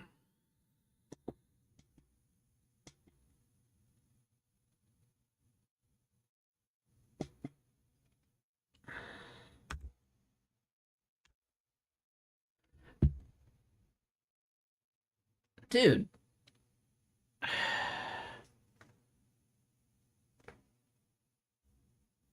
I turned Bluetooth off over here, right?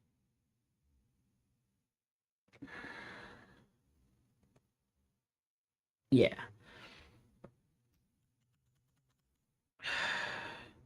Yeah, my keyboard and trackpad just keep disconnecting.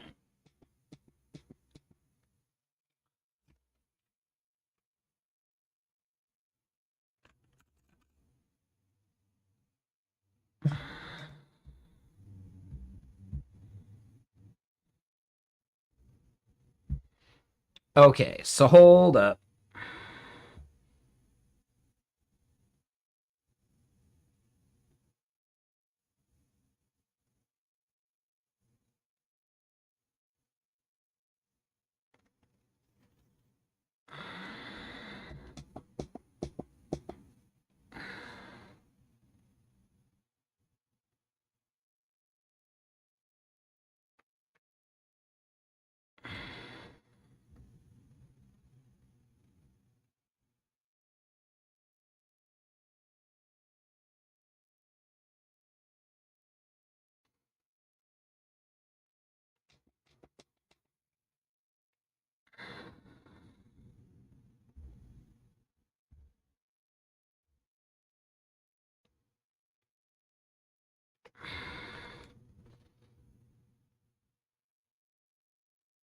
What the hell, man?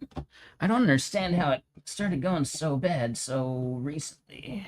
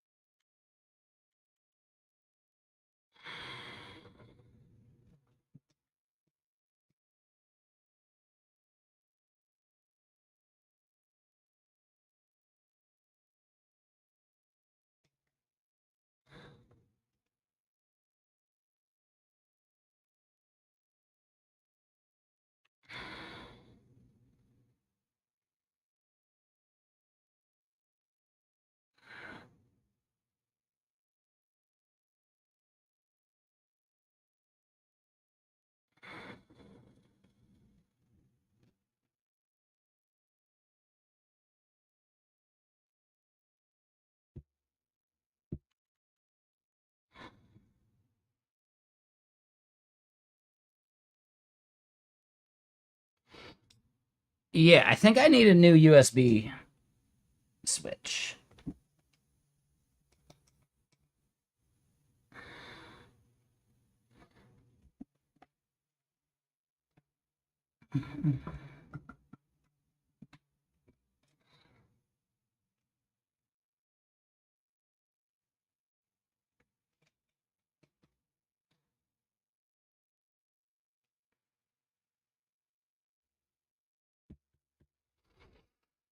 Mm.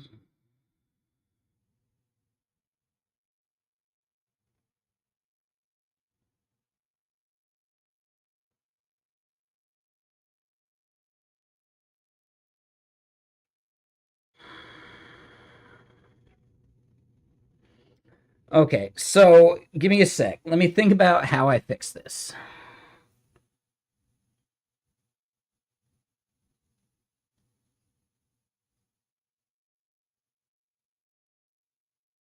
I really feel like it's some fucking neighbor and their shitty Bluetooth bullshit. I could connect this one this way, at least for today. Okay, so this will work for now.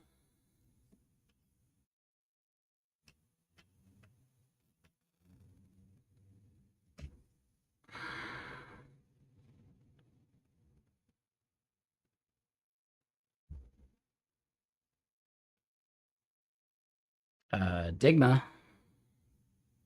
Okay, so it doesn't see the Digma, but it does work that way. Yeah, I think it's got to be the USB switch. That's super annoying.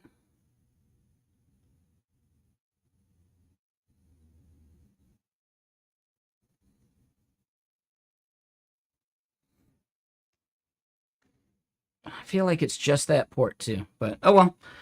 Good enough for now.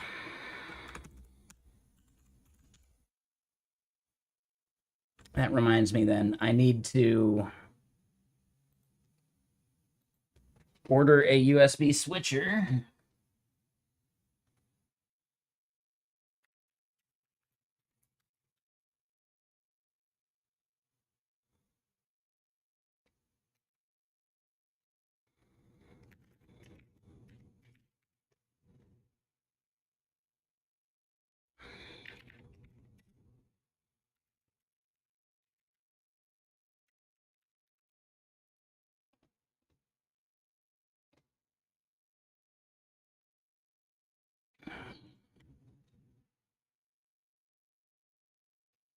It doesn't need power.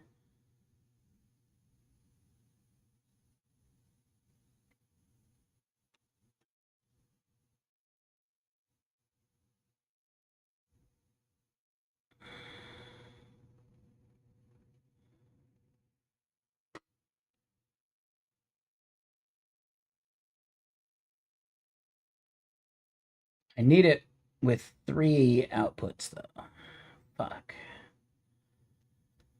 This always makes it a little more effort. Okay, so I'll do that shopping later.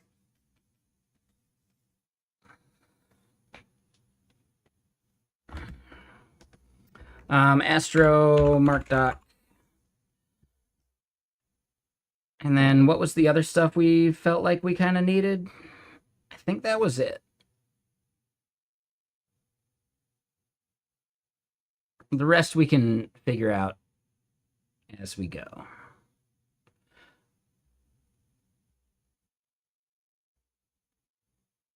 Maybe the MDoc files too.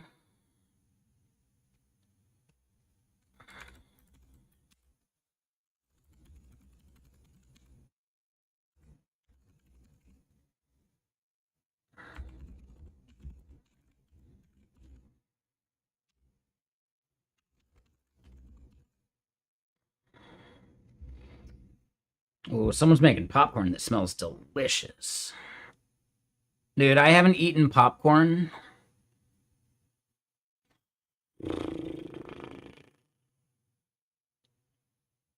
It's been like 4 years. Maybe 5. I think, fuck, it might be 5 years. And I love popcorn. But I'm one of those people that like chews the kernels. And I've totally fucked a tooth because of it. So it's just not worth it anymore.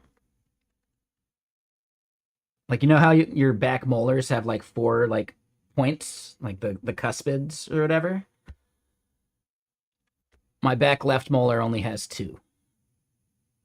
But luckily, that tooth is more metal than enamel at this point. Just because, like, dude, I was really bad about brushing my teeth as a kid. So yeah, like, that tooth is basically just metal with like a little bit of of enamel around it, which is kind of funny. Okay, so back to what we're doing. Yes, talking about how we want to genericize things. We are good with that. Back to the task at hand after we get another album going.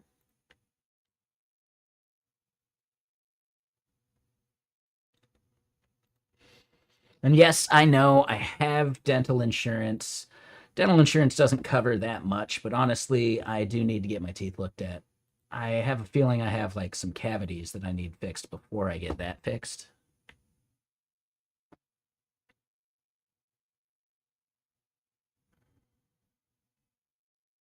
Small ones, but yeah, I'm pretty sure I got like at least one small cavity that I need to work on. But okay, so we popped out one new album. I have not heard this one yet. Let's give it a shot. I'm expecting it to be somewhat crunchy.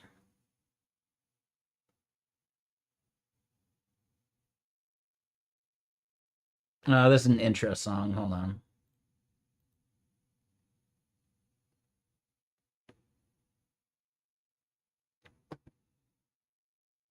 Nope. Nope. Let's try this one.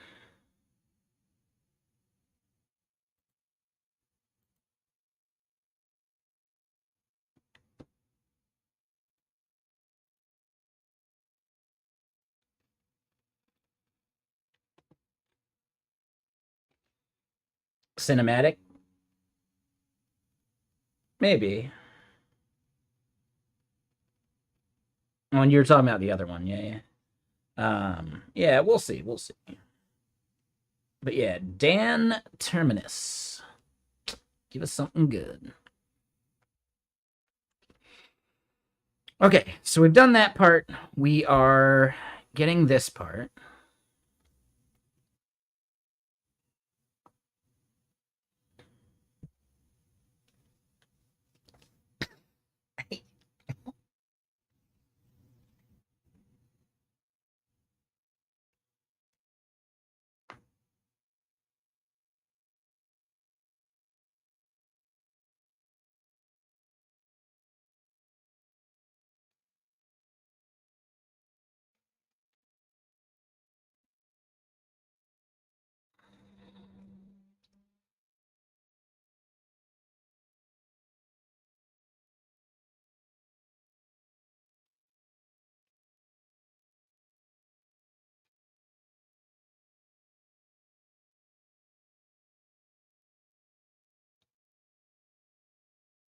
So we get the discriminator from the thing that we're looping over.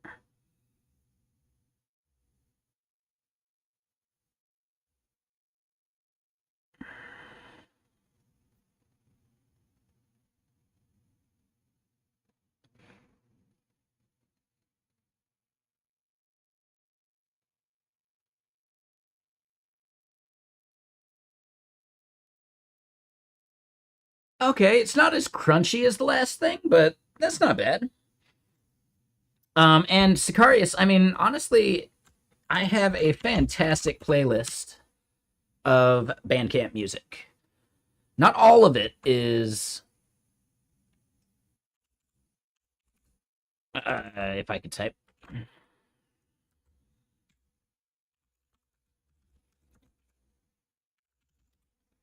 Right, so real quick, yeah,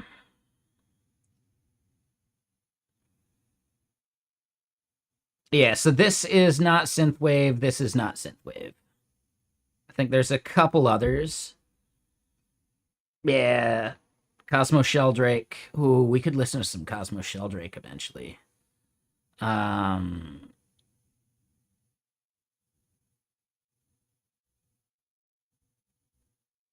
and yeah, the Wolfpack stuff.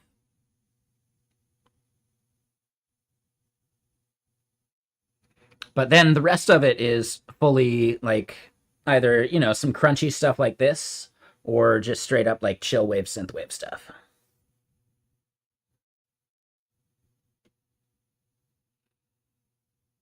This album's all right.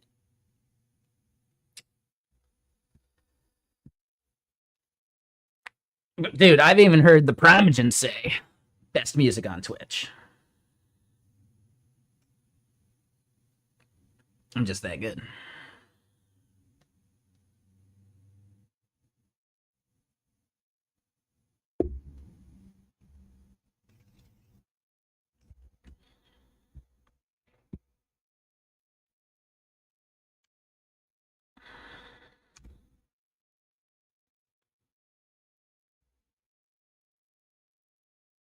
So yeah, discriminator property we need to set elsewhere, but we basically just do this.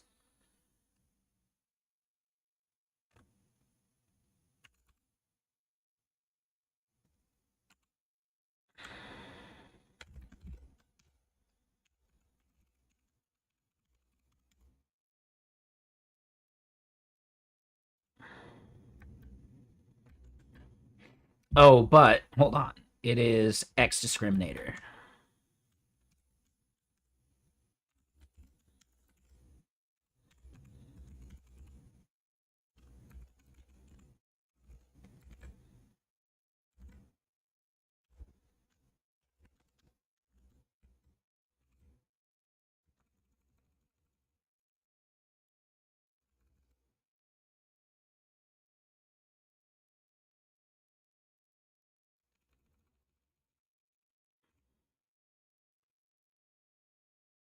All right, so then we get the method sub request.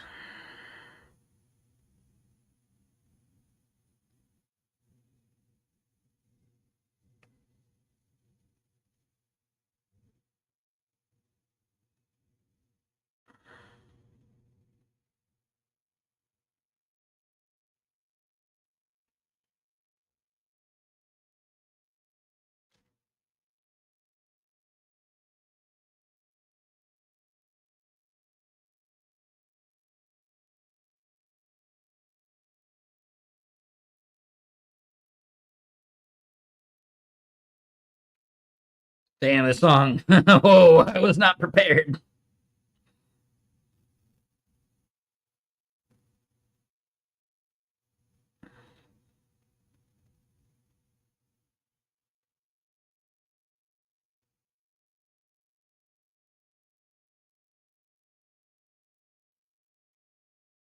Oh yeah, I don't know about this song. That one's much. That one's a bit much.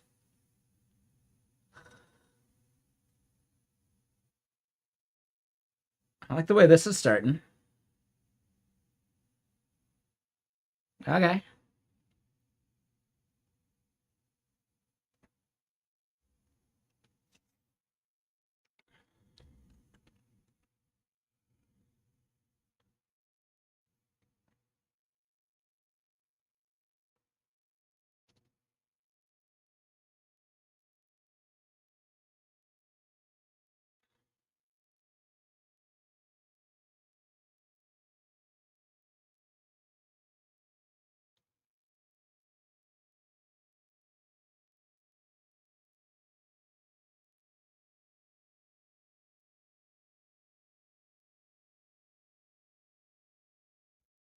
Oh, 1 second.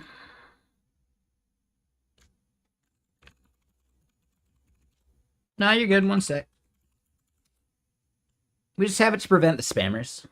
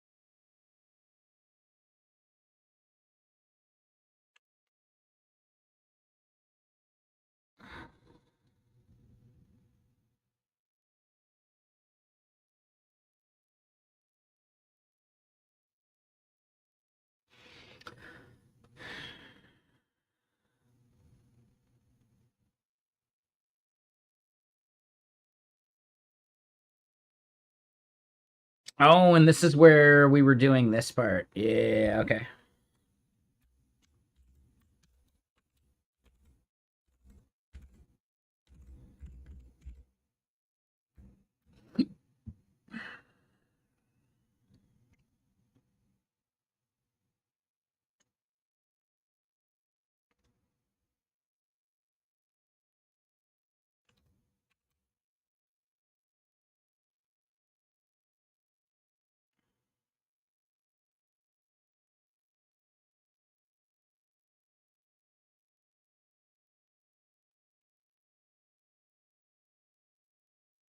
Ah, okay.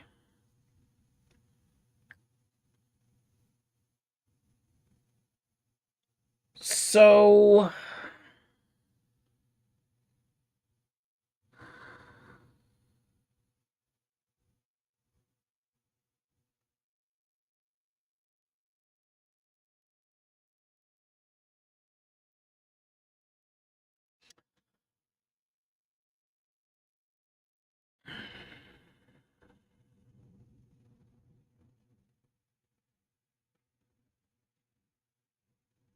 what we end up needing, yeah. So we're looping over the parameters there. Yeah. We have a Discord channel for music.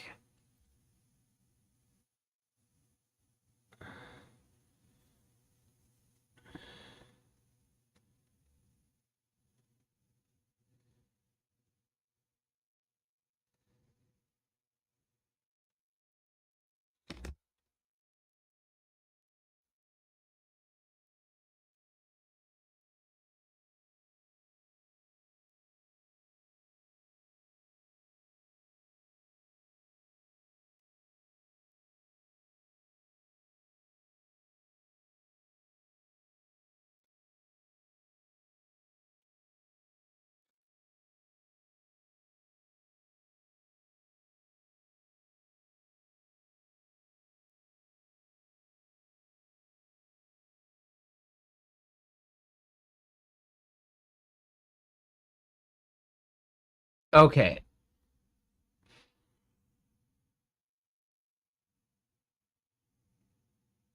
So I don't think this is actually going to be it.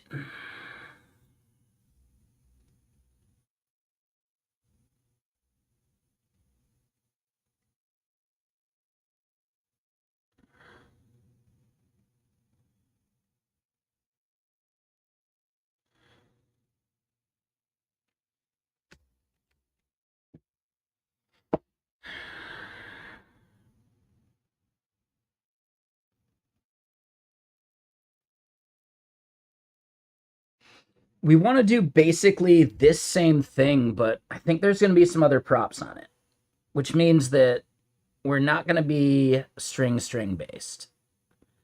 Though it could be.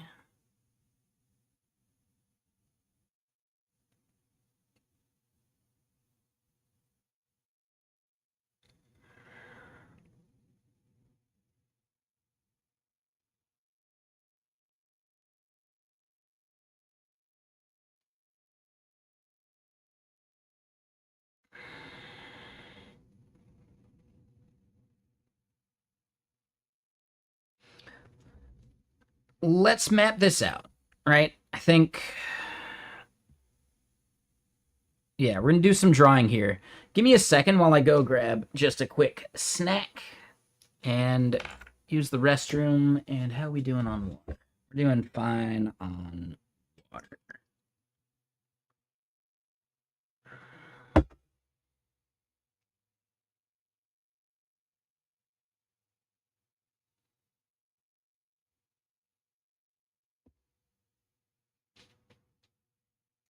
Yeah, give me a sec. I'll be right back.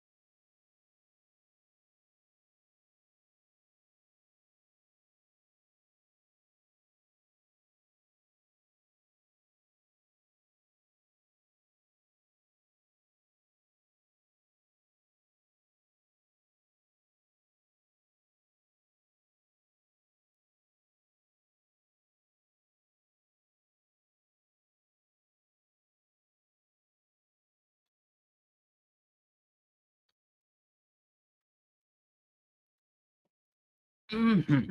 All right, grab some more jerky.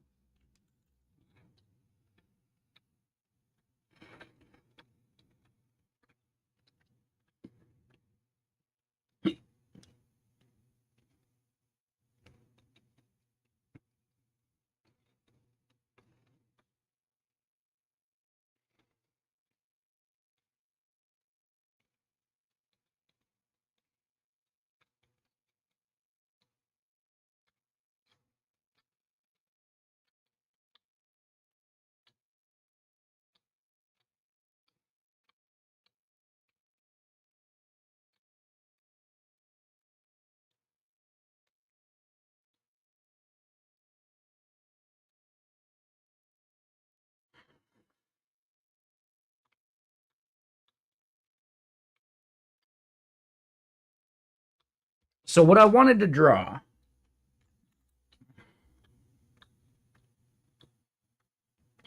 let's just say,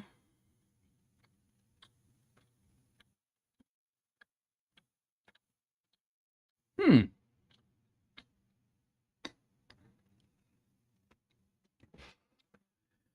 you can actually buy a dehydrator and make your own jerky, but it depends on the cost of beef at that point.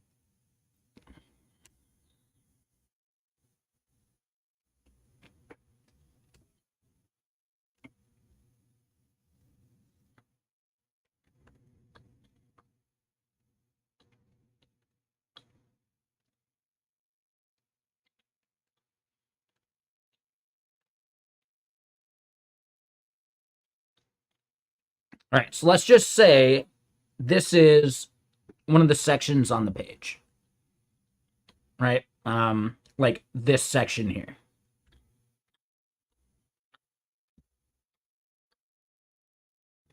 So we get the title.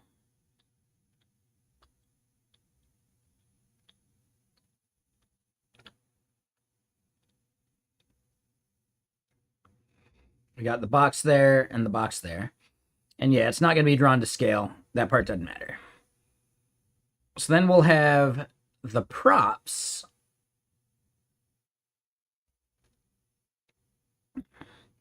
And then I'm basically thinking like another card there, which will have like discriminator and then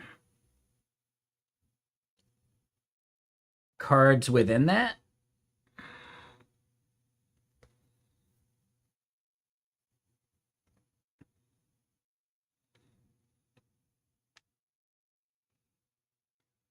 Yep. But yeah, you can totally just get a dehydrator and make your own jerky, man.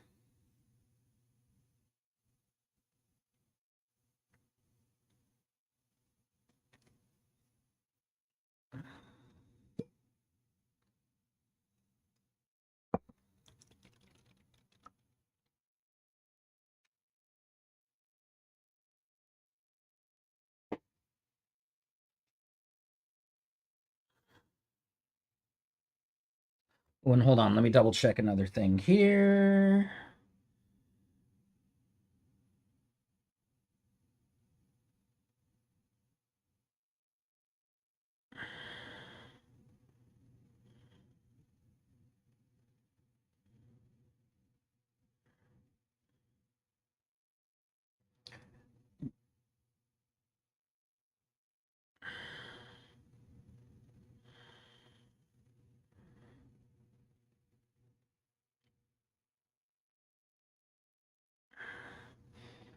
Okay, so that part's fine. So yeah, I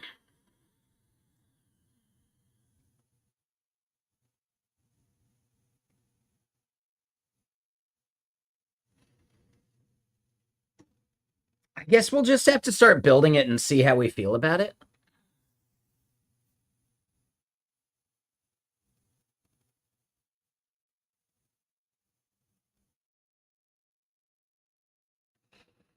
Yeah, we'll just have to start building it. But that's basically like the way I'm thinking about showing, the subtypes or the polymorphic types of what we can send. And at some point, we may have to start doing similar for like backend endpoint or like the response stuff. I mean,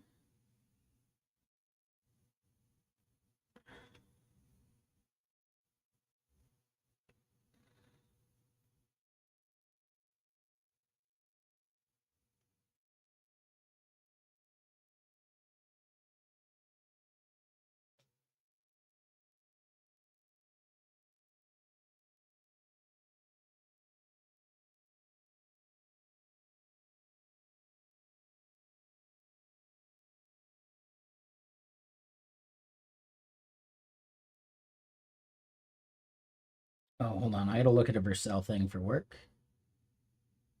I think I know what the issue would have been, so it's probably fine now. Yeah, totally good.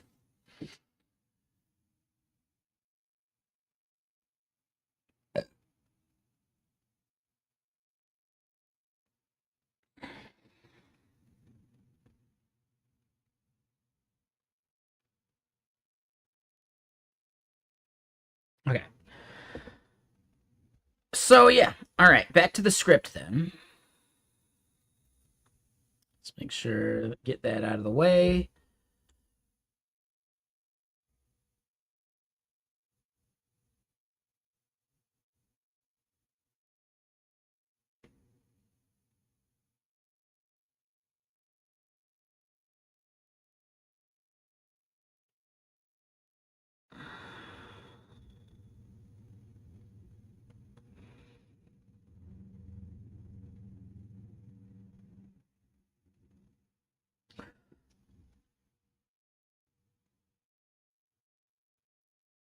So it goes after this part.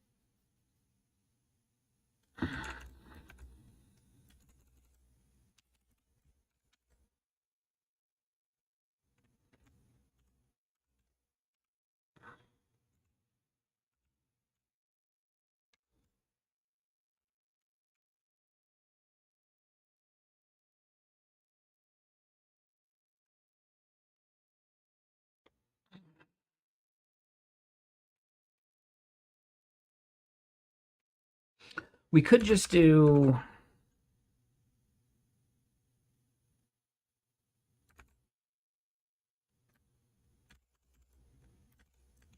Let's do this. Let's invert it so it's a thing there, and then...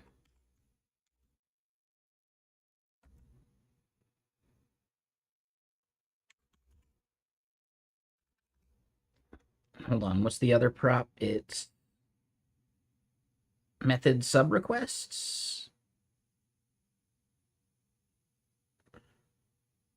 Sub request types, yeah.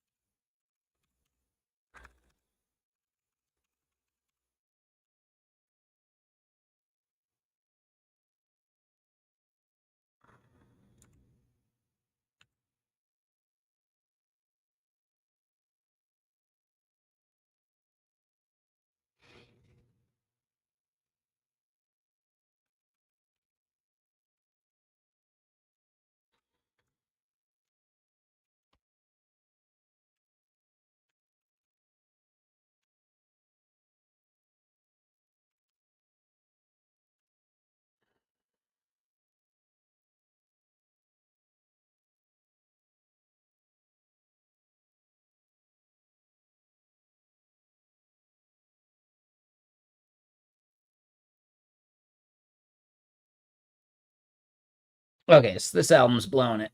Come on, man. Give us music.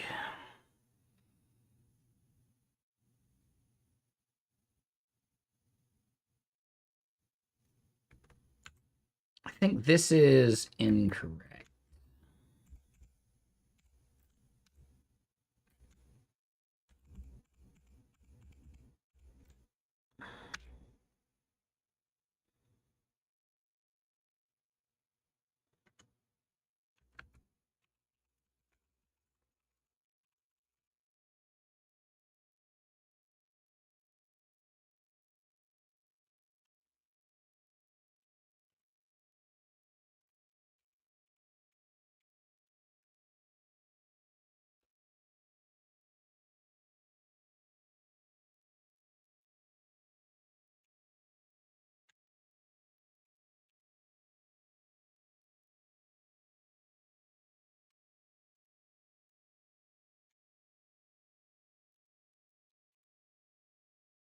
Okay, so bare minimum, we can do that, but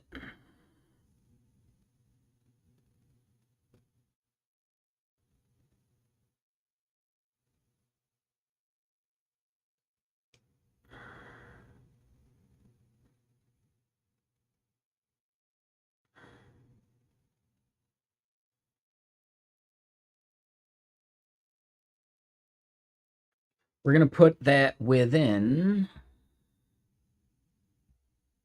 And yeah, this is getting gross, but it's the right move.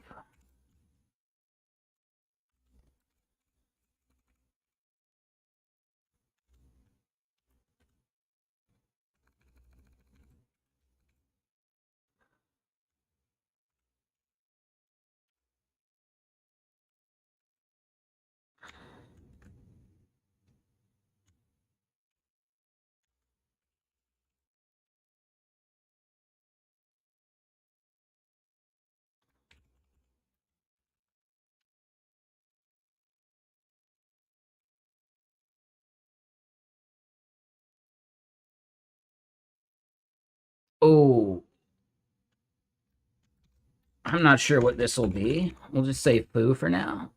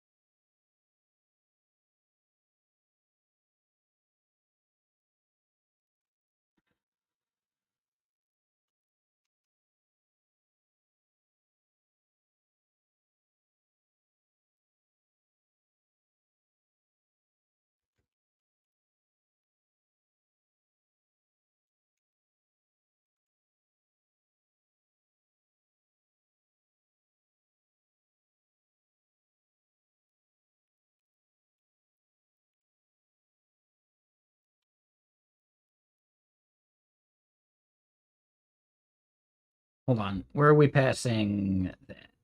Okay, so we do just the raw stringify.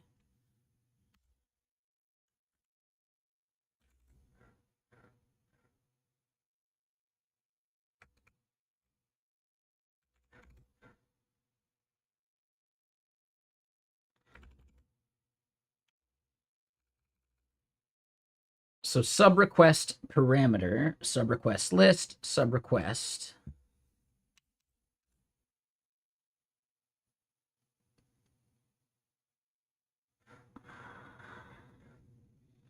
That's actually incorrect. We'll just let that be. All right, so then we do that.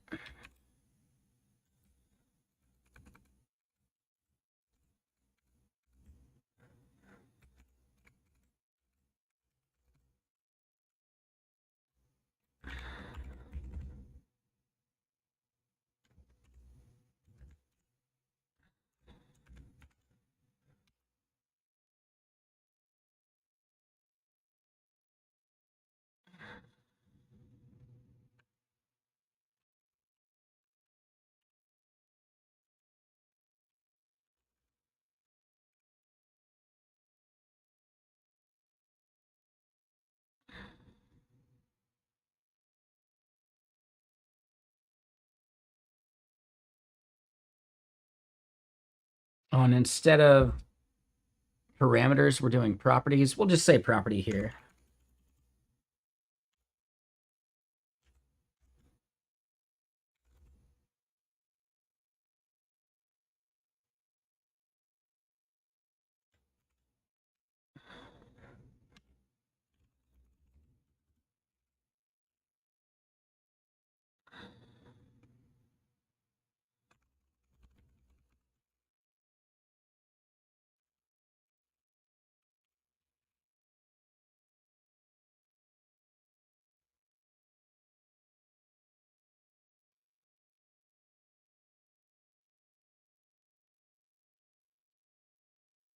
Right. So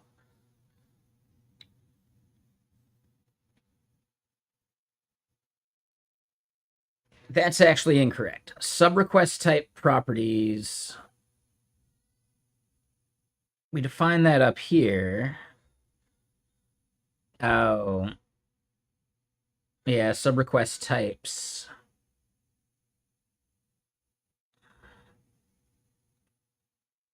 Where the hell is that even coming from?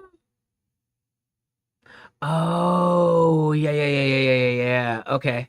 So then this is an object.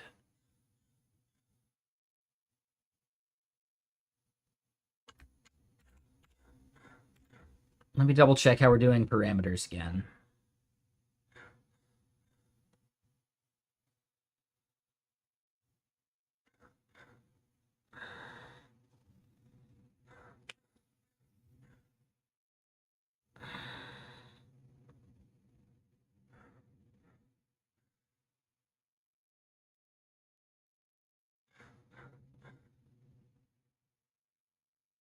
I'm not even sure method type and tag are appropriate on that, but we would just have property.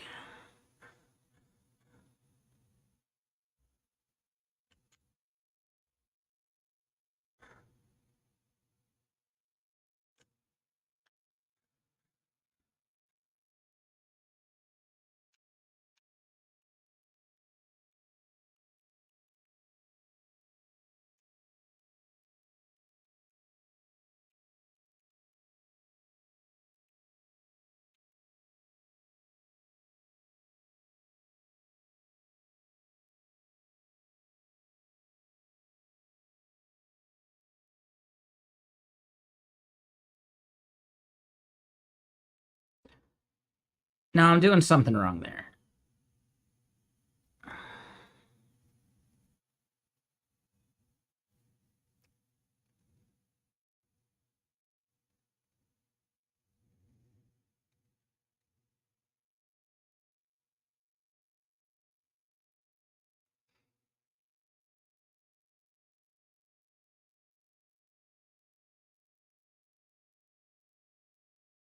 So yeah. We're gonna have to do this map.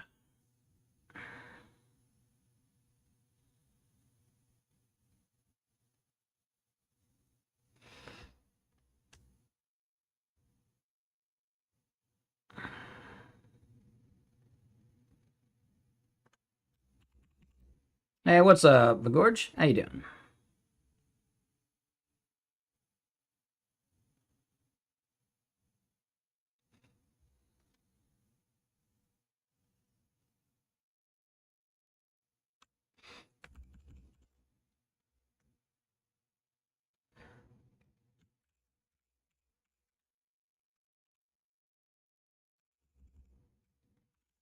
And then that's an array. So it's an array of arrays that have a name and a thing. Sure.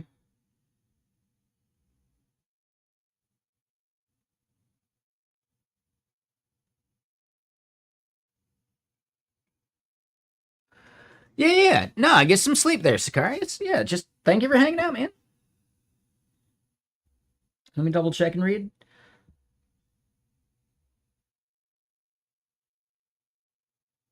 Most important. Yeah, I knew what you meant.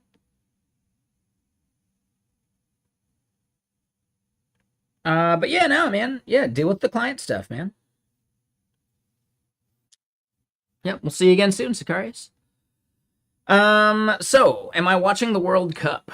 I mean, I've seen some plays here and there. I'm not watching the games, but I do enjoy seeing some of the clips, like the next day, etc. Like watching that goalie clip from the US is ridiculous. Like, how the hell do you get to being like a fucking World Cup national soccer goalie and make mistakes like that? Like, what the fuck, dude?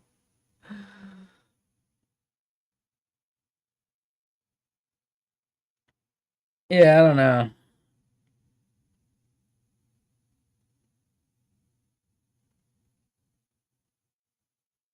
Like, dude, yeah, some of the clips are hilarious. Oh, the Ronaldo ones are funny too.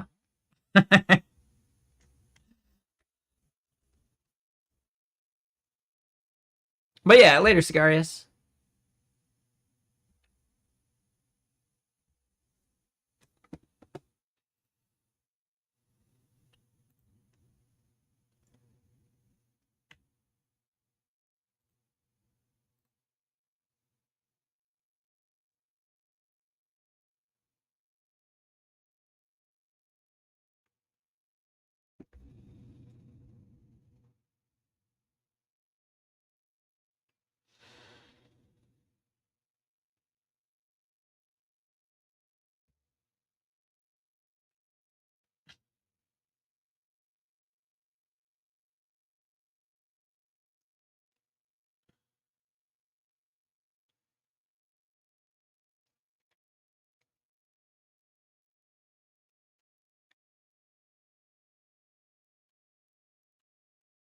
How about you, Mort?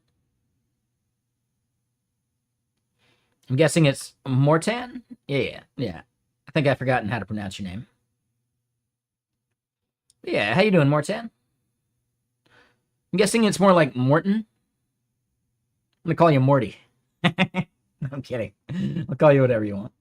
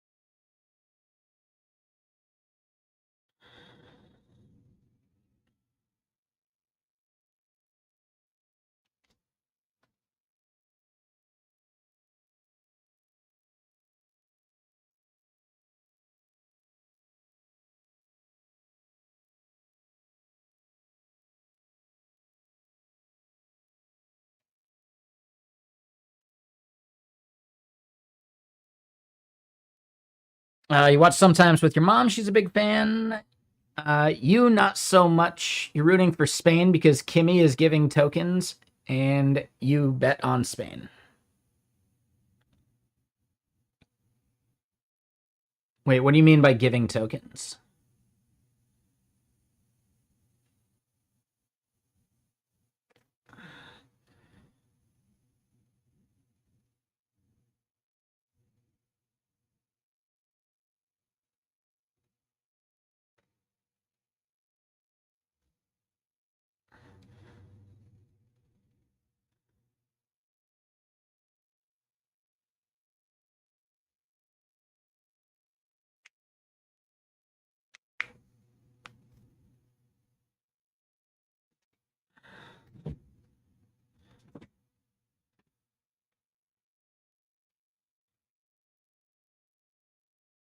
What's up, Rubies? Yeah, we got a playlist command. This song is not on the playlist though, so yeah, we're like trying out some new albums. This one's not bad though. I feel like there's been 2 songs we skipped though, so that's usually not a buy from me.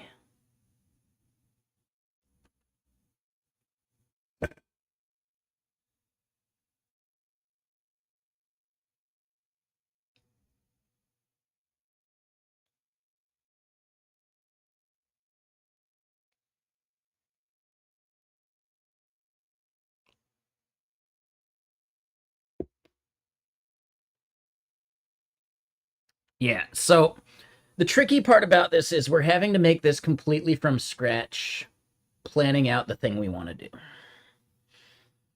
And if you ever watched like Dylan Mulroy work versus the way I work, I like to think about what I type before I type, mainly because I don't type that fast. So I like to do the thinking part first. But he and I think a lot of other people that do type really fast, they like to do their thinking as they're typing, which I find fascinating. But for me, I like to like think it out a little bit more first. Even though my typing speed's massively improved since, I adopted that pattern, it's still just habit.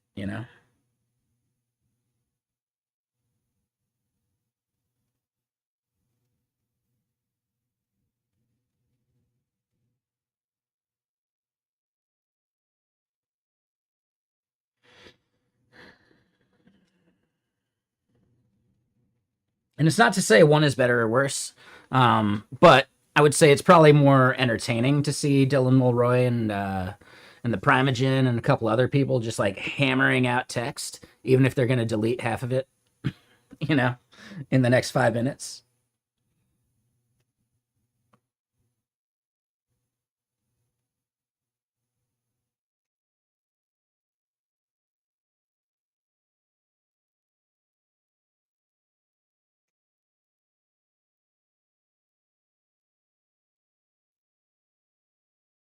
Like, I'm curious, what is everyone else's process like?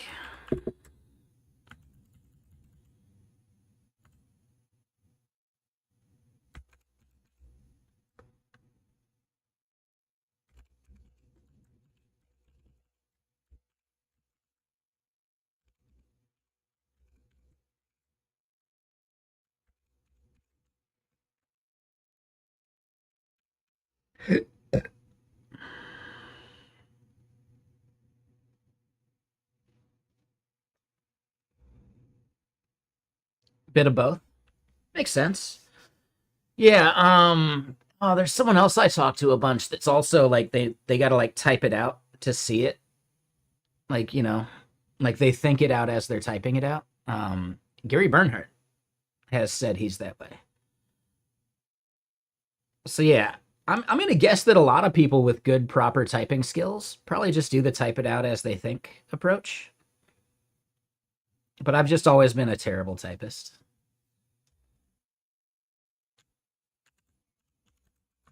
So because of it, like, I optimize around thinking it out so I don't slow myself down with the typing.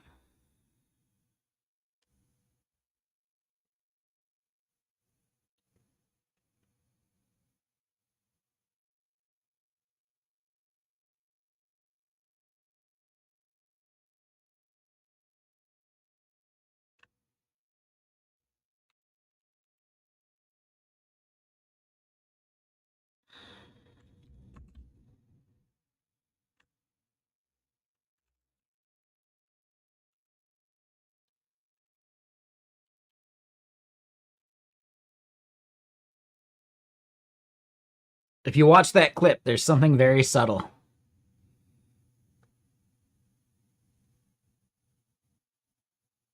Let me know if you catch it. It's a bit of a like a sleight of hand kind of magic trick kind of thing.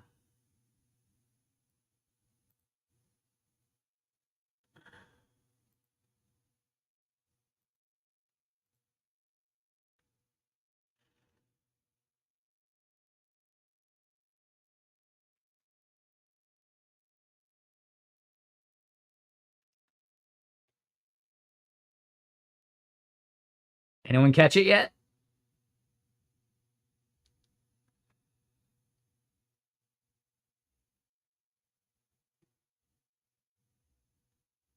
Right, it's like a magic eye or Where's Waldo or whatever.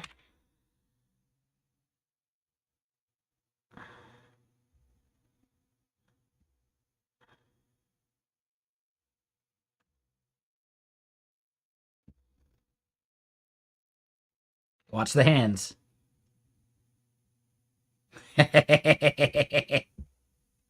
Watch the hands.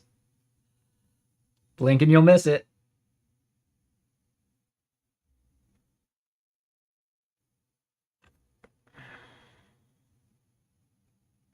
Everyone see it?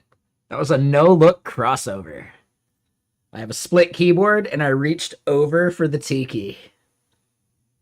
And I do the same thing. I reach over for the Y key sometimes, too. I still do that shit. Not as much anymore, but yeah. Freestyle typing, man. I type with a flourish.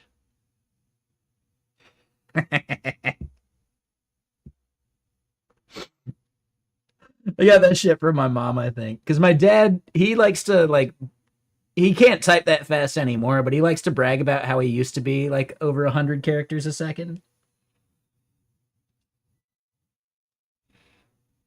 And my mom, she does, like, the hunt and peck. But my mom has definitely written more significant software. My dad was more of a hardware guy. Like, designing SMS 800 and shit. Or the hardware system behind SMS 800, I should say.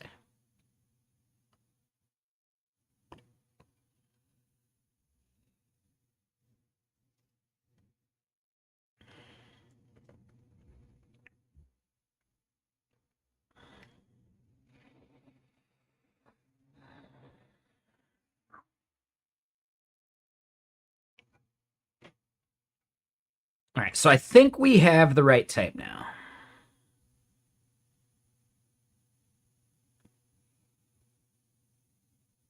So sub request types here. We're going to end up having a request parameter there.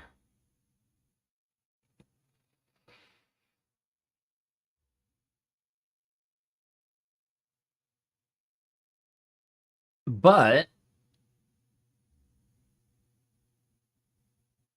I don't think we actually do this omission. No. And yeah, like, you know, I'm not immune to like deleting code that I typed at first. But I don't know. It's still like, it's just interesting seeing how other people's flows work. I remember when we were having Dylan on as a guest and he was teaching us OCaml when we were building out that the OCaml SDK for Vexilla, which we should get back to working on eventually. And yeah, just seeing how much he would like delete of stuff that he had just typed, you know? It was just, yeah, just a very different approach. Doesn't mean it's right or wrong, it's just different. And really, mine is probably the different one. But yeah. So, back to this.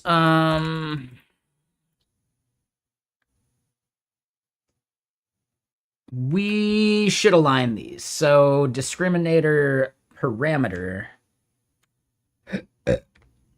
Right, we're getting a little off target with our naming. This should be parameter.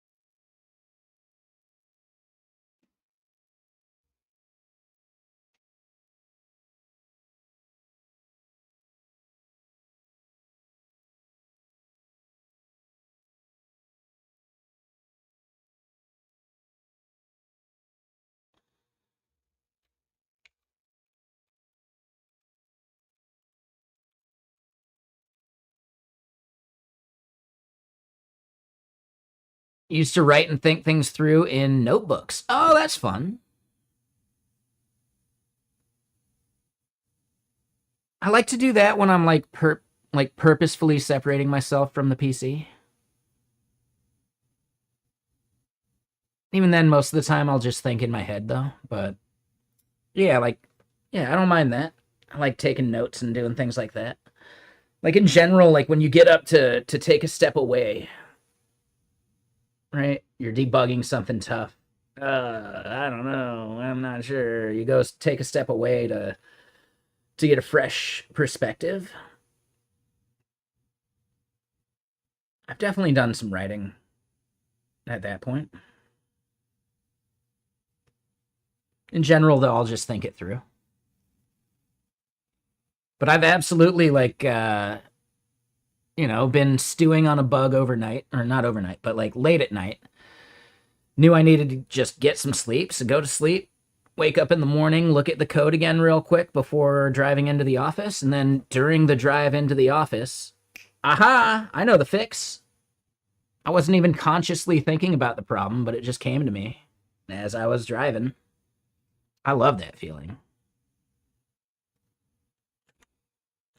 Just the idea that like you can have your brain working for you, like after the process is just really nice.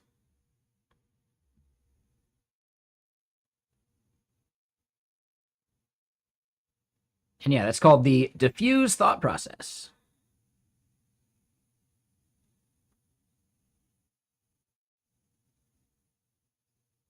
So here's something. I don't think we're actually using this.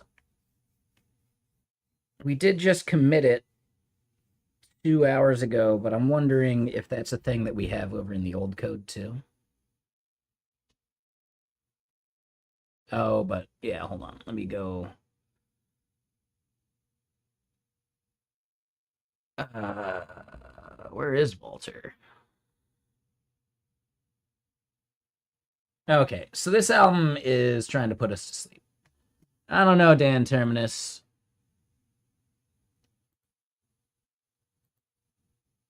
We'll give another album or two a try, but I'm not sure.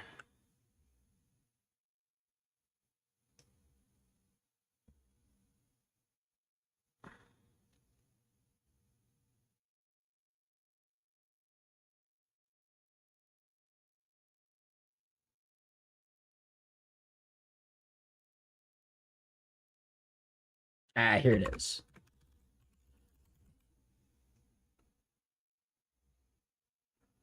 So I just wanted to double check in our script here.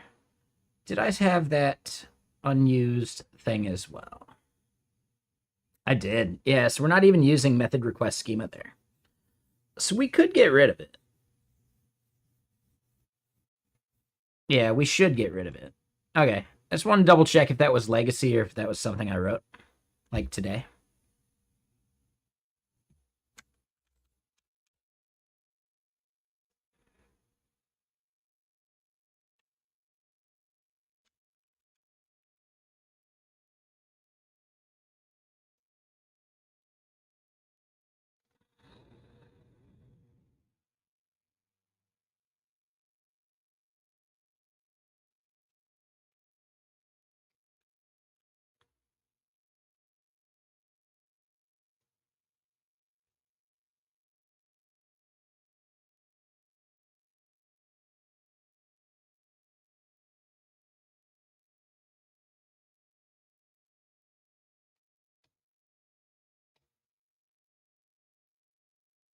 I want to double check one thing real quick.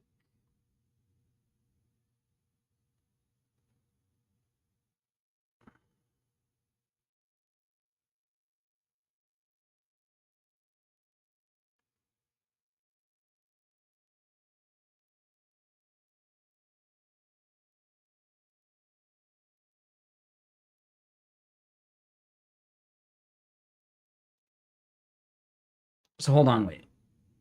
So 3 days ago, maybe. Yeah, because we rated Acorn.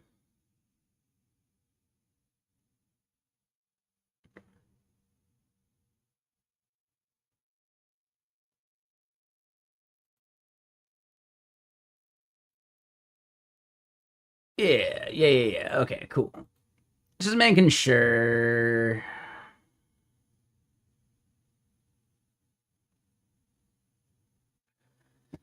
Um, like the people we banned earlier, I just wanted to make sure that they were actually trolls. There were some people I met out like after the 4th of July, just hanging out, going to grab food. And one of them like gave me his Prime sub and fucking followed. Just like randomly walking to like the burger place. So yeah, it was weird. But yeah, just want to make sure we didn't ban them. But we're good. We're good. We're good. I just now had that thought though, like, oh no, did I ban someone that deserved at least a little more leeway? Yeah. No, the one earlier was a troll.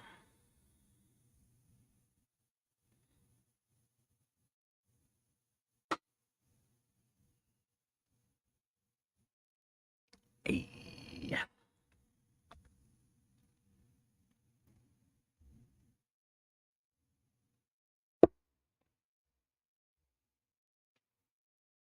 I at least want to get this to a point where it builds properly. And we can loop over and look at some of the stuff, right? I don't know if we need to finish up the entire component that's going to render it. That can always be like a Thursday problem. But let's keep going with this stuff. So property, actually, this is going to be...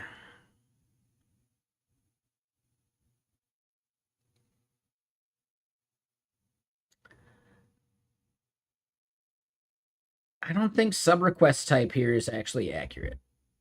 Let me double check it one more time. So no, we are doing string to request parameter to a list of request parameters. But discriminator parameter is what we put here. Nope, this is sub request. So this is actually going to be sub request type name.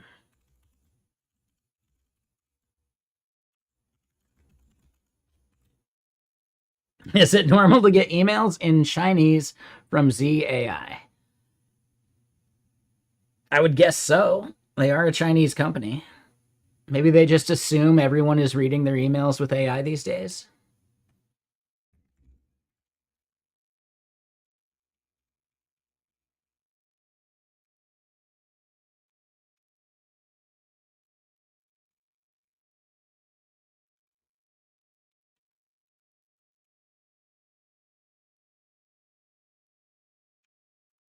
All right, so then here we do this loop over parameters dot mapo.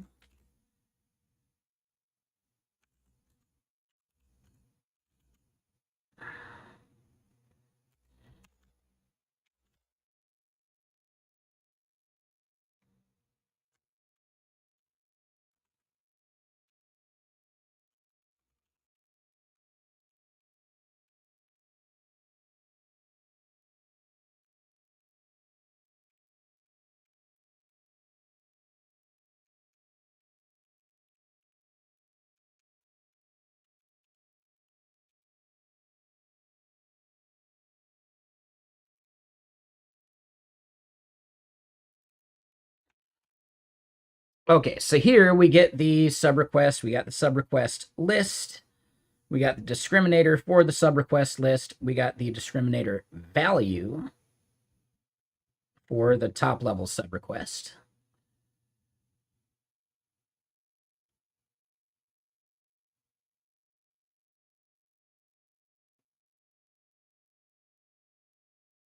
Claude leaked someone else's prompt, or at least you got facts about the Romans.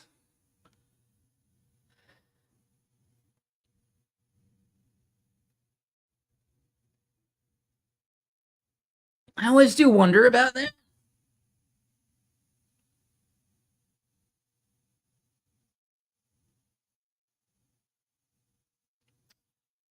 Do you really think it was someone else's request, or do you think it was just Claude hallucinating?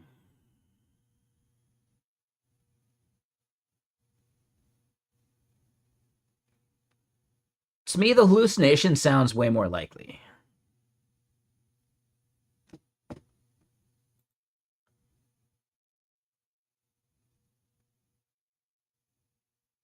Yeah, like a bad tool call or something. Yeah. To me, that sounds like a hallucination more than anything. I don't know for sure. Really? That's fun.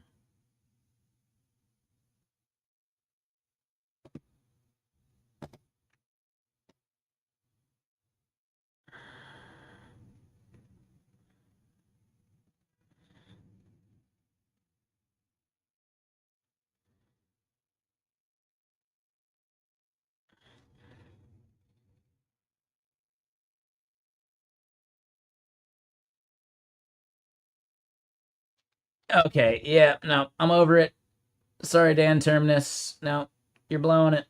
You're fucking blowing it, dude. All right, we tried. We tried. Damn Dan Terminus. Terminus. Oh, hold on. Let's check this one out. Air katakana.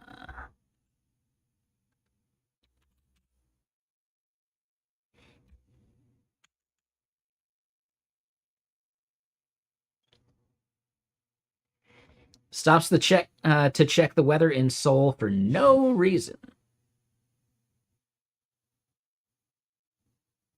Wait, what was that sound?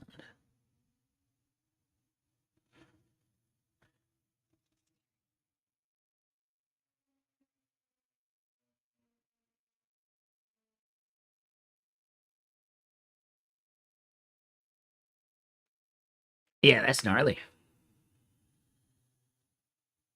Yeah, right? I made an irrelevant tool call by accident there, ignoring it and continuing the release work. Yeah, that's a weird one. But damn, all right. What? Okay, 34K, that does make a little bit more sense. Damn. See, here I am just thinking like, "Oh my god, I hit 102K. This is the most views I have ever seen on any of my posts ever." Which I'm really proud of.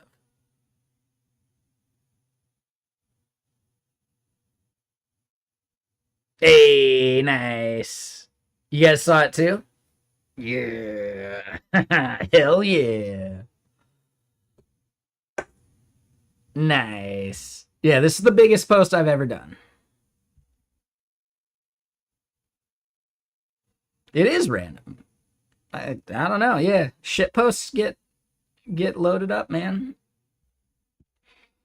I can do as many sincere posts as I want. 1,000 views max. Shit posting like this though. Ooh-wee. Ooh-wee.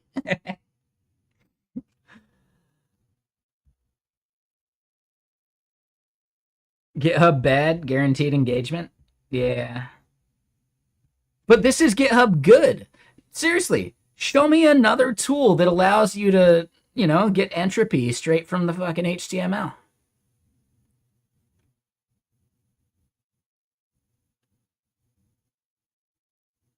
I think it's that it doesn't actually properly track when it should end, because basically the bar does like progress past, or it does like progress in the header. I'm thinking that the scale though should actually just be between 0 and 1, so somehow it just doesn't stop after 1, which is weird. My guess is it's not even a proper like download thing, because this is like tracking like a download, and it triggered like the download of the file that was too big to show. Results JSON is like 100 megs. I think they're not actually doing a proper progress. I think they're just doing a fake progress and fudging the UX of it. But when it gets above a certain size, their fudging like number on how long it should take maybe fails. It should still be normalized to 0 to 1 though, right? So there's just something weird going on. I don't know what it is. Yeah, exactly. Yep. Or 99% done. When it has no way of knowing if it's actually 99% done. It just didn't think it would get to 99 before completing, you know?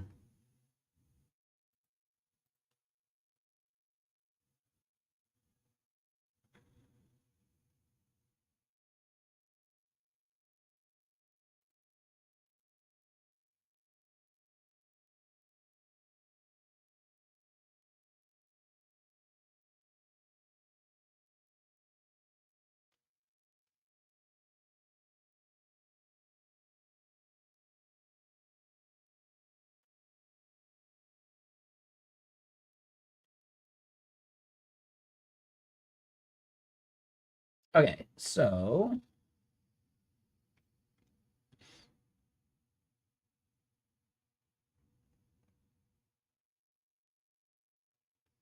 let me get more music going. Sorry, I'm getting distracted.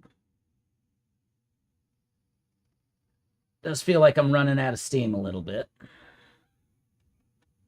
So let's pump up some music. Let's get something rendering and let's check these out. Sure. All right. Anyway, back to it.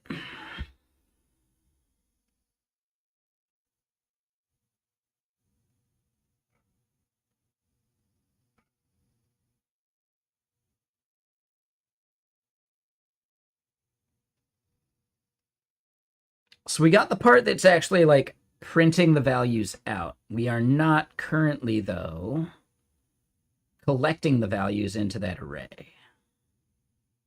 Right? Similar to how we're doing this, we need to do similar here.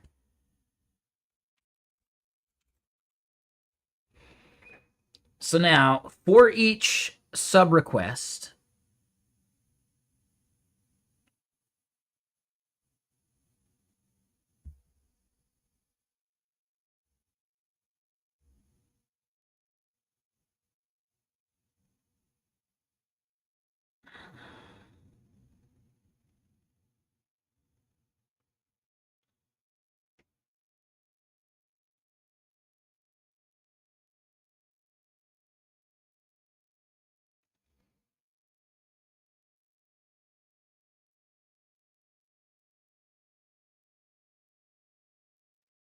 and yeah, hold on. This album's not as crunchy as I remembered it. Let me just do one that's way crunchier. You do this dark synth album, or where's that Lucash album? That one is crunchy.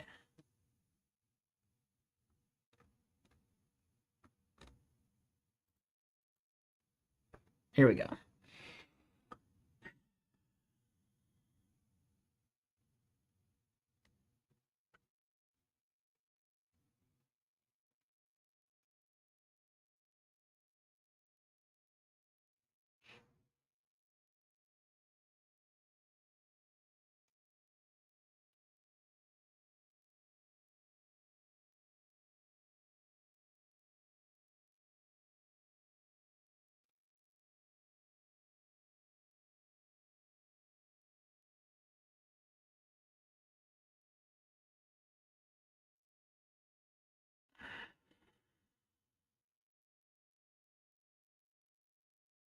If we were gonna fully like genericize this thing, we'd want to do like an X discriminator value on the subtypes, but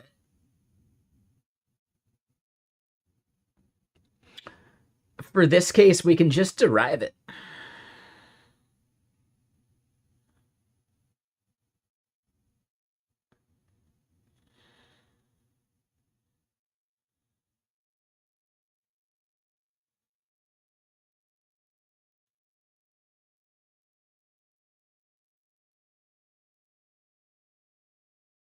Yeah, I think we can just derive it. Oh, no, we do need it to be a prop.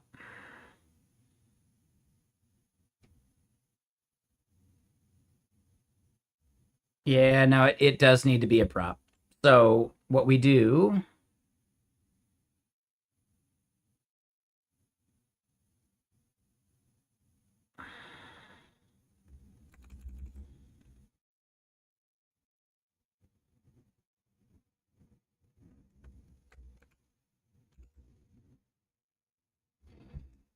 if we look at what we're getting printed here,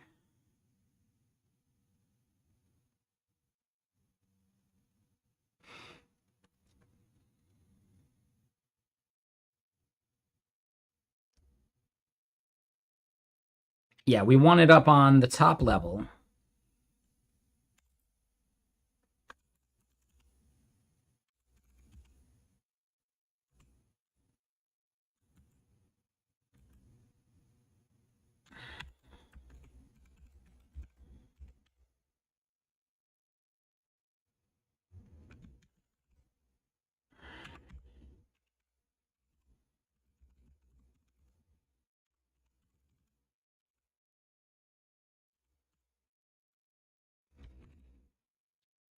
Right, so we end up doing something like this, which means this should actually be, right, parameter. So then we do discriminator value.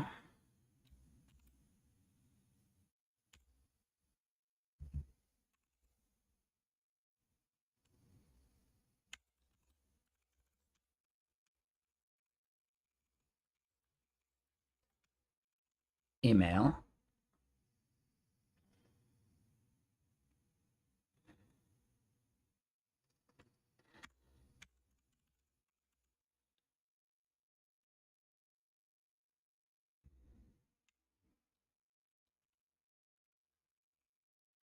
right, so that one is webhook already.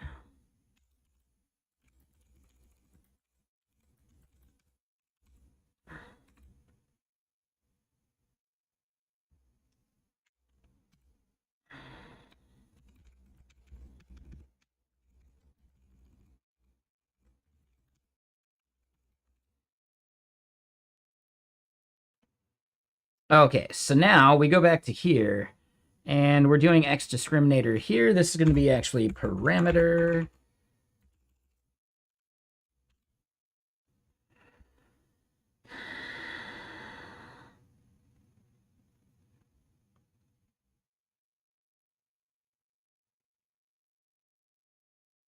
So then method subrequest.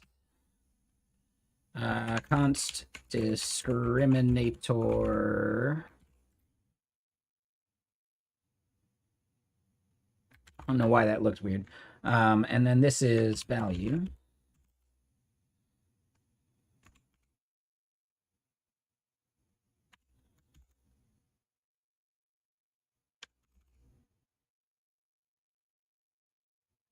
Oh, method subrequest.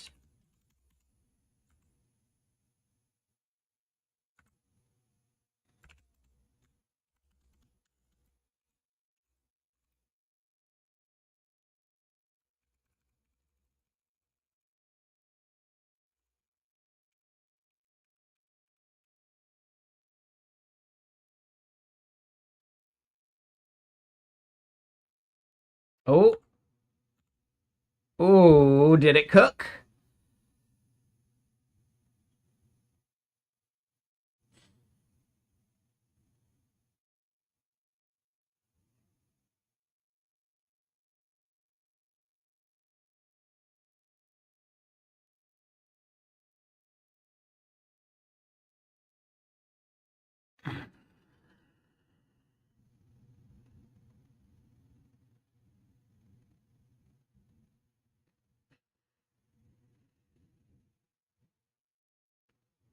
I do think it cooked.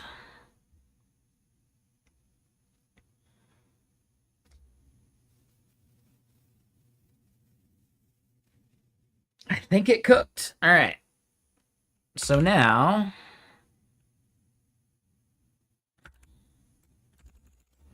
we do need to rebuild.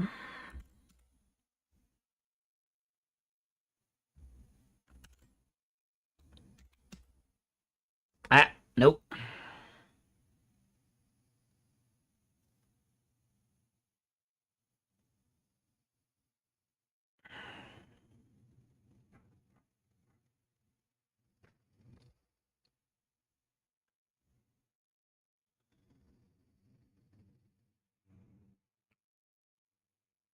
So this is the part they're complaining about.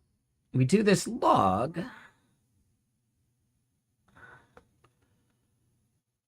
where we get method sub request, but I think, hold on, properties. Yeah, because it's going to be part of an all of. So it didn't quite cook.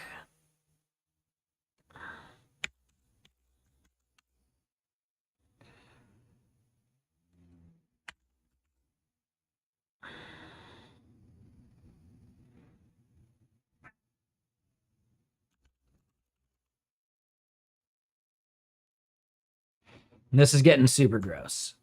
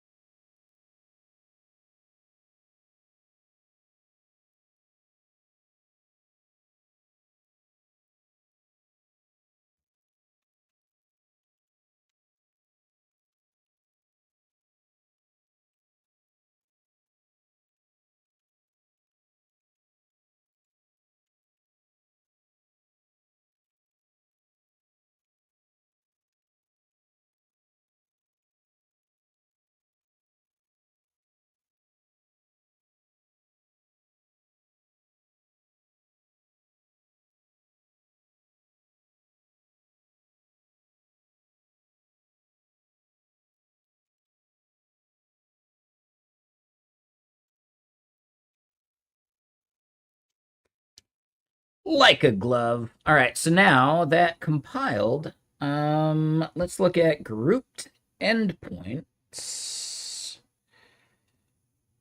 No, that's not the place that goes. That goes into endpoints.mdoc.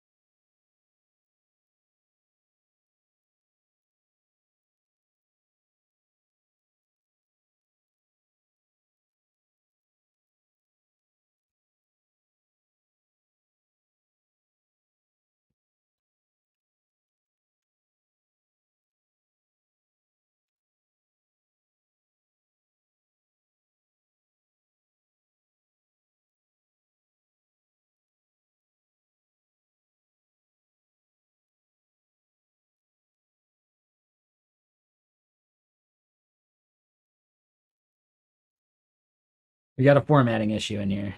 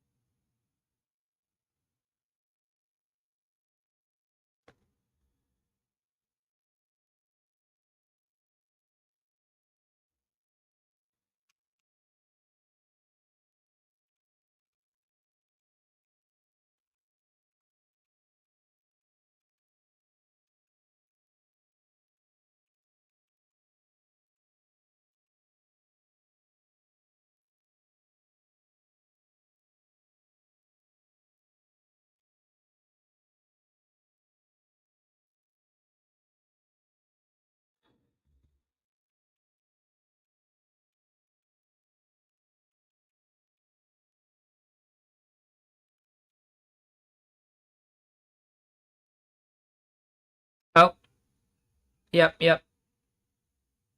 Because we're not pushing to it, right?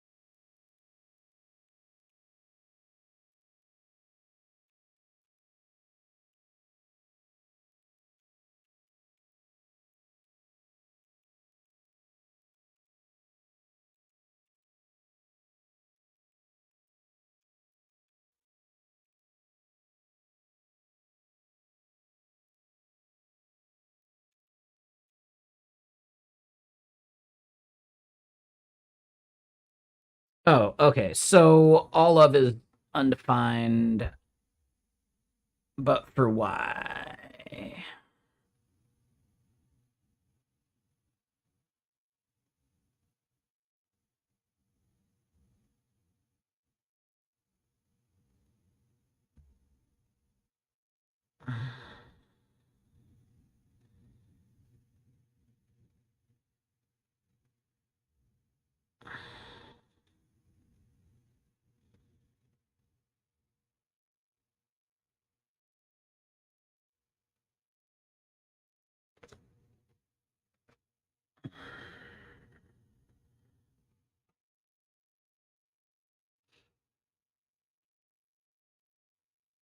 Wait, what? All right, so we know that all of is fine for some of this. So then sub request type stop push.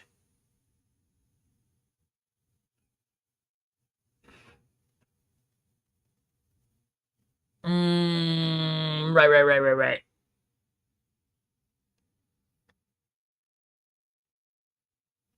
Shit. Okay, so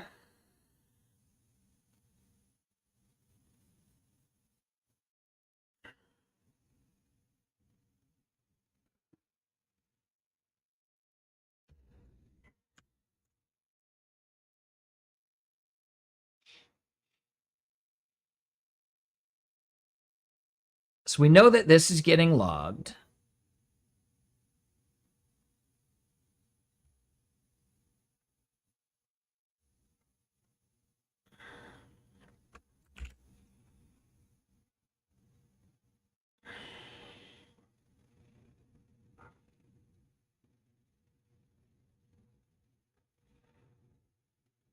So then the for each,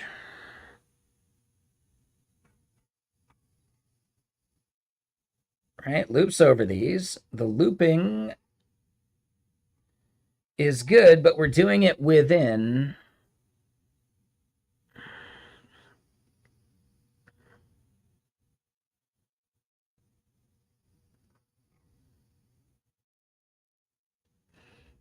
there.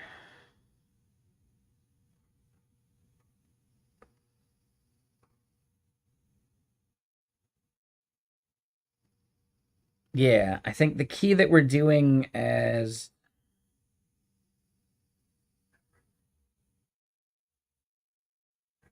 this, we don't. Oh man, yeah. Hold on. So this is trickier. It should just be for this one bit of method markdown, and this one method should only be one endpoint.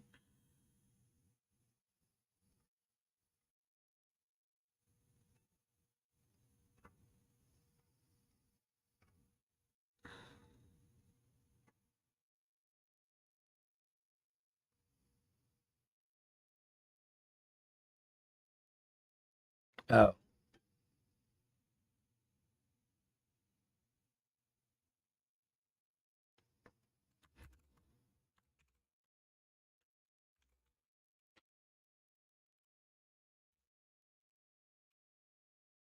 Right. So then that starts failing though.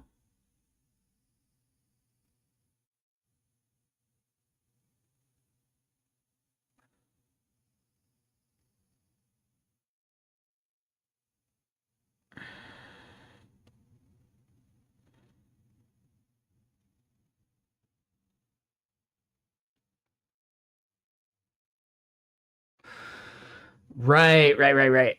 Right.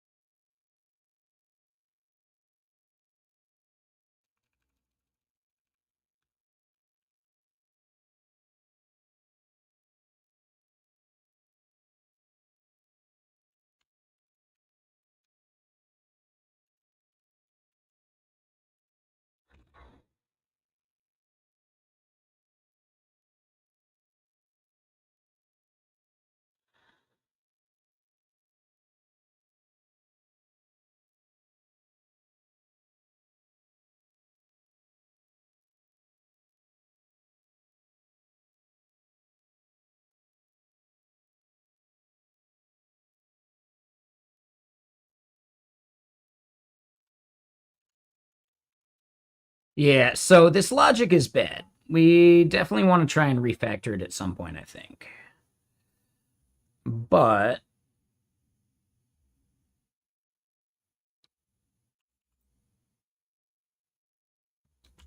we could do something like this.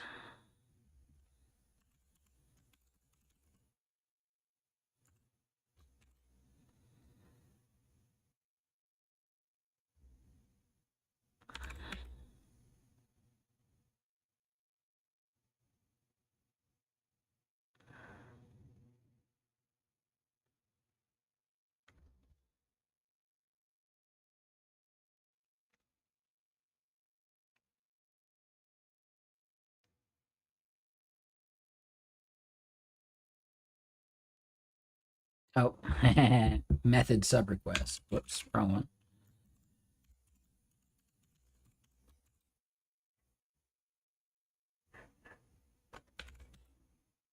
Right, and there we go.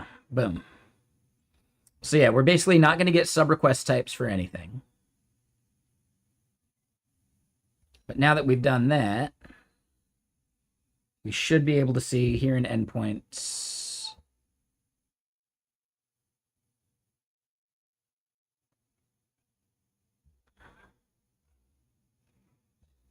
Yep, subrequest is in there.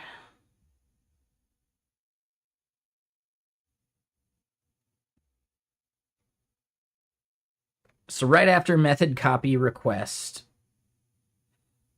for the no parameters found part is where we're messing up.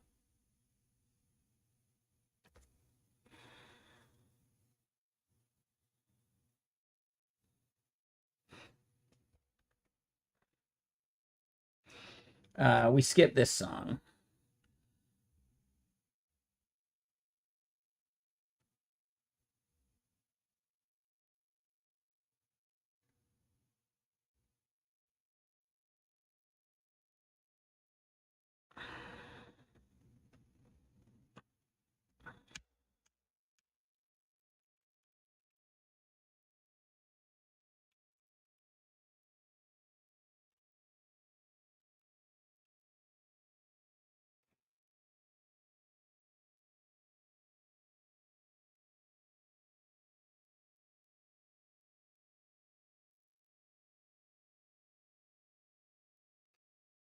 Okay, so we've now broken something here. Because, yeah, hold on. When we do a parameter,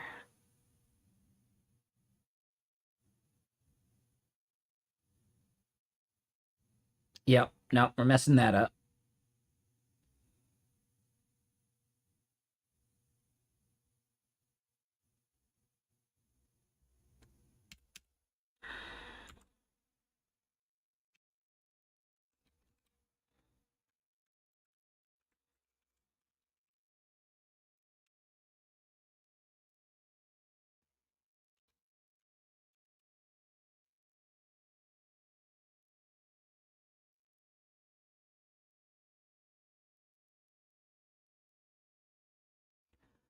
So I'm not so sure that's correct anymore, though.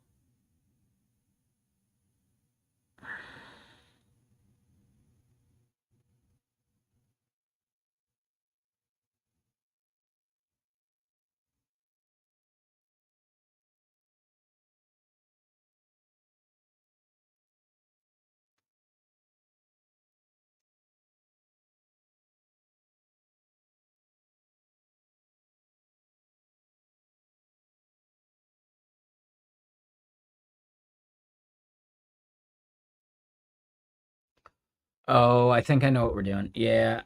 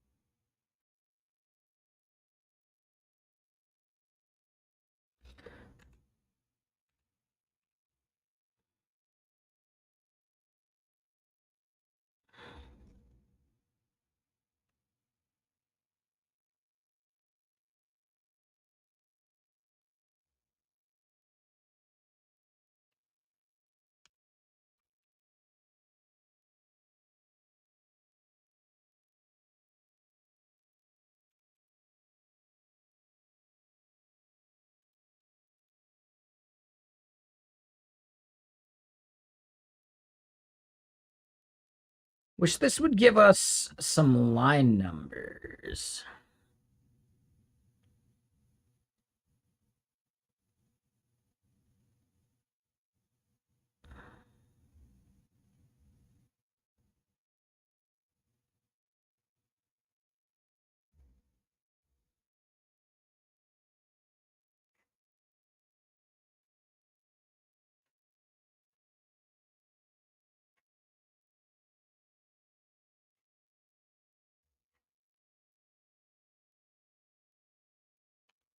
All right, so let's double check this.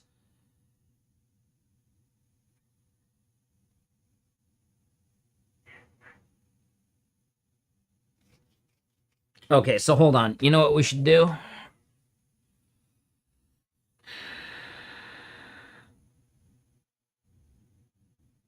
We should get indentation working, and we should get our spacing working better, too. That way it's easier to scan.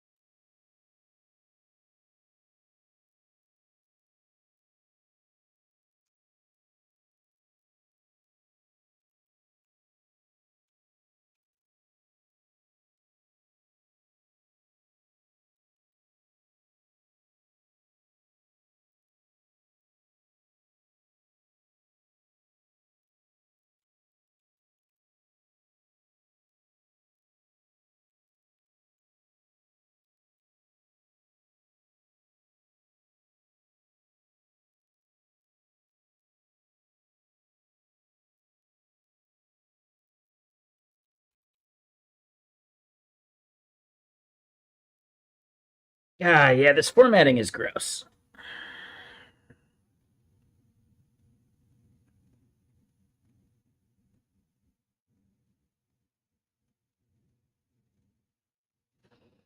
Oh, but I think that's one thing we're missing. We're not doing a join after our parameter stuff. Right, so after every map we're doing...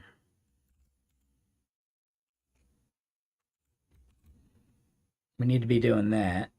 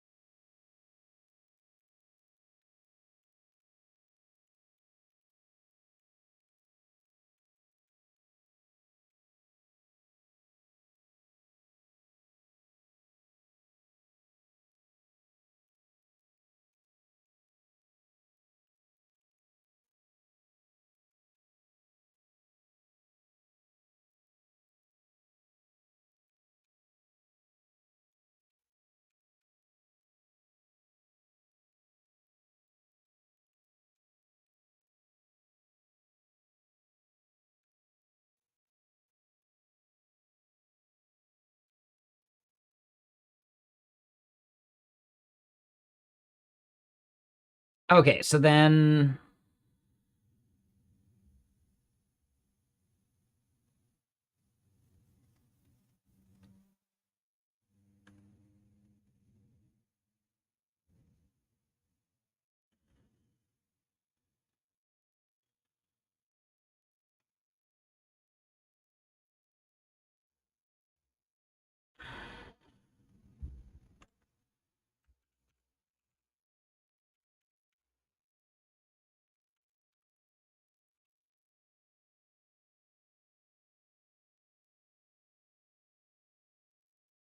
yeah, here we go. All right. So then method anchor.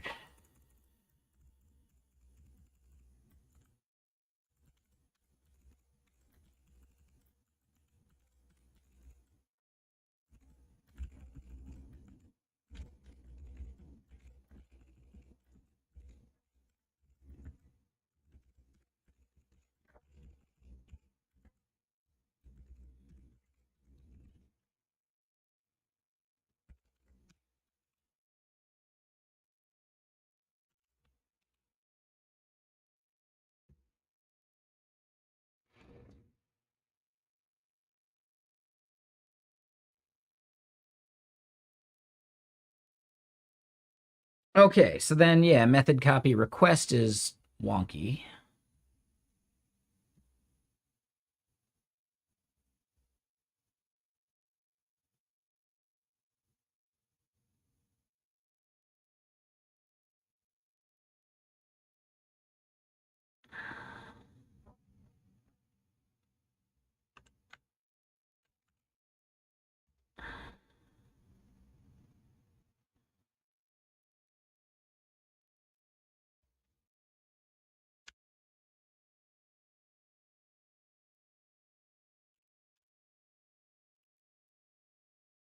Yeah, that's gonna auto format that for us. I'm not a fan.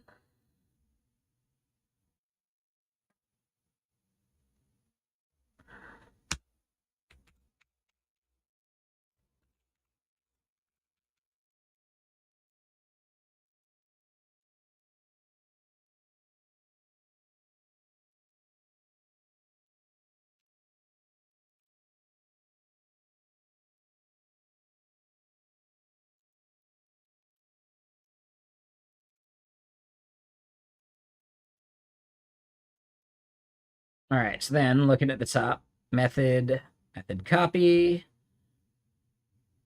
method copy request is not being indented still.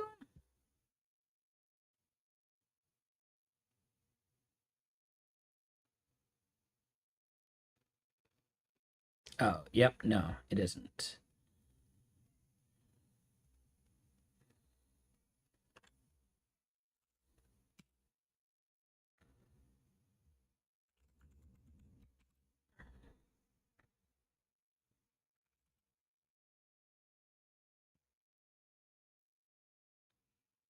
All right, so method copy request gets indented as we expect. Uh, the closing doesn't.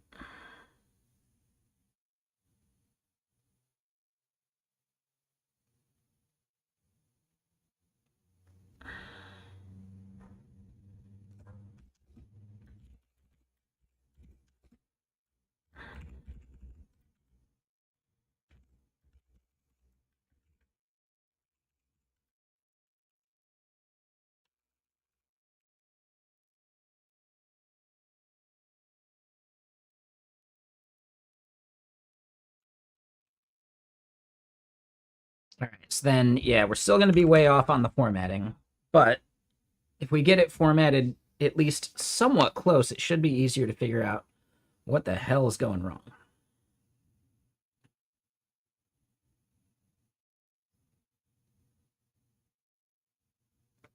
Oh, and actually, copy request is in one.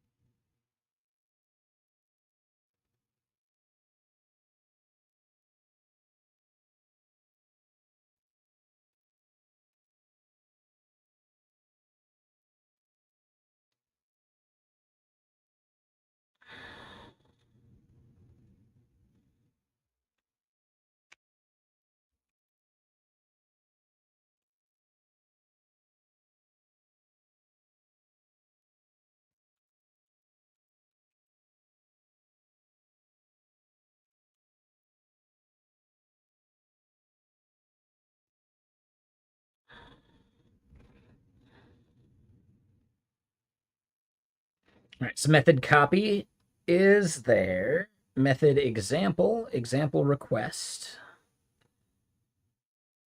And then example response needs to be indented further. And those are fine.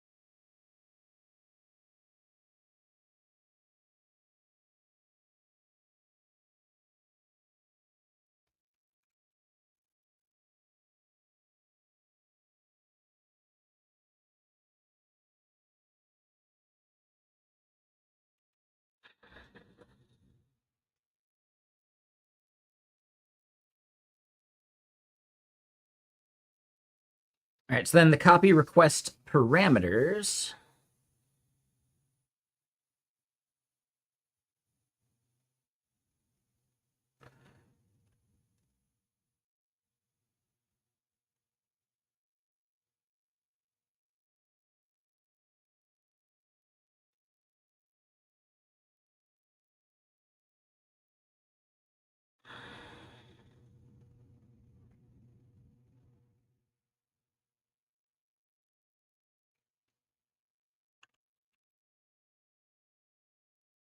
All right, so here's one thing I'm going to do.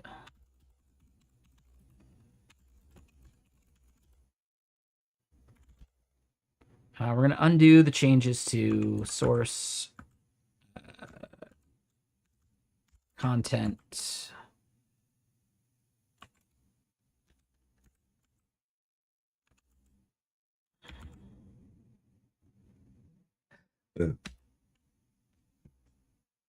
So then that reformats us, and oh, okay. So hold up. We ended up losing all of our formatting, which hints at something extra. So I'm going to copy this just so we have the copy. And we're going to rerun this.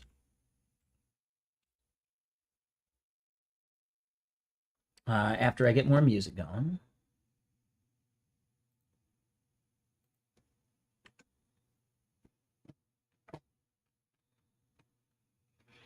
And is that Slayerfish or Slayerfish? Thank you for the follow. Appreciate you.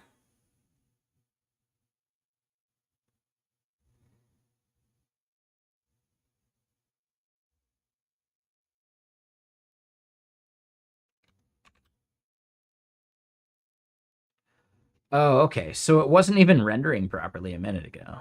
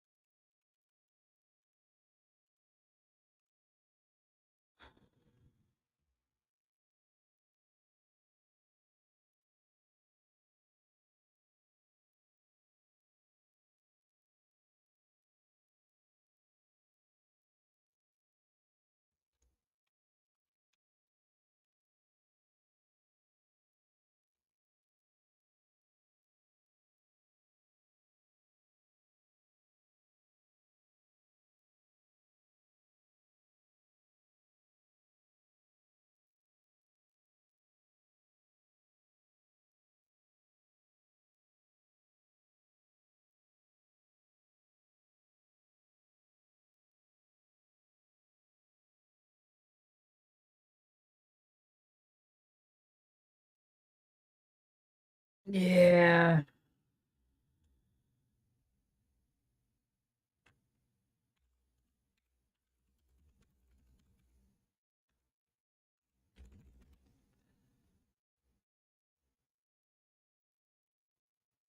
Is there a way to validate from the CLI?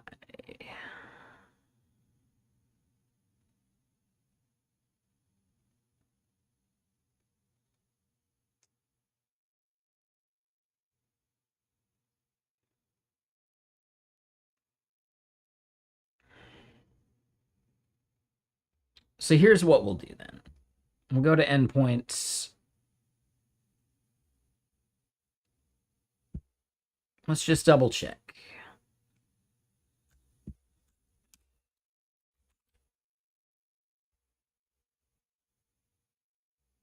Right, so that renders just fine. We just get the two things. The one thing.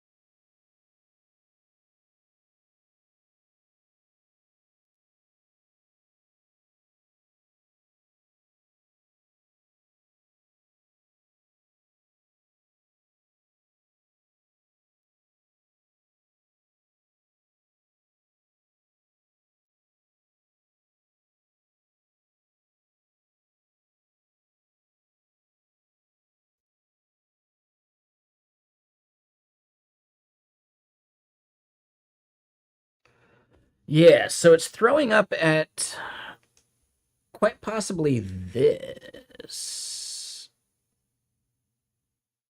But it shouldn't be?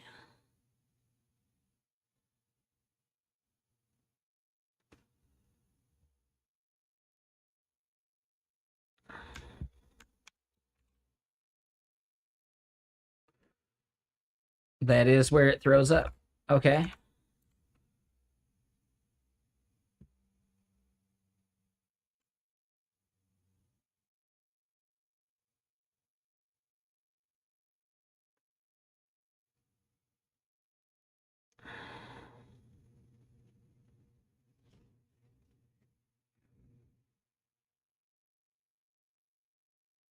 I don't think we should be pretty printing.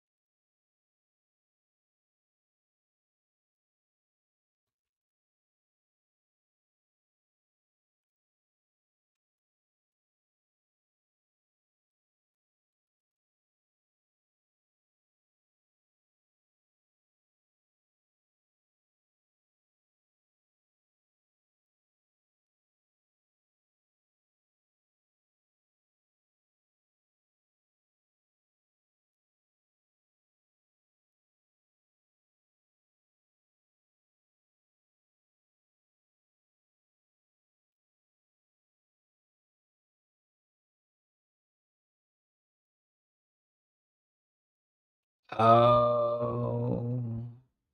I think I know.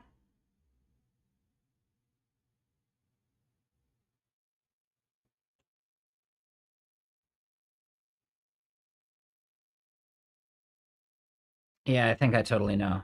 So there is a place, I gotta figure out where, that we are not actually doing a space after a prop that we need to inject.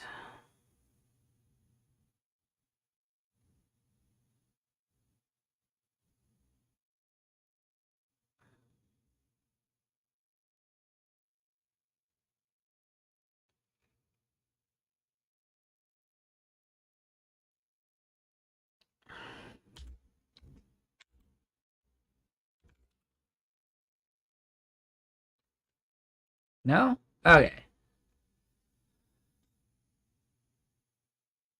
I mean, canal cheese, I do both.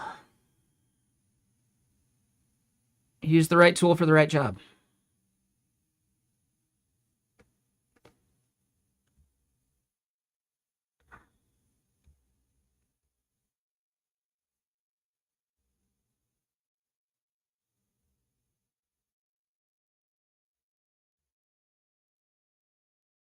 I guess you've only been following since I was doing a bunch of the vibe coding, but yeah, dude, like we code too.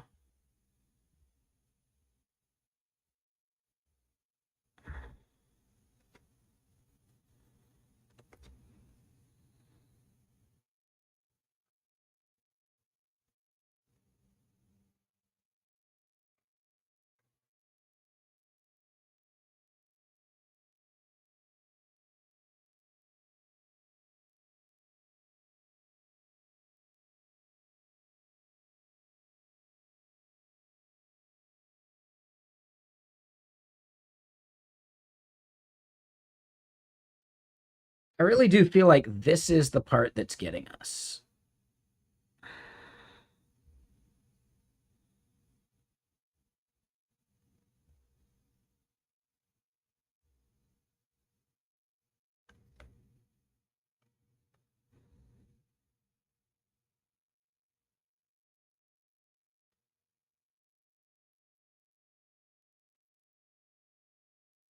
Just not seeing what it is.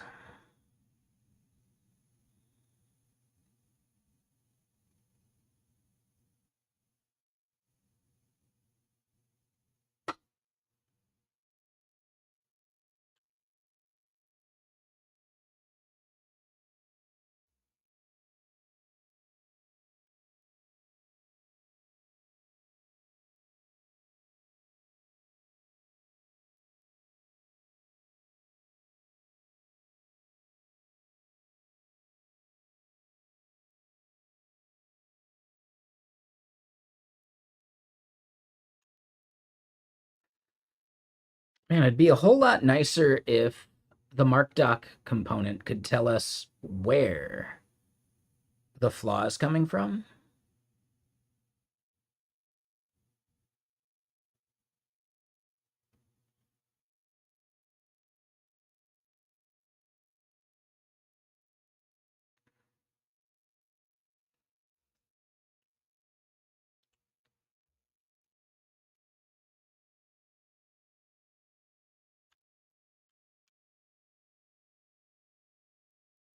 Here's my thought. What if it's actually down to the fact that oh wait, no, this isn't the spot.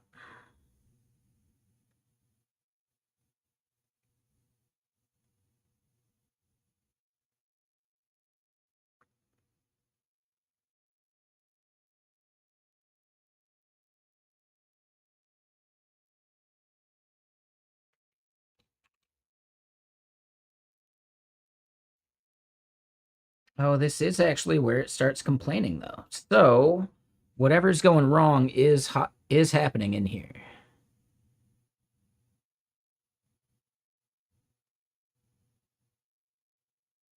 Method header.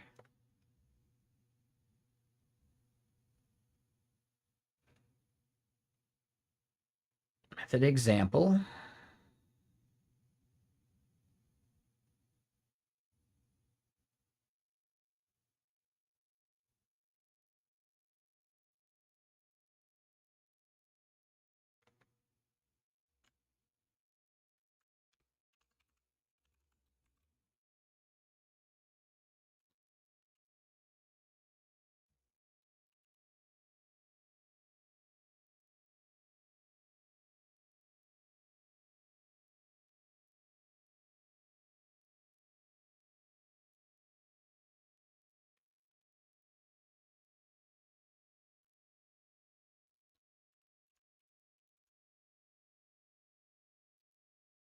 So this is the one that works.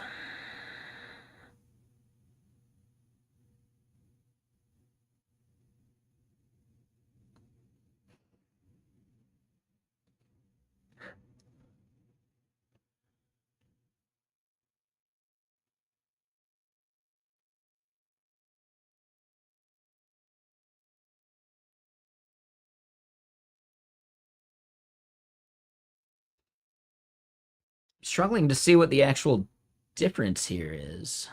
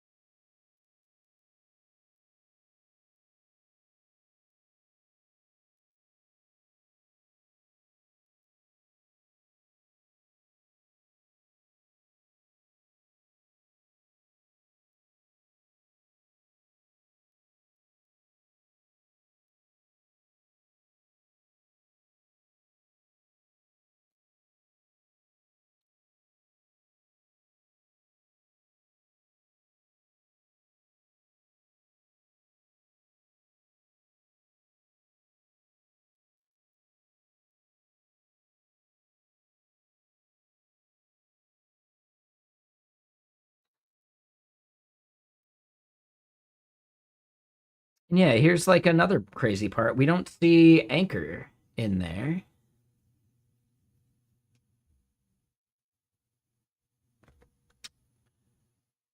Let me just do this. We're gonna format this.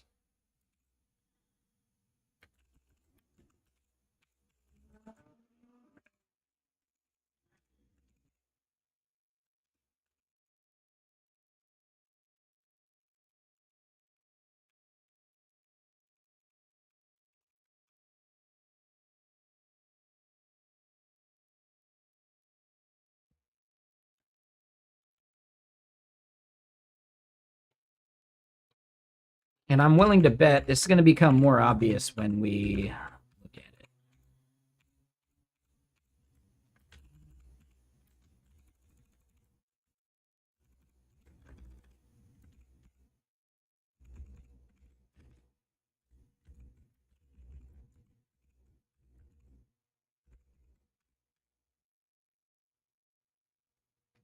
As a better way of phrasing that, Canal Cheese, I spent 8 years streaming coding. The vibe coding thing is new within the past 6 months.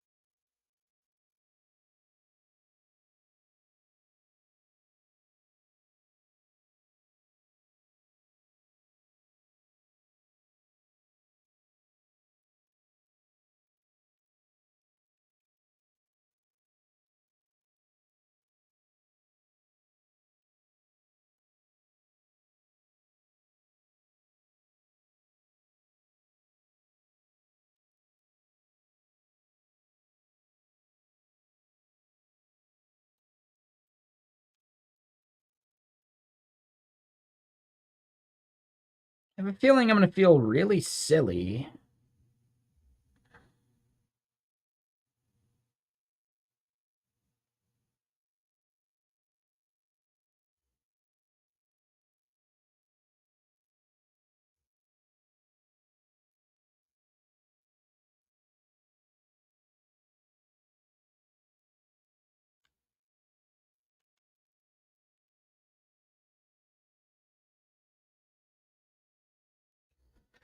But none of these are missing a closing tag. What would be causing this?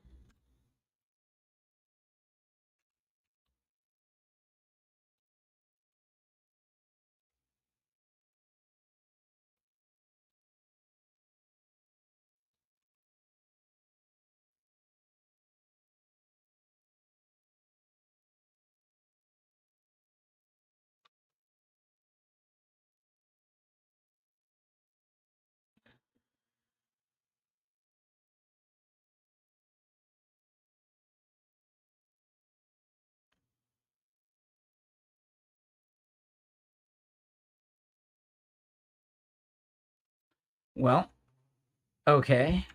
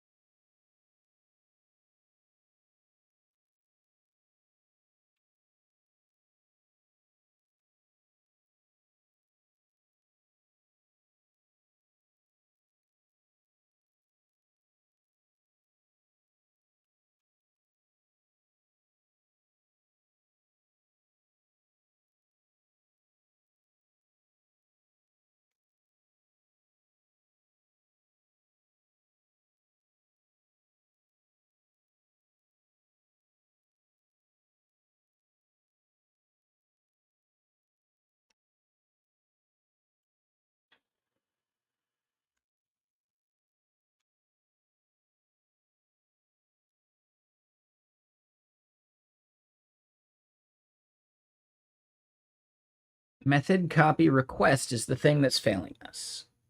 Now, why is that? Let's go look at it. Maybe it's something that I'm just missing in here.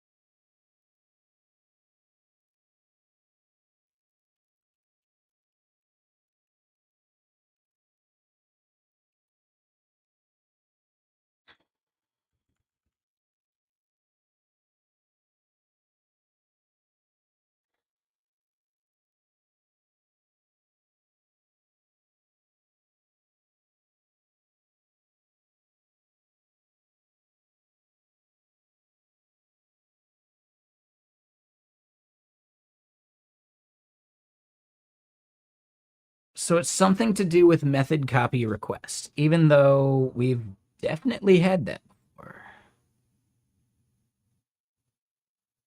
What?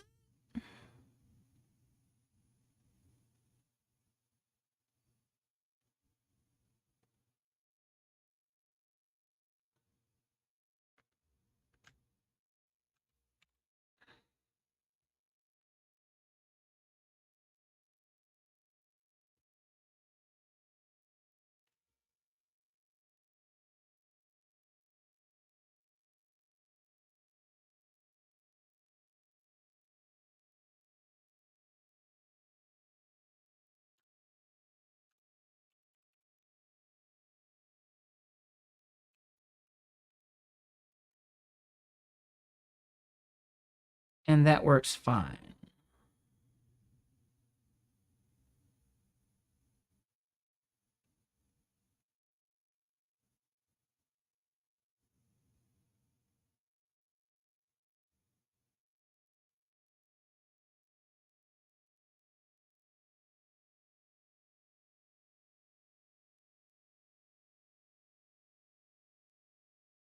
What? All right, so let's keep gutting this.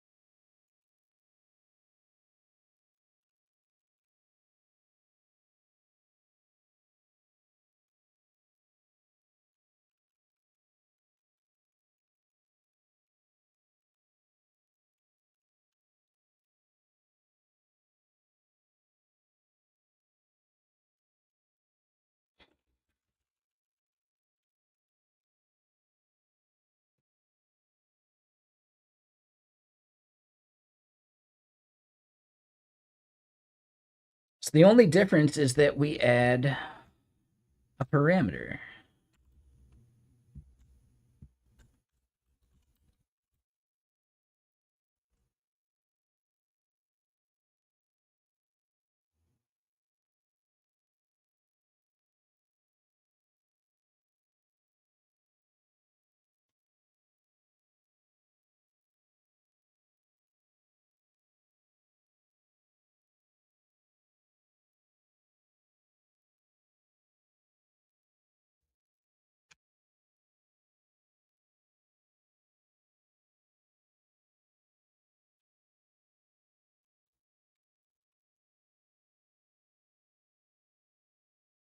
Oh, okay. So now it fails again.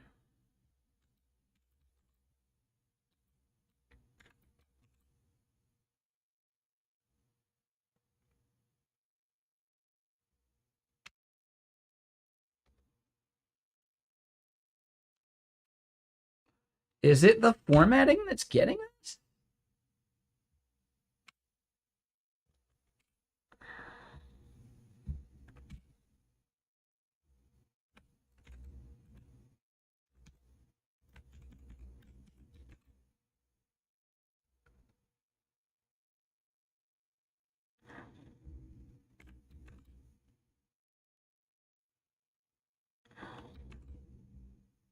No way.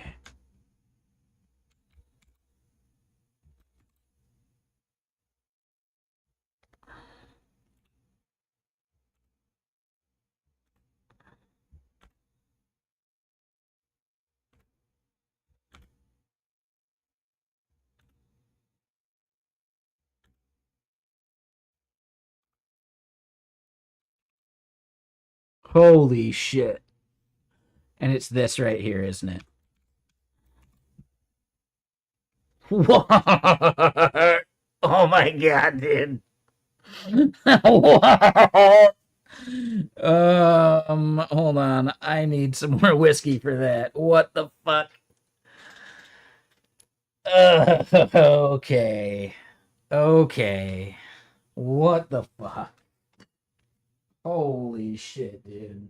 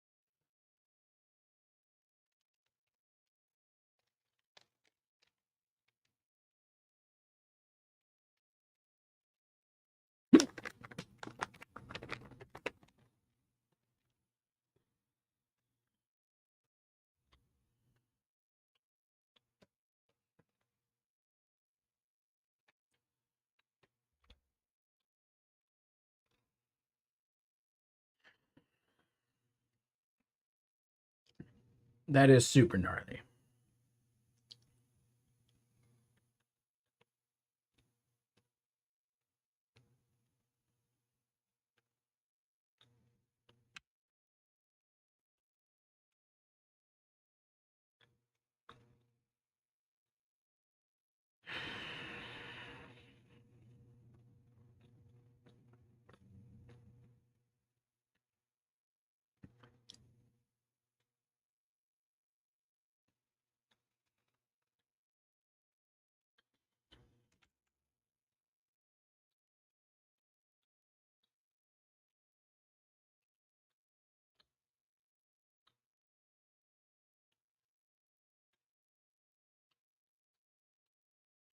All right, so is everyone aware of what the issue is? I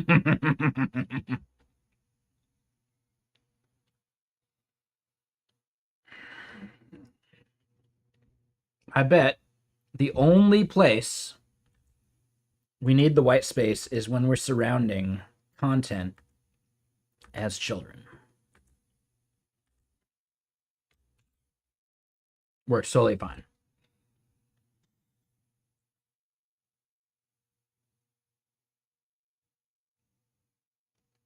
I almost want to quit using MarkDoc just because of that.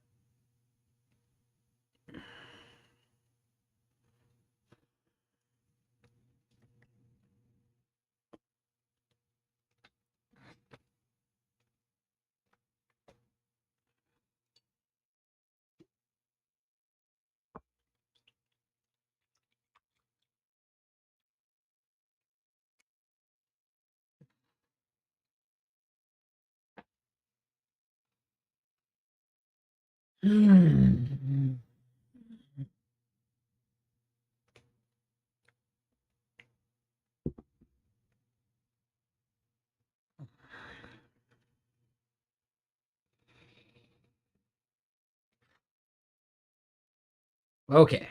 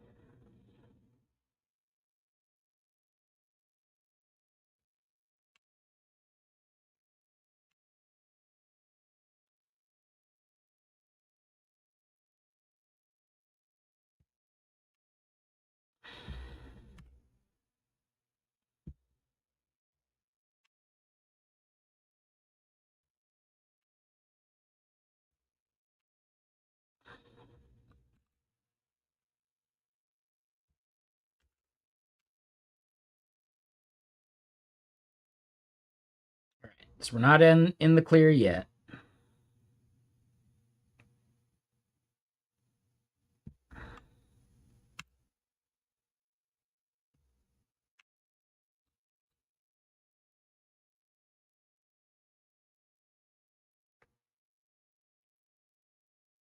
Okay, undefined tags. That is a new problem. So we can go create those. I'm almost positive we can track down the fix that we need in these bullshit parts. Dude, that is just crazy.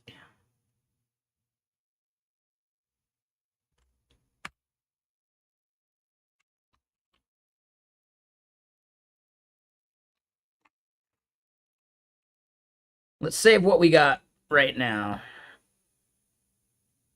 And let's implement those endpoints.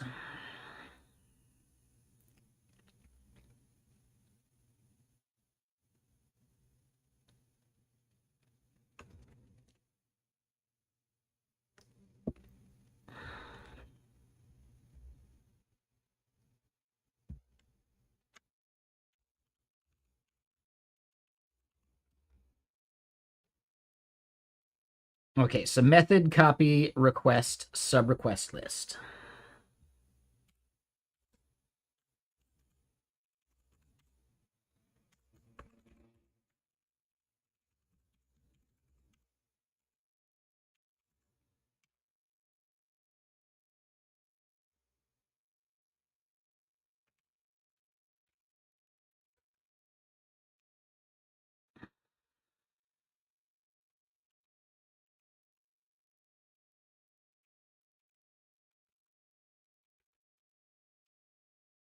All right, and then sub request, and then sub request parameter.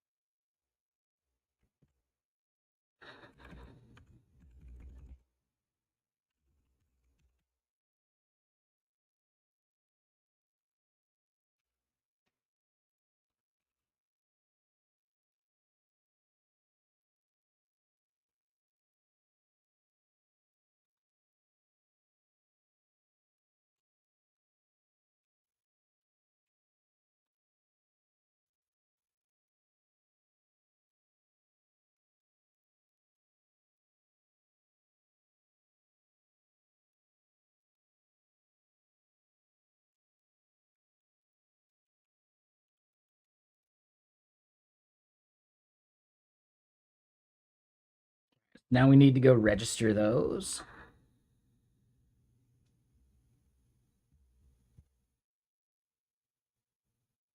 And yeah, those are in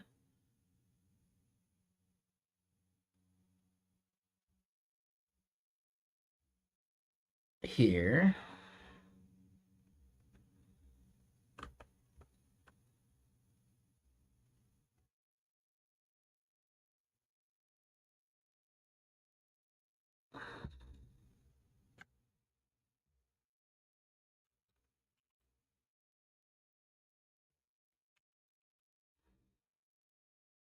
Right. Method copy request sub request parameter.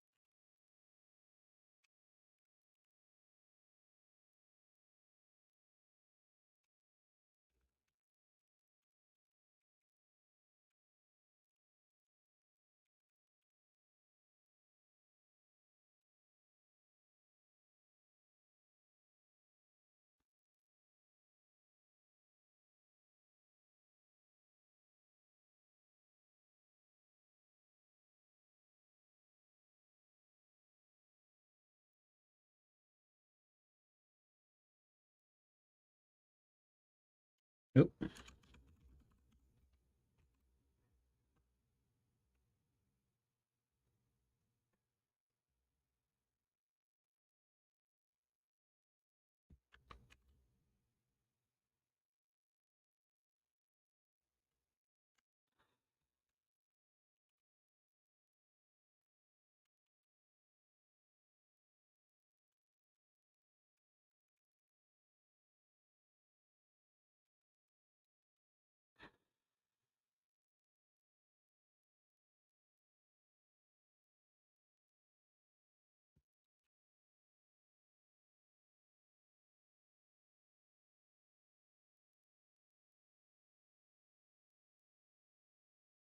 All right, so let me double check what we're doing here.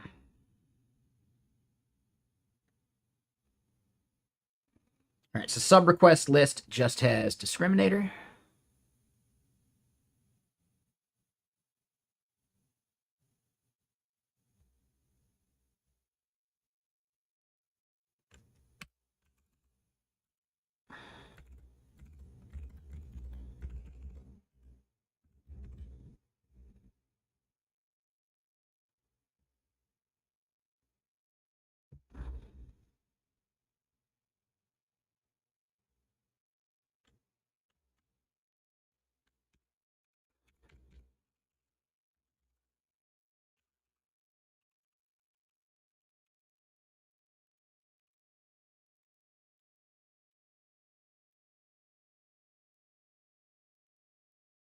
Let's just copy this.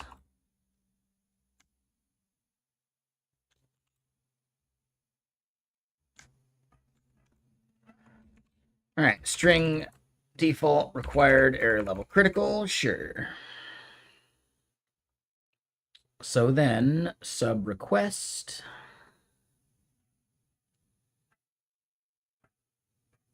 discriminator value, and that's the only thing we pass there, so that's just a string.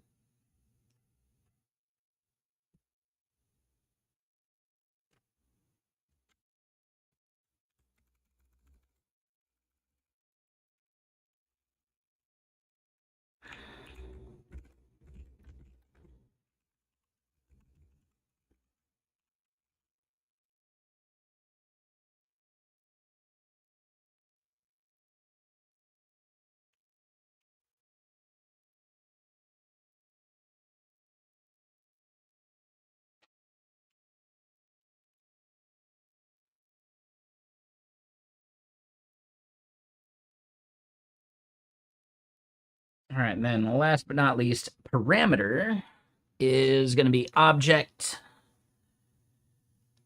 and that's it. At least for now.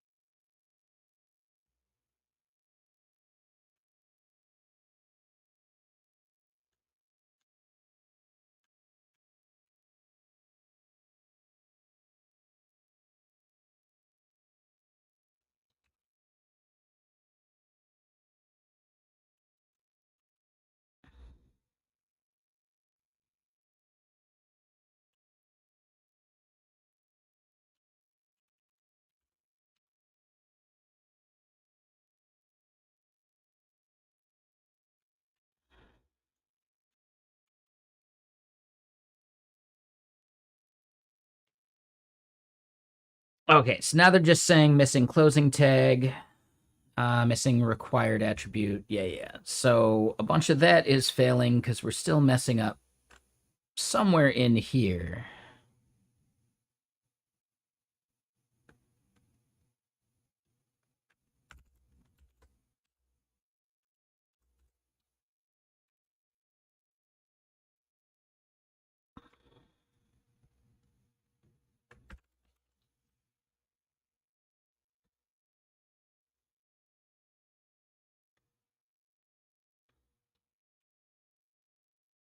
All right, and what we can do now.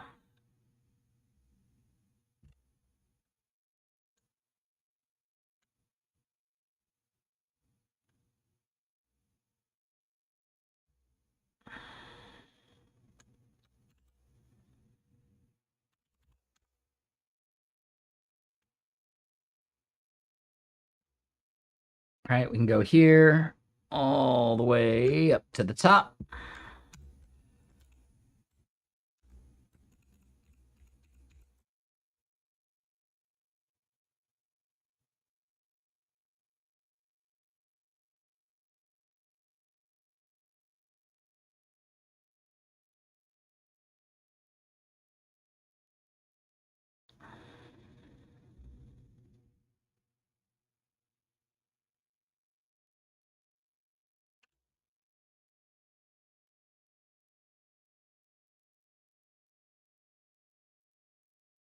Ah, shit.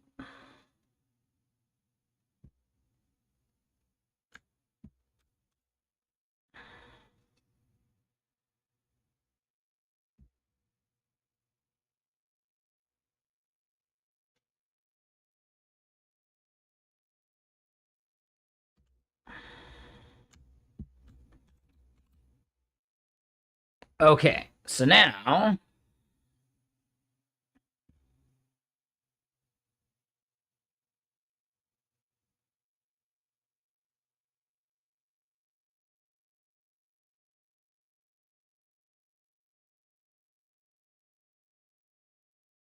I think that comma is the issue, and it's after sub request because we're not doing a join properly.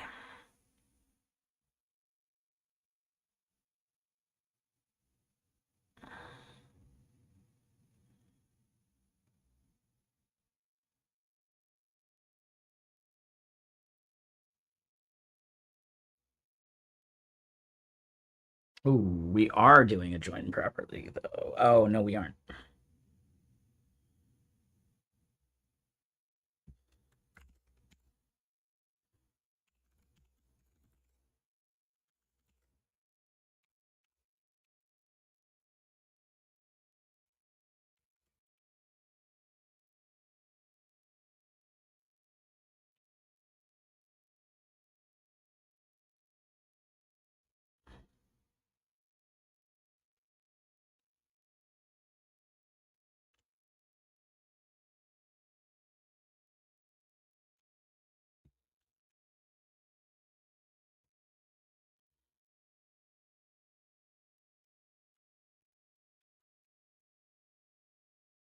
Okay, so we still got an issue in here.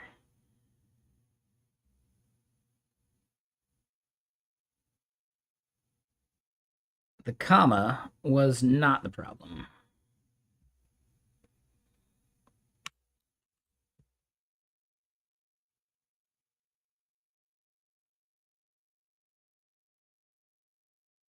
Ah! It's like he smokes weed or something. Let's just double check that fixes it. No. Because yeah, hold on. Yeah. So this is this one's definitely on me. Wrong end. Holy shit balls though, dude. Jesus fucking Christ. Whoo! Okay. We are drinking some whiskey. Oh my god, how dare they?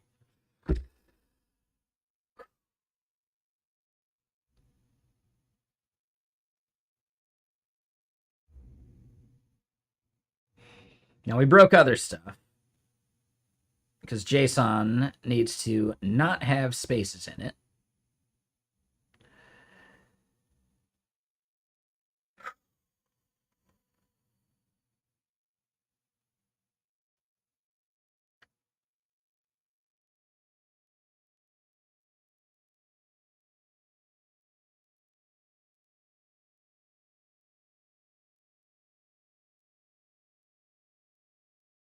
Wait. What?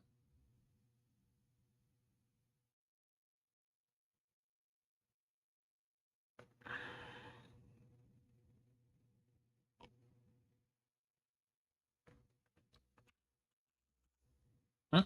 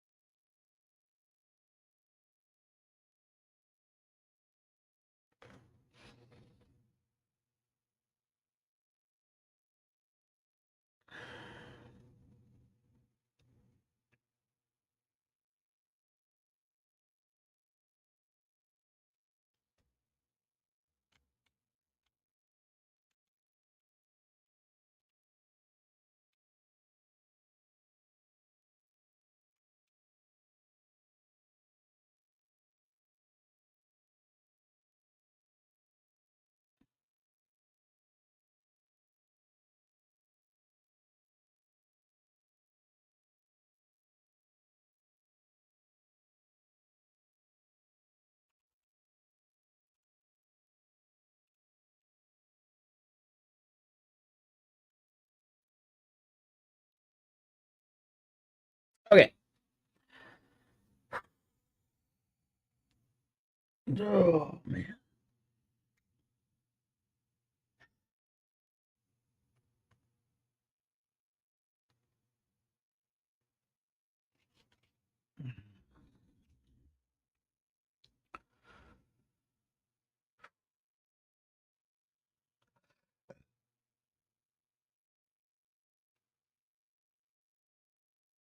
So I think number one, I'm not sure why we actually passed the schema here.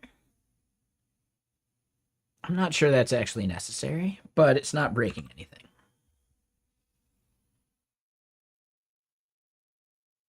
Dude, yeah, the fact that MarkDoc blows up when you don't have strings with new lines around them as part of the content. Let me double check. Is that a thing I'm doing wrong?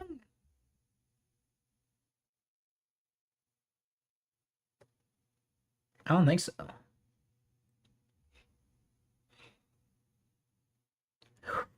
Man.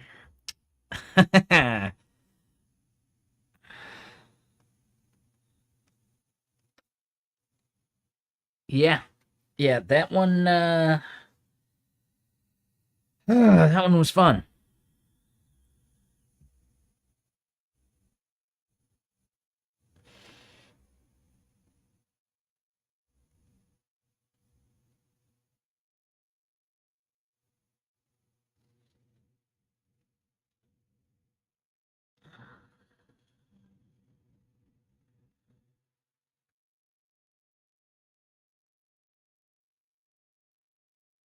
Okay. So,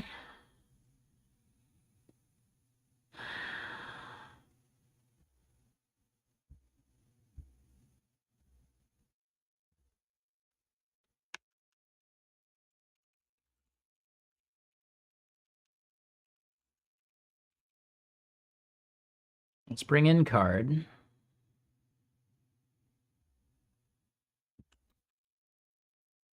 I just want to see this rendering somewhere. It's going to be down in notifications, which is the only place we have that. And then, boom. Yeah, so we see that. Cool.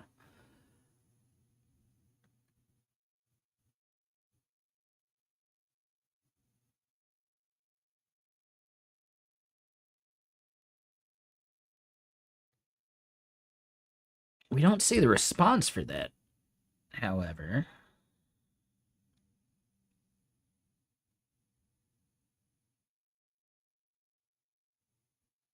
And yeah, create an update should have responses. So that's odd.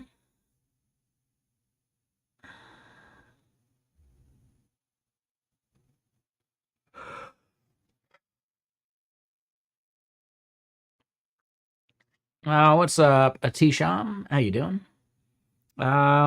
We are currently building our docks, but we're gonna pivot a bit.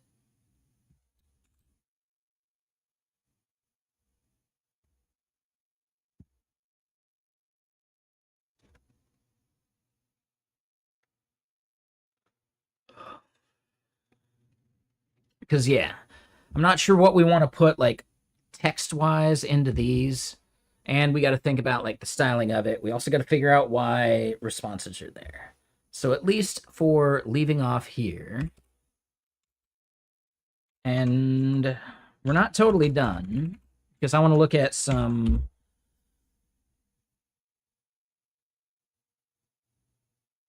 Yeah, I want to look at some of the the get bench stuff because I do need to get that finished up.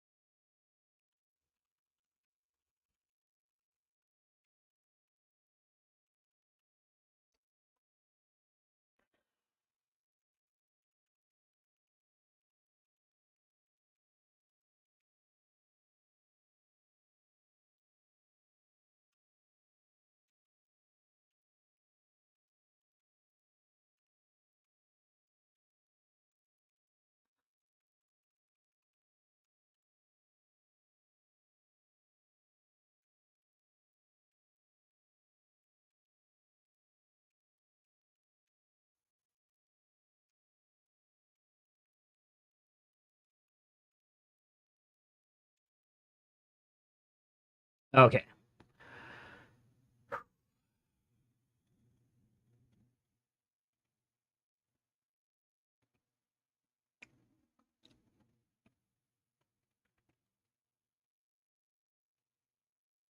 So now that we've got that part, let's pivot a bit.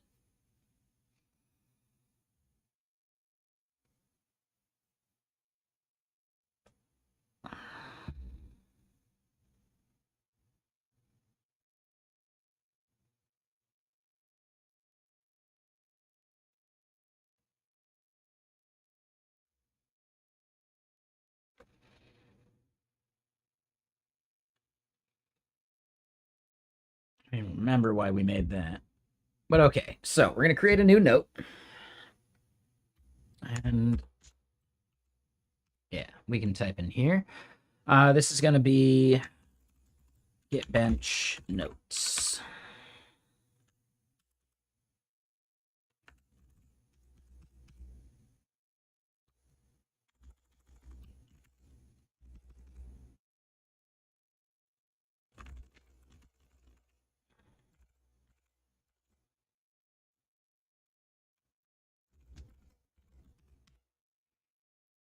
All right, so let's look at Git bench together a bit.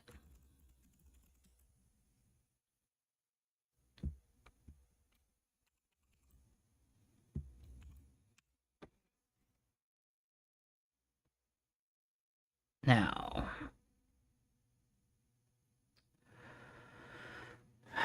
what all do we want to call out about this?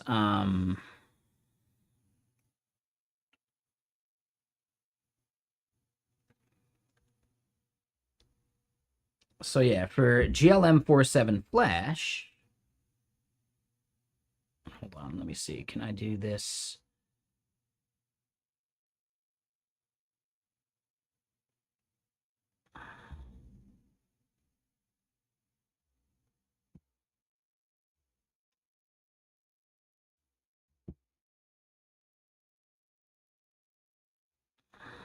Oop.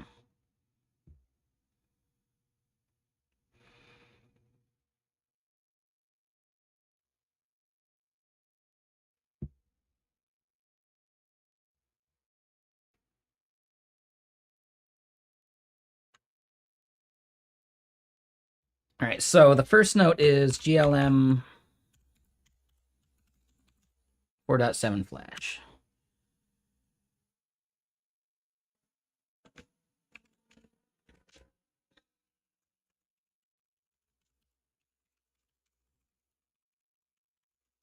Reasoning makes it worse at both text and JSON.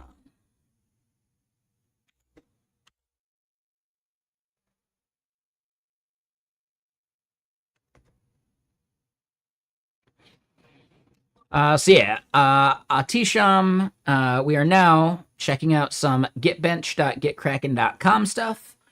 We are looking at things that would be worth putting into an analysis like PDF document that we will be putting behind like a login gate or like an email capture thing here on the side. Because we want to get this thing like published and done.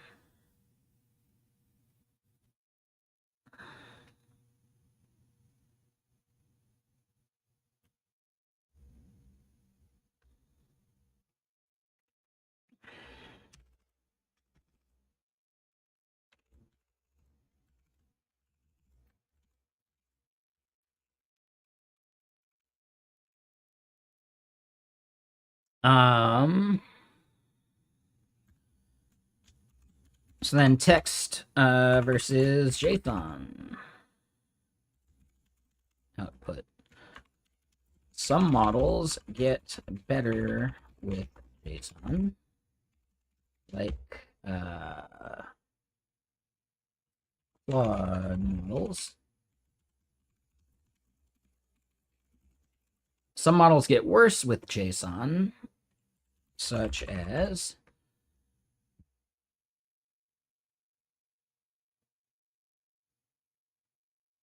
like all of the GLM models, and in fact, most of them get worse with JSON.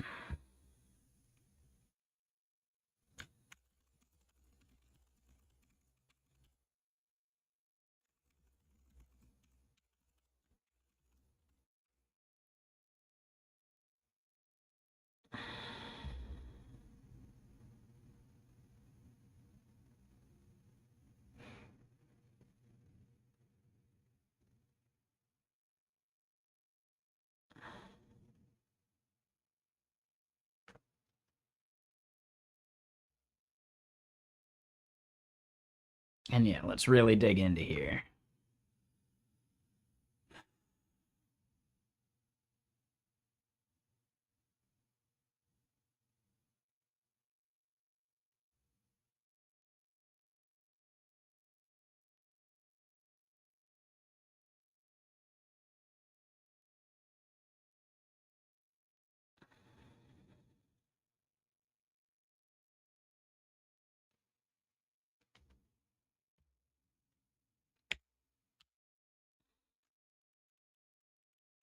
So yeah, most of the models get worse when outputting JSON. Some are barely a difference, while others get really bad.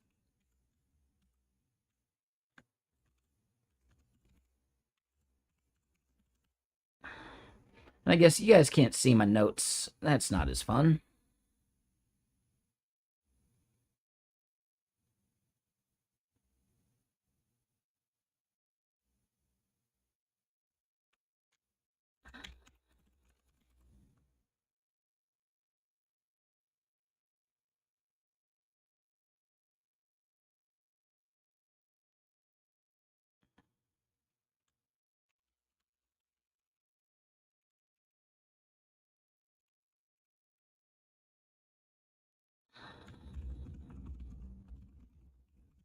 Better ones with JSON are actually a lot less.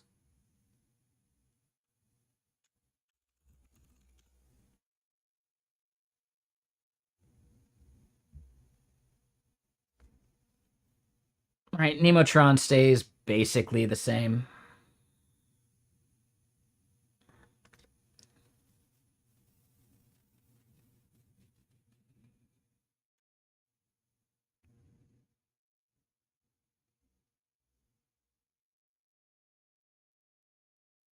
All right, the ones that get noticeably better.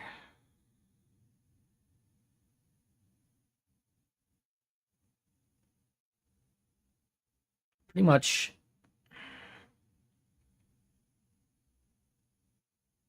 mostly the Opus models. And Minimax, let's just call it Opus models only. Yep. Fable gets way better.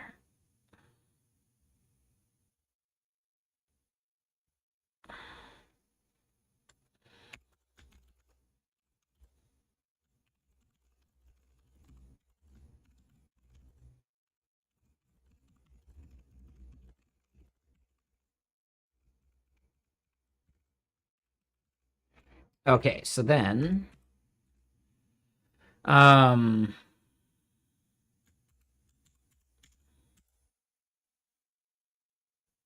Fable.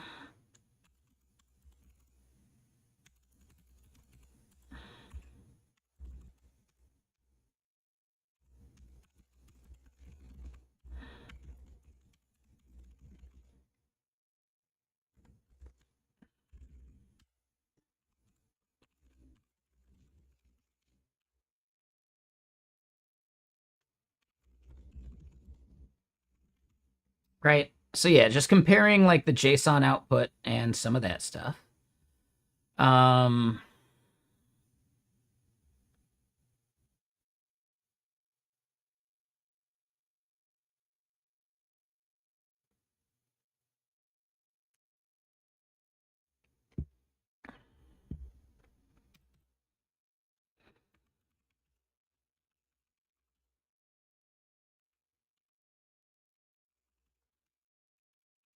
right, several Quen models fail to even respond with JSON.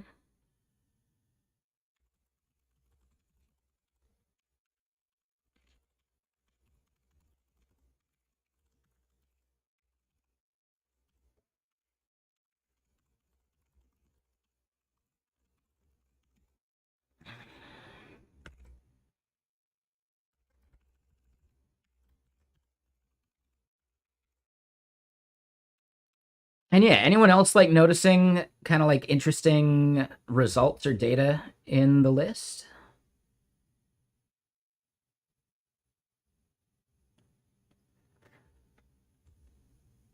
I think, yeah.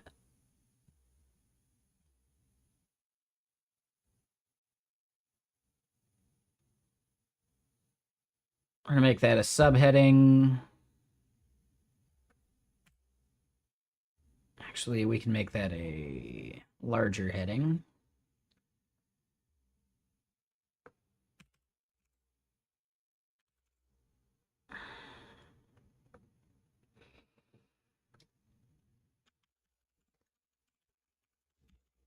Unwarranted hype.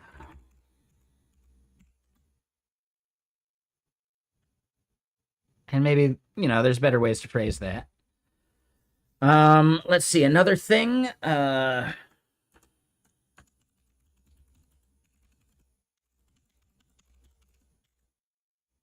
Reasoning doesn't always help.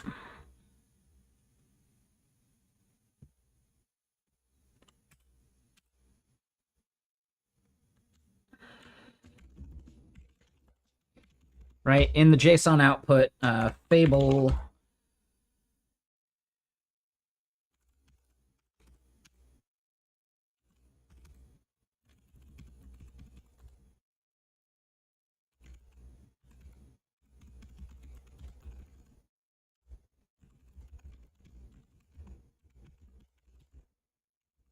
Right?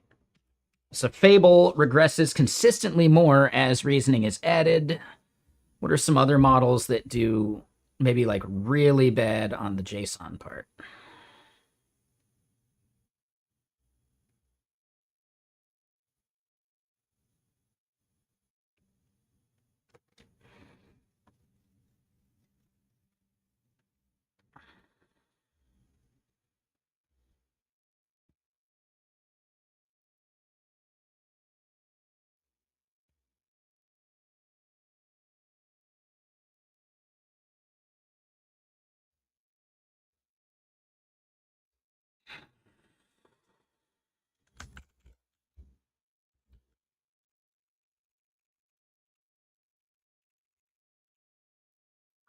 Reasoning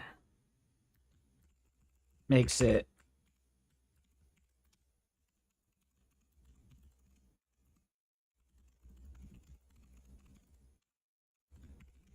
right. Reasoning makes GLM 47 Flash better at text, but much worse at JSON. Let's see. Next title would be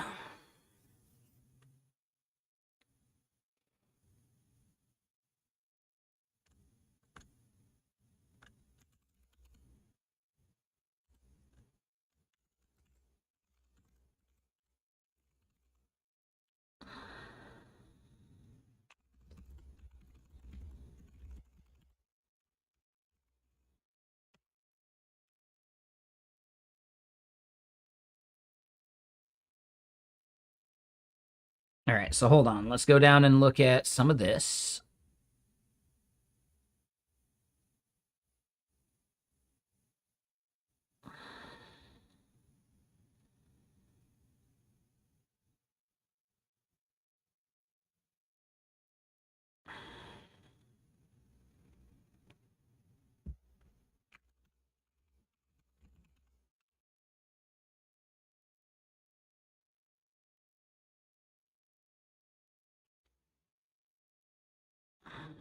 All right, so then one thing I want to do here, let's do Fable,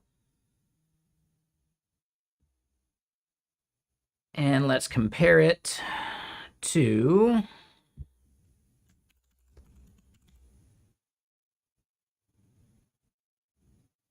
Mistral Medium 3.5.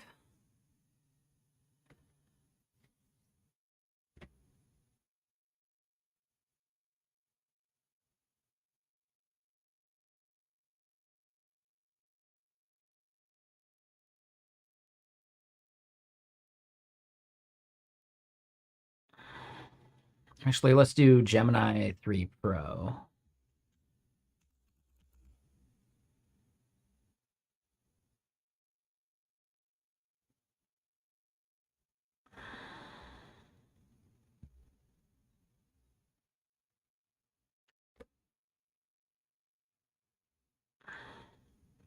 Hmm.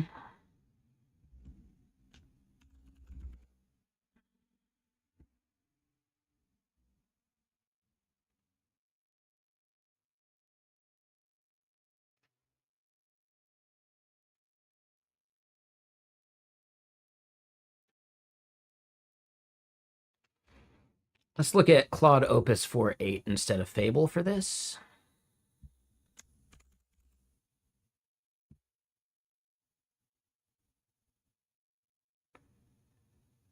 Yeah. Yeah, that's a good one.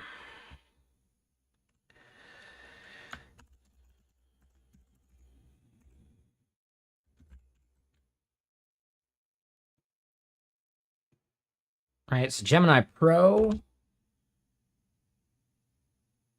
and Flash 3.5.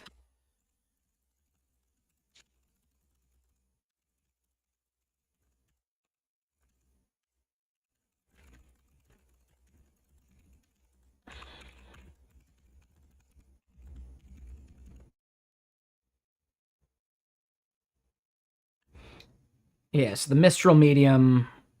We'll leave that. What are some other ones that are kind of surprising? Kimi K26 and GPT-5.5.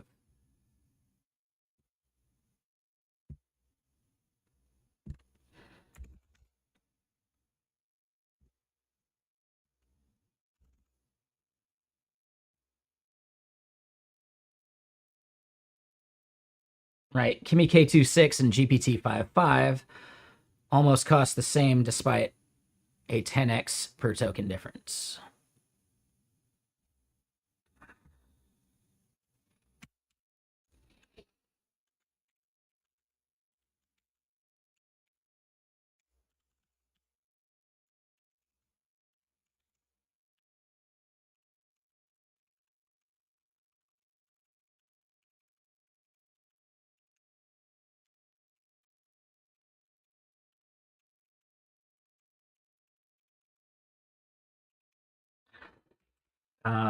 Fables cost increase from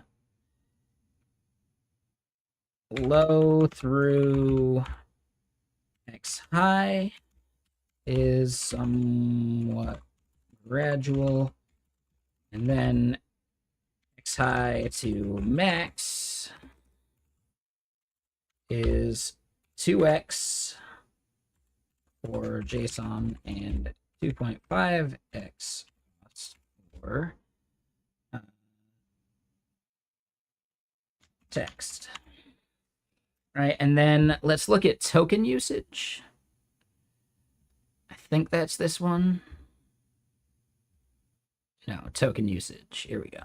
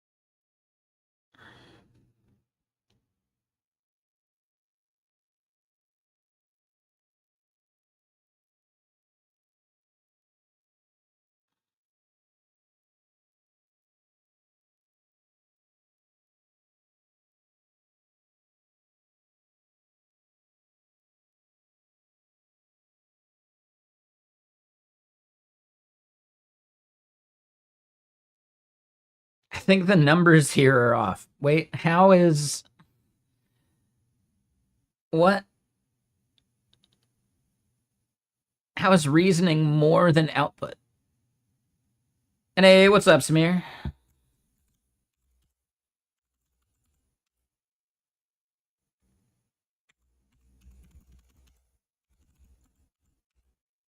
What were you up to on your stream?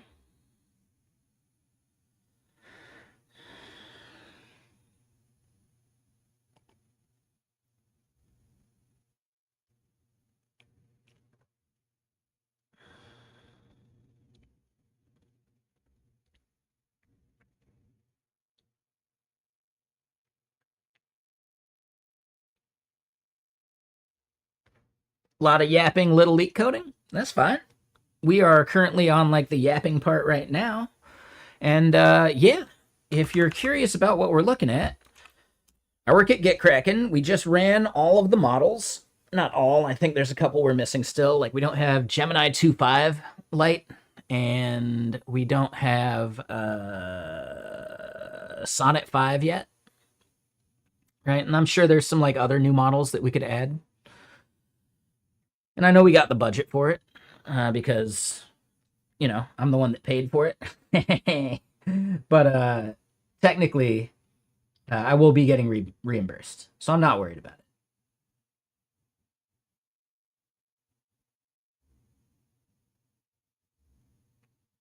Yeah, I still got $39 of the 250 that we added.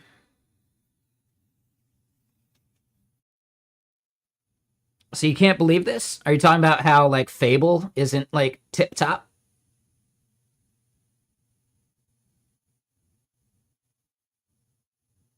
Wait, what do you mean? I need to speed up what features?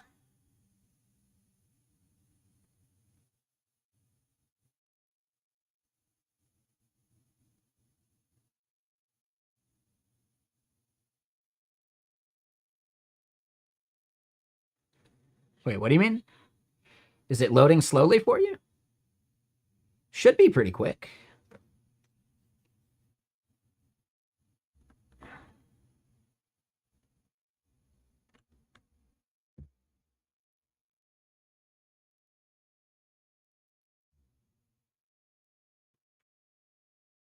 I think you probably did misunderstand something. What are you talking about? What do you mean I need to speed something up?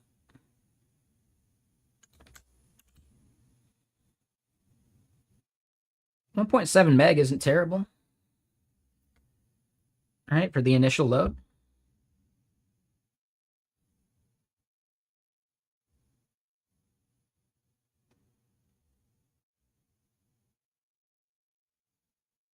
I think you completely misunderstand.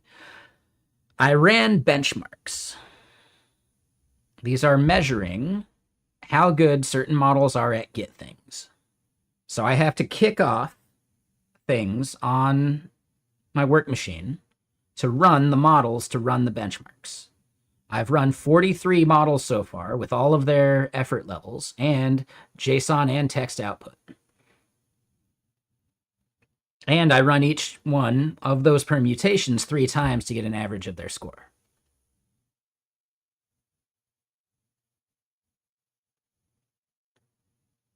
That shit takes time. I don't know what to tell you. Now, if you're saying, well, why haven't I run every single model in the world? Because I'm not made of money.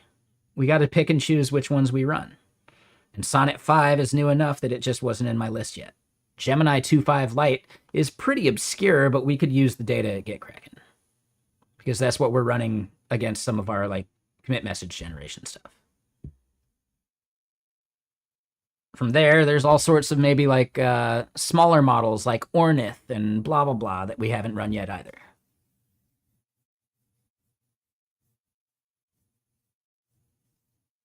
But right now, we have enough data to present this, right? To release and publish. So now what we're doing is we are analyzing the data and figuring out things that are worth putting into an analysis like PDF document that you'll have to like enter your email into, right? Into like a form to get the PDF or whatever. Because, you know, top of funnel marketing stuff. But at the bare minimum, the data is still just open there for you. So now we're just going through and seeing what jumps out at us as data that seems important.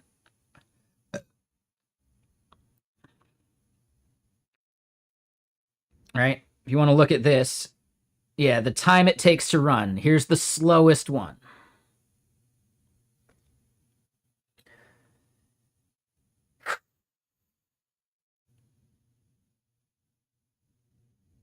The wall time for Qwen 3627B was 111 minutes at low and 106 minutes at medium. Right?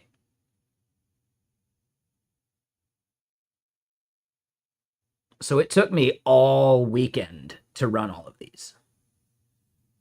I did them in chunks, so there was definitely some downtime, but it took me all weekend to run all of these.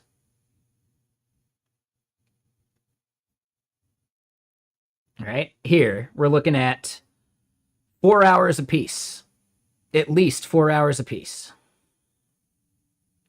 for Kimi K26, right? For like the JSON and the text. That's 8 hours total. More than 8 hours because I'm rounding down. Meanwhile, if you compare it to some of the faster models, well, let's look at ones that have reasoning, right? GPT-5.4 Nano took way less time. Like, way less time.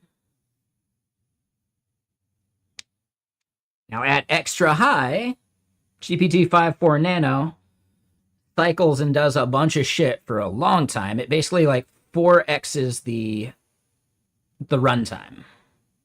Now, if we look at the cost of 5.4 Nano, let's find that.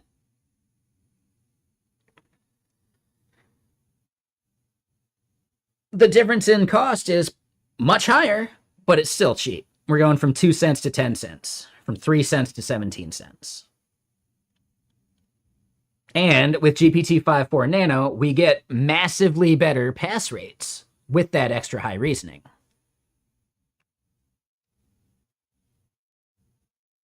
So there's just all this stuff that's in there that's kind of counterintuitive.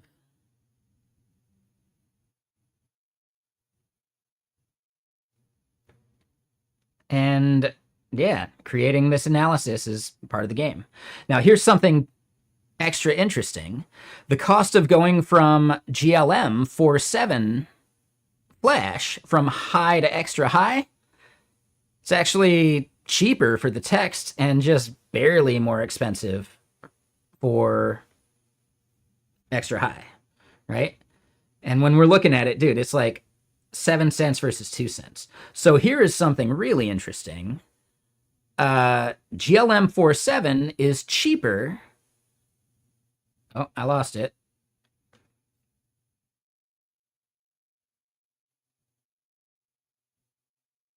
It's cheaper if you do the JSON output. However, it gets really stupid at that point. But dude, if you do the no reasoning with GLM 4.7 Flash, for less than a penny, you get an 80% pass rate. That's kind of crazy.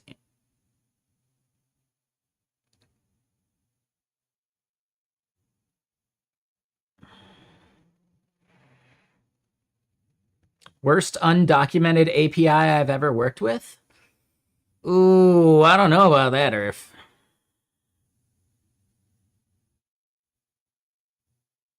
No, I'd say authorized.net. You know, like old school credit card processing.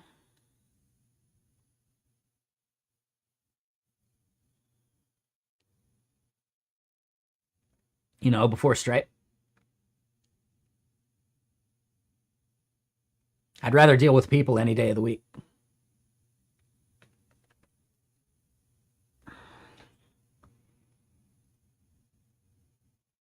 Hey, what's up, Aruka?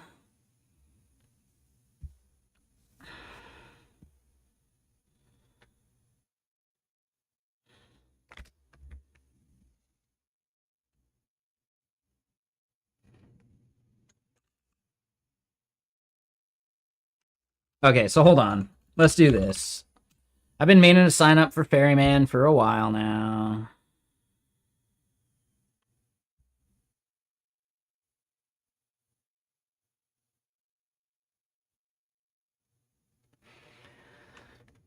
Dude, I don't know. This looks wrong. Why does it need all of this? Uh...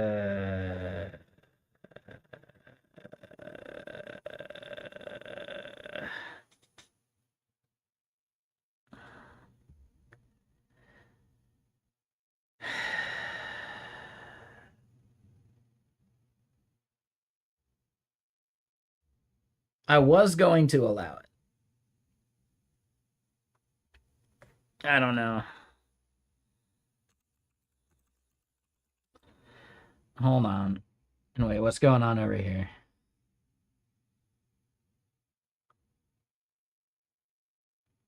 Oh, and hold up. Yeah. Alan, did you see? Were you here when we were making this tweet? 104,000 views. This is the biggest tweet I've ever done. And it's a shit post. That shit's blowing my mind. I know, right? What the fuck? But okay, so hold on. Let me just double check something here. I am so curious about the permissions that I've granted.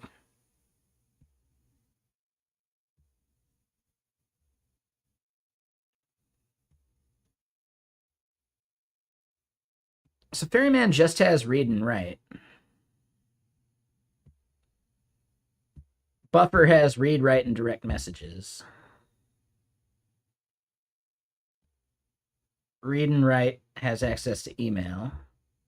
Read only. I'm just like double checking permissions here.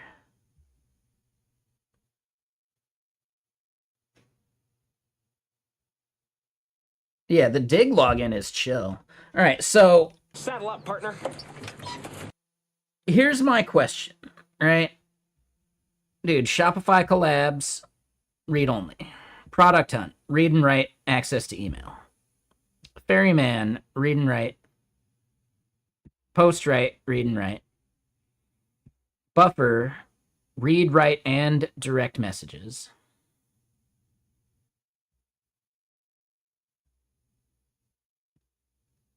Buffer, same thing. And post write was just read and write. Dig web login.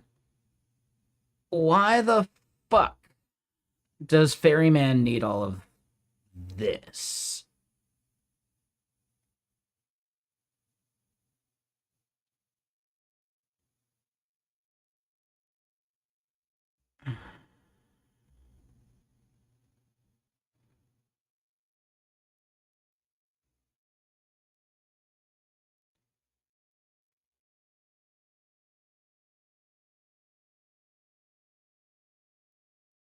So yeah. I mean, I can authorize it for now.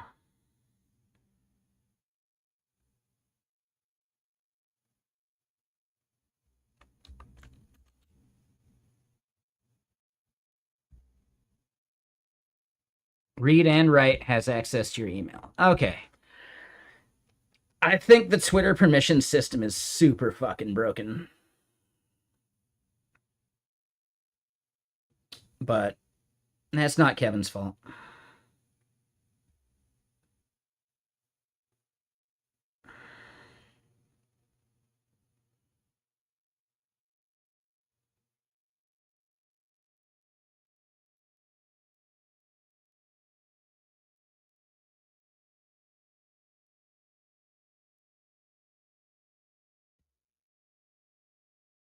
Yeah, it's not Kevin's fault. Blue Sky.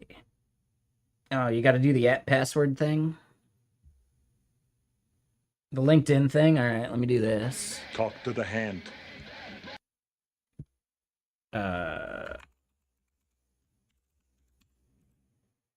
Nope.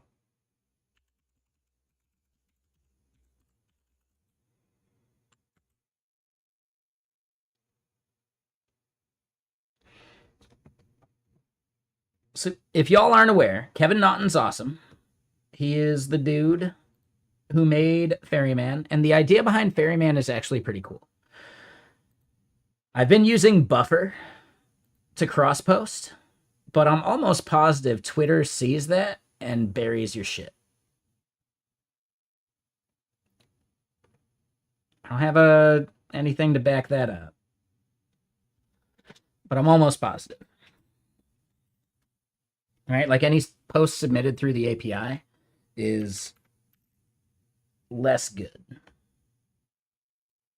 Oh, son of a bitch. All right, so hold on. What?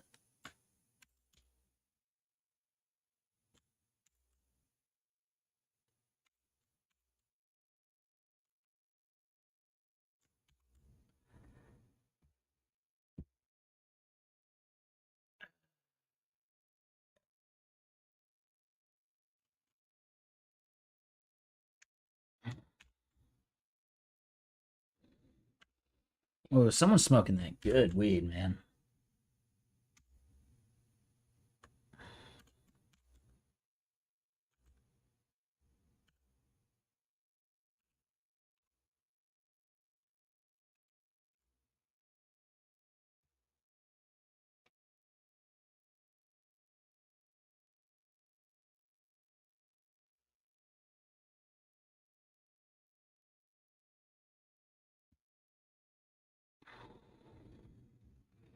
All right, so I added that. Hold on. You gotta go to settings. I know there's other BS I'm gonna have to log into. All right, so LinkedIn connected.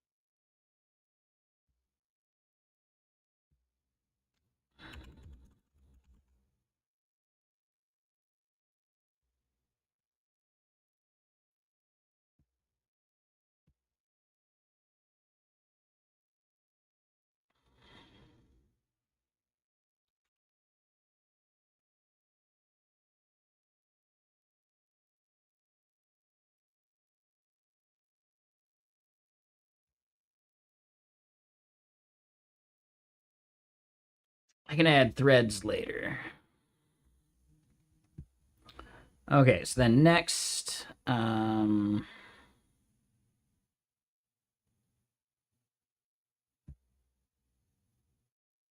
okay, so let's try this out.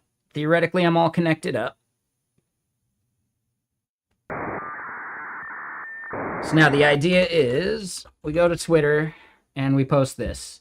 And Earth, is it all right if I make a joke tweet related to the thing you asked?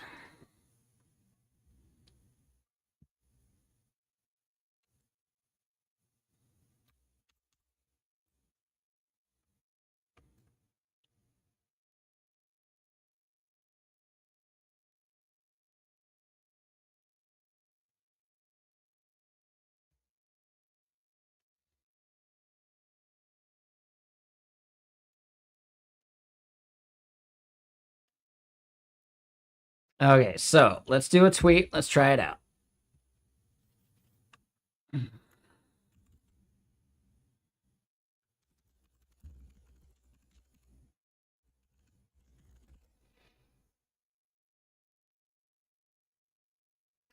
Way worse corruption of data in human than in machines.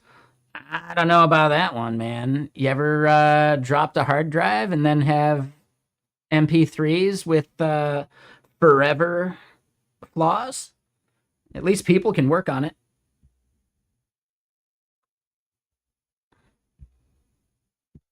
Right? There's some copies of MP3s that people uploaded to Napster and LimeWire, etc. And like the glitches in those MP3s are something millions of people heard. I don't know, man. Sounds about the same to me.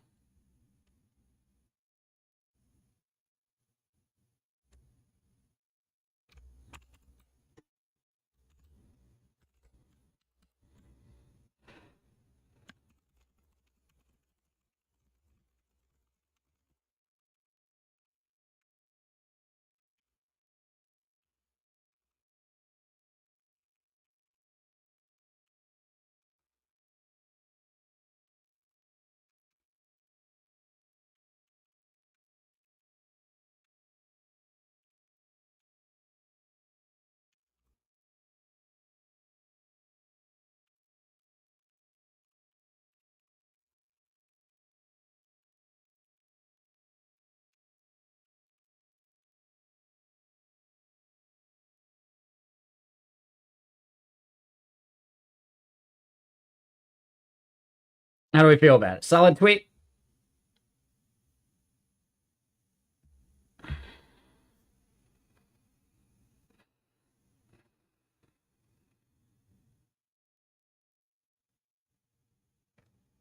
I think it's good enough. It's a shit post. All right, so it posted there. Did it post to my blue sky? To my blue ski?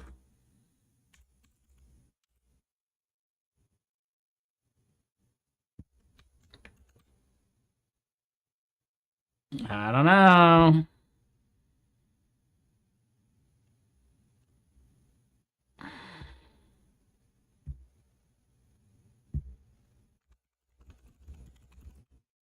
I don't know.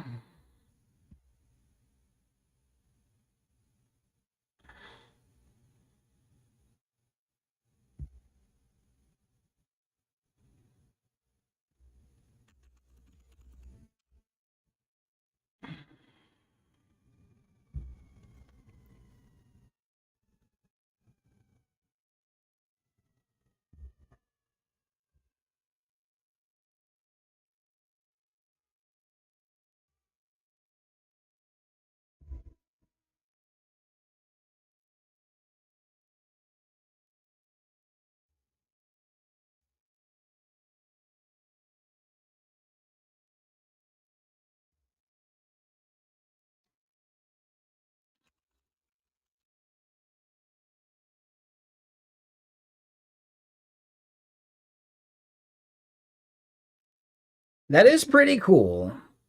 Oh, oh, and hold on.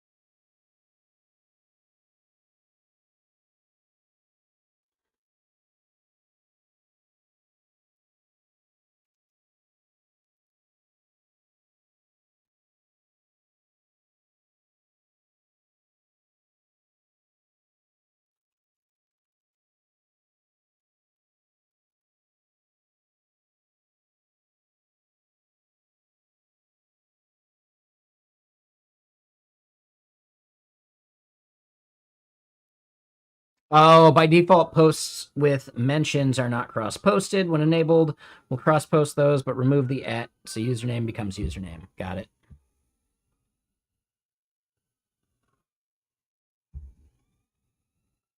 Okay.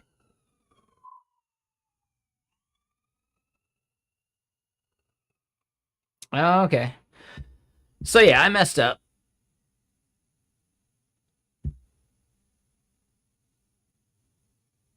But worth a shot.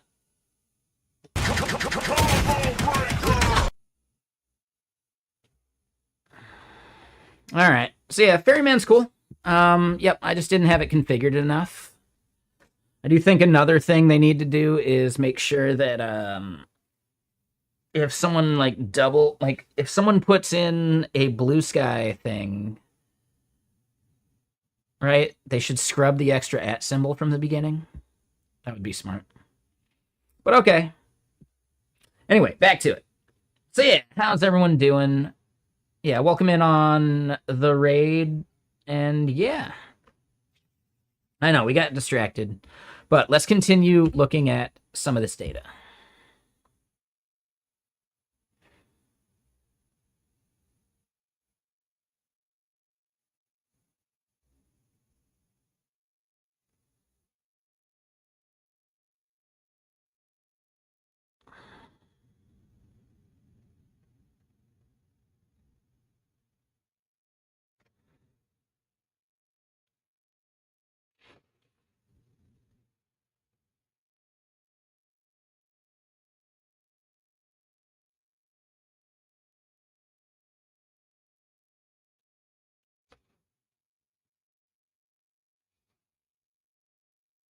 So yeah, like another bit, right? Some cheap models cost more to run the suite, sure.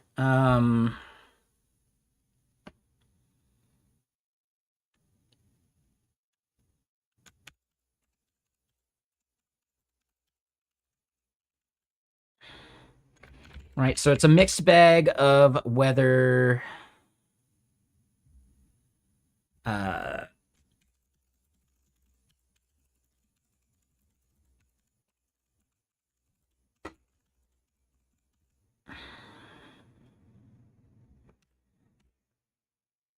right, is there any other data people are seeing here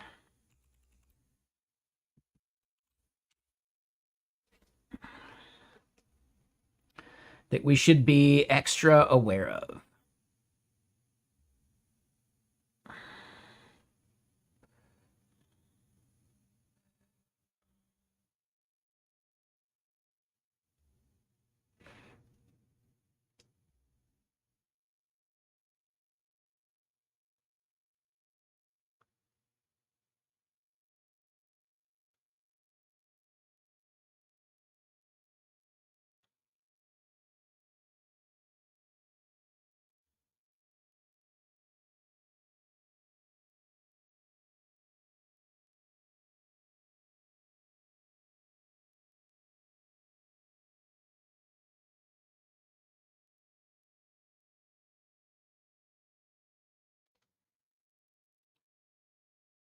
Some models burn more reasoning tokens at lower reasoning levels.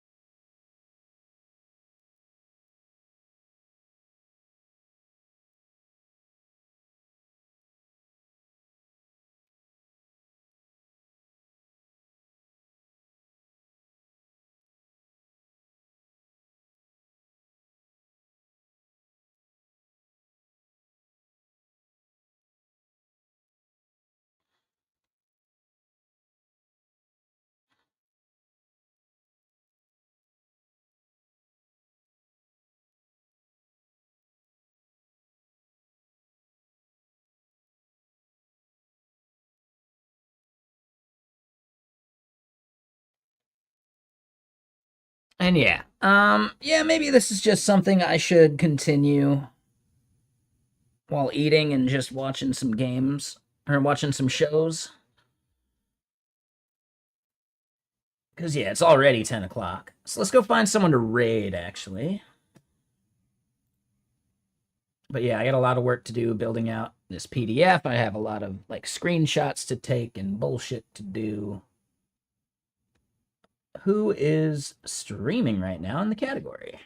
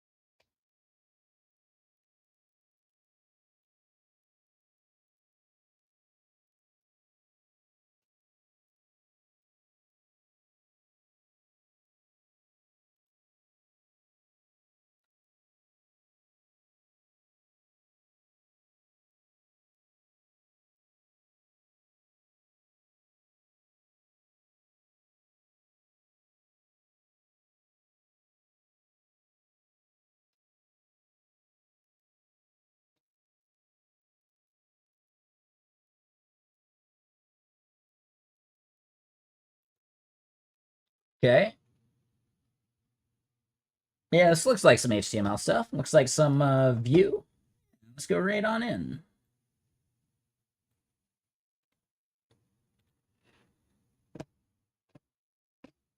Okay, so yeah, thank y'all for hanging out. We had a really good day today.